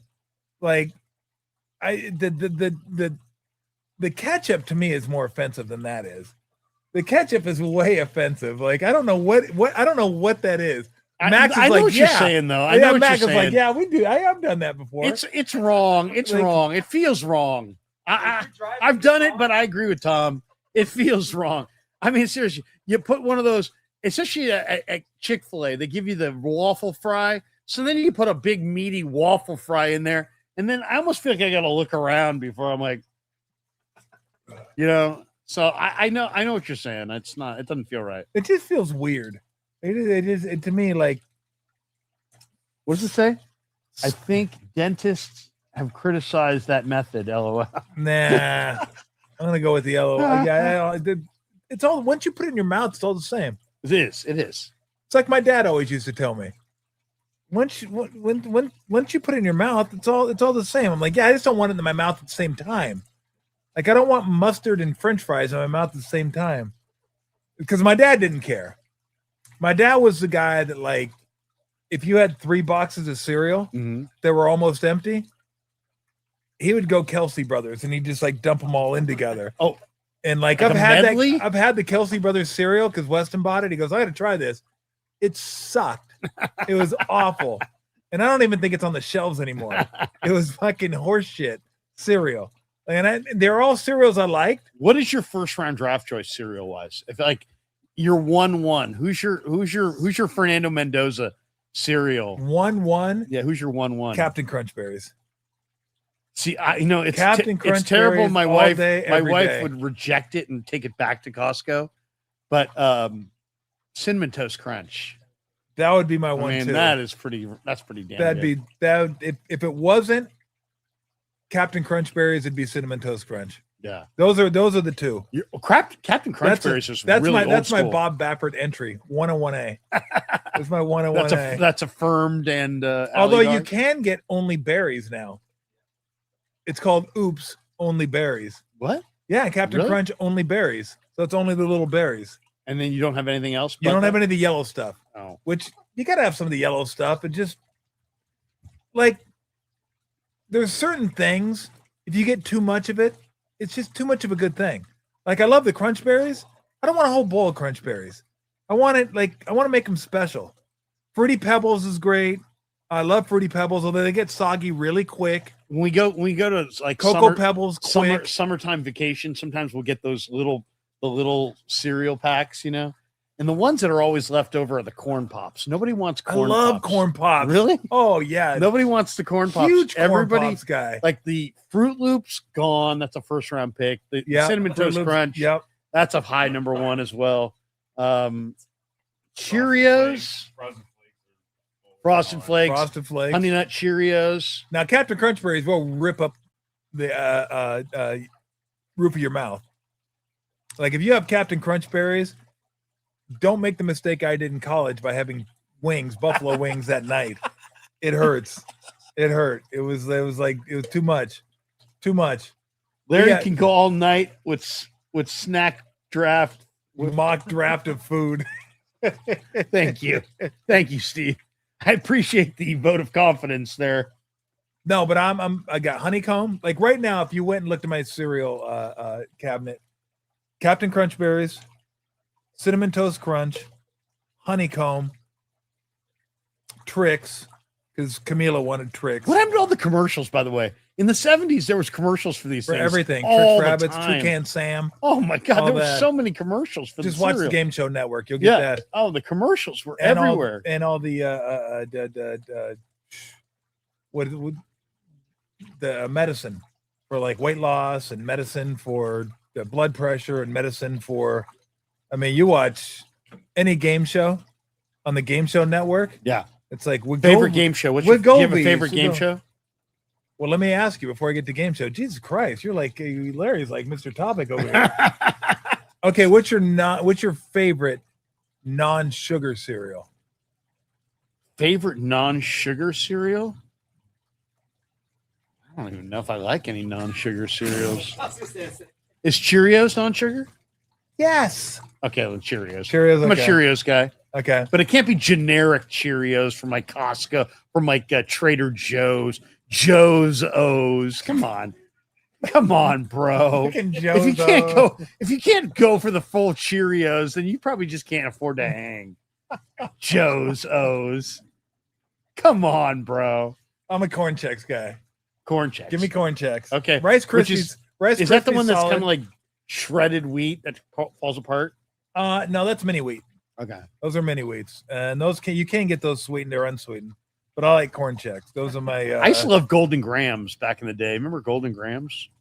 Oh, absolutely. They were really good. Love Golden Grams. I mean, it's kind of a little bit like a it's cinnamon like toast taking crunch. graham crackers and dunking them in milk. Yeah. You kidding me? I love graham crackers, Golden Grams, all good. Kix sugary? Kix isn't sugary. No, it's like Kix Cheerios. sucks. Kix is like Kix is awful. Kix is Kix bad. I hated. Yeah, I couldn't stand Kix. it's like it tastes like vomit. Yeah, I did. It was I always had the commercials with the little kids, right? yeah. Yeah, okay. Honey Bunches of Oats is good. You get those almonds. Remember Life, where Mikey likes Mikey it. likes it. Mikey eats anything. Life's sweetened though. If I'm gonna get Life, I'll go Cinnamon Life. Mm-hmm. Go Cinnamon Life. Cinnamon Life's really good. Although you know what, now that I get sugar cereal still, but I eat it once a week, just as like a treat. I used to eat it like every day. So if I'm gonna have cereal Chocula. now, yeah, Count Chocula. Those are great commercials. My favorite was Boo Berry when it came. I didn't like. So what's your favorite chocolate cereal? Remember Chocodiles? Well, that's not a cereal. That's a fucking little. That's like I guess that wasn't a cereal. That's like a Twinkie. That was a Twinkie. Yeah, it's like a Hostess Chocodile. Yeah, that was Fucking Chocodile. Yeah, that was good though. So you have fruity. You have Cocoa Pebbles. You have Cocoa Krispies. Cocoa Puffs. I guess Cocoa Puffs. I think I had Cocoa Puffs. I'm Cocoa Puffs too. Yeah, I'm Cocoa Puffs too. I can't go anything too with much. peanut butter though. Yeah, Reese's Pieces is too sweet for me. Although Captain Crunch, peanut butter Captain Crunch. Oh, have those some. another commercials. Have some of that. The commercials were everywhere. Peanut butter Captain Crunch. How many Captain Crunch commercials have we seen in our lifetime? I don't know. Lots. What was it, Lord Horatio or whatever the Captain Crunch dude's name is? Can't remember his name. Okay, so you said, I mean, you're just fucking like throwing topics at me now, like game shows. Game shows. I mean, there's one game show that stands above every game show. Match game. Oh, I was gonna say Pressure Luck. No whammies, stop! Yeah, but that's fucking, there's no skill in that one though. What about Wink Martindale and the Tic-Tac-Toe back in the day? Tic-Tac-Toe was okay. I mean, that was okay, but Match Game was. Card Sharks lower. Card Sharks was good. Lower. I like Card Sharks. I like Card Sharks. I like. Remember Sale of the Century? Sale of the Century was okay. Wasn't bad. I mean, Jeopardy's that's the game show of all game shows.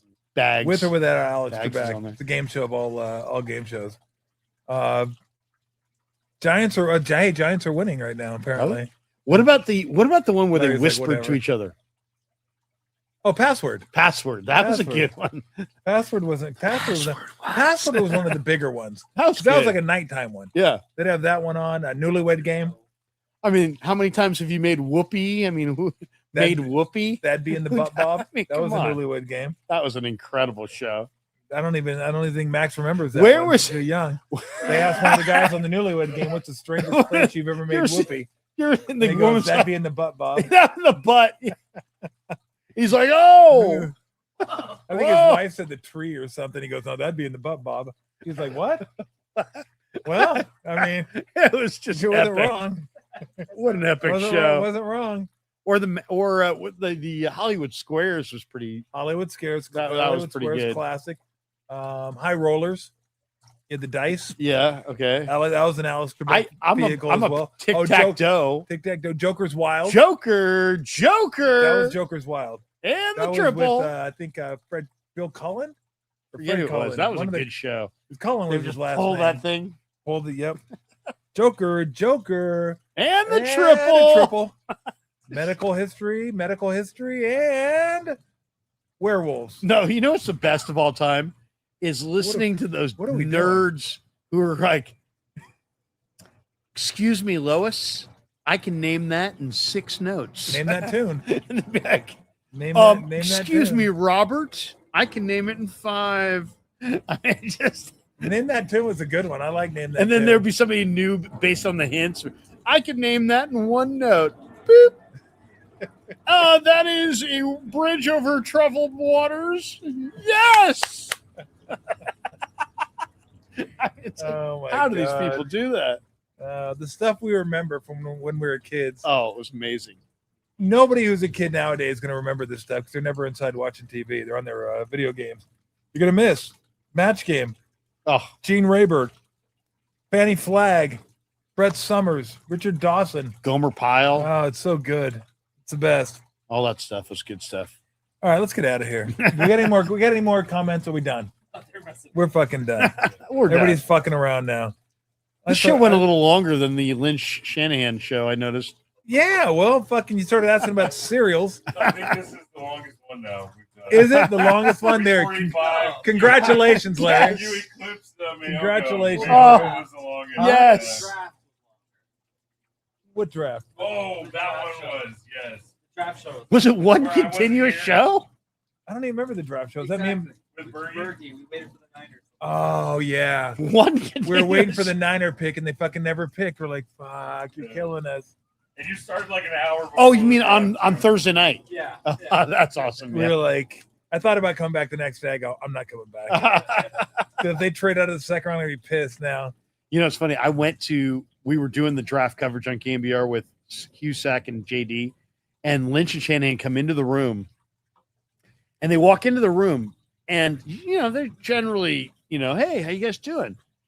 No, none of that. They're just immediately glued to the TV because Seattle was on the clock, and Seattle took Jadarian Price, and I think they wanted Jadarian Price because they both were like, "Ugh." And then John Dickinson asked Lynch about it. He's like, hey, what do you think of Jadarian Price? It's like a little early. But I think they would have loved to have had Think Jadarian so? Price, yeah. Because they definitely reacted like, oh, So who knows? Maybe that's why they reached for Kalen Black is that they lost out on Price and they just didn't want to lose out on another back.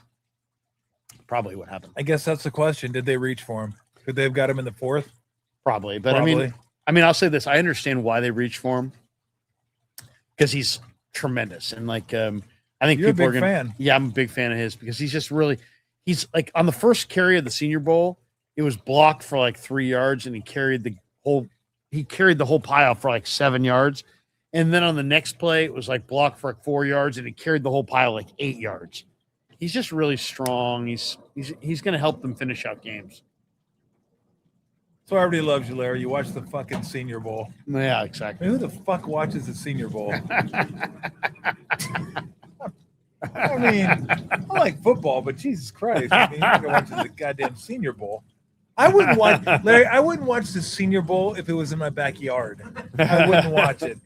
I wouldn't open the drapes to watch it. I wouldn't open the blinds to watch it. Yeah. I just Senior don't care. Bowl, I watched. Pro Bowl, I couldn't watch. Well, there is no Pro Bowl anymore. I know, and now there's no Pro Bowl, but I couldn't watch it when it was, going on. It wasn't pretty football. bad. Yeah, it was At bad. least the Senior Bowl is football. Senior Bowl's football, and there's money on the line and that kind of thing. That wasn't football. Yeah. That's not fo- You know what else isn't football that you watch? The Combine, not football. Yeah, I don't watch the Combine more than anything. I tape the Combine and just kind of. I like to watch like the highlights of the Combine. Well, what? Like you said that like that's better. Well, I don't want. I tape it. Like you fucking tape the Combine. but I mean, like they'll go on for That's 5 worse hours. than watching the Combine. I record it, watch it later. You know, Well, you know the best thing. nothing to do in July. best thing to I'll fucking click record on is the day draft. 2 of the Combine. But the draft is the best thing to record because you can go right to your pick and just be like, oh, I'll just watch that. Yeah, you know? I'm not a draft guy at all. I'll probably watch the NBA draft. I've forgotten the NBA draft is 2 nights now. Is it really? Yes. No, I don't like that. Neither do I. No. It's like, really? I got to watch. Second round is the next night? Like, really? Who In cares? a way, the NBA draft is more intriguing than ever because in your era, if there were 12 players in the draft, they went 1 through 12. Now, if there's 15 players in the draft, they go like 1 through 5, and then there's the rest of them, 10 are kind of scattered throughout the second round. And it's like, who knows who the best players are? It's like very speculative. Like if you're really good at handicapping the draft, you can find Jokic, or you can find, a player where, in the 80s, shit. I mean, if a guy was really good, he went in the lottery or he went in the top 15 or so. Not always, but generally. Yeah, it'd be interesting to look back and see how many guys slipped out of the top 12, 13. Like Hornacek or really Cliff Robinson or, those guys fell to the second round. But, I mean. Uncle Cliffy. Draymond. Uncle Spliffy. Gilbert. I mean, that was really an amazing one. Was Gilbert? Yeah, because Gilbert. You remember Gilbert in the final days of Arizona? He was amazing in the national semis that year. He stole all those passes and. Yep. No, he was good. He was amazing. Fantastic. He really was. Krug, thanks for coming out. Yeah, I appreciate it. That was fun. Absolutely. Thanks for having me. Congratulations to you guys. This is your crew. You got a hell of a show. And we have a good time, dude. Keep it rolling. Keep it rolling. We love. If we ever need a case of beer, I'll have you show up. We can fucking get people to fucking give us money to get losing a case of beer. I don't even know if we get a case. Not the beer I like. Maybe a 12-pack. Maybe a case. Really? You know how much a case of beer costs that I like? You're talking over $100. Yeah, we didn't get that.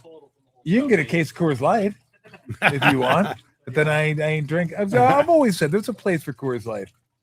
And the place is not in my backyard. What's the worst beer if you had to drink a lot of bad beer? No. I'll drink Coors Light when I go golfing. Okay. I don't want a heavy beer when I'm golfing, but the great thing about in the sun, when you're in the sun, basically, you want a light beer. Well, yeah, no, I mean the breweries now that I frequent, they all make lagers and pilsners and all that. They're a little bit heavier than Coors Light, but lager pilsner is like good, but I don't want to drink an IPA when it's like 85 out and I'm playing golf. Yeah. Too much, too when heavy. You go to Arizona, where do you play? Or when you go to or Vegas or whatever, where do you play? I haven't played forever in either of those places. Really? Yeah, I haven't. Where do you play? Tahoe in the summer? You go up in the North Shore or South Shore? End of July. North Shore. North Shore. Yep. So if I get my shoulder, getting the cortisone shot in my shoulder, nobody gives a shit about my cortisone shot. So, your boys play? Said Krueger's going to be expecting breakfast when you wake up at my house tomorrow. It's like a fucking bed and breakfast. Tommy's bed and breakfast. Krueger's sleeping over. What do we got for dinner tonight, Tom? I'm not leaving. That's hilarious. Yeah, dude. I'm big Schlitz guy.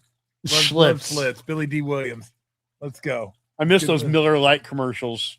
Or like remember when the bull would run through the thing and, cooling the gang and the whole deal? Those Miller Lite commercials were incredible. Unbelievable. You go back and look at the Miller Lite commercials and who was on those. Unbelievable. I mean, just stunning. Yeah. Billy like movies. Martin, the Boss, Mickey Mantle, John Madden, like Bob Euchre. Right. I mean, it's incredible commercial. Here comes the bull, cooling the gang. Yeah, that was Schlitz. Yeah, exactly. Those are the best. Oh my God. All right, brother. Thanks for coming out. Absolutely. I appreciate it. We'll do it again. Yeah. Yeah, we'll do it again sometime. Tell the family I said hi. Hope everybody doing good. Things are good. Everybody's good. Ben's getting ready to go to Chico. We're getting fired up for the year. Kev's done with Cal Poly. Yeah, things are good. I got my kid playing lacrosse, high school lacrosse. It's good. Good deal. Things are good. Awesome. Tell everybody I said hi. Oh well. All right, everybody. Thanks for joining. Appreciate it. Thank you to Daniel. Thank you to Max. Appreciate it. God damn. 3 hours. Man, it's 3 hours. I'm closing on 4. I had to go throw some steak on the grill. I'm sure Haley and Lori are in there going, are we eating tonight or what are we doing? What's the deal here? My mom texted me and said, tell Tom your mom's hungry. Yeah, like what are we doing for dinner? What's everybody doing for dinner? All right, awesome. We'll be back at you next week. Until then, have a great weekend. And remember this, Tommy T. Cashing tickets is what it's all about.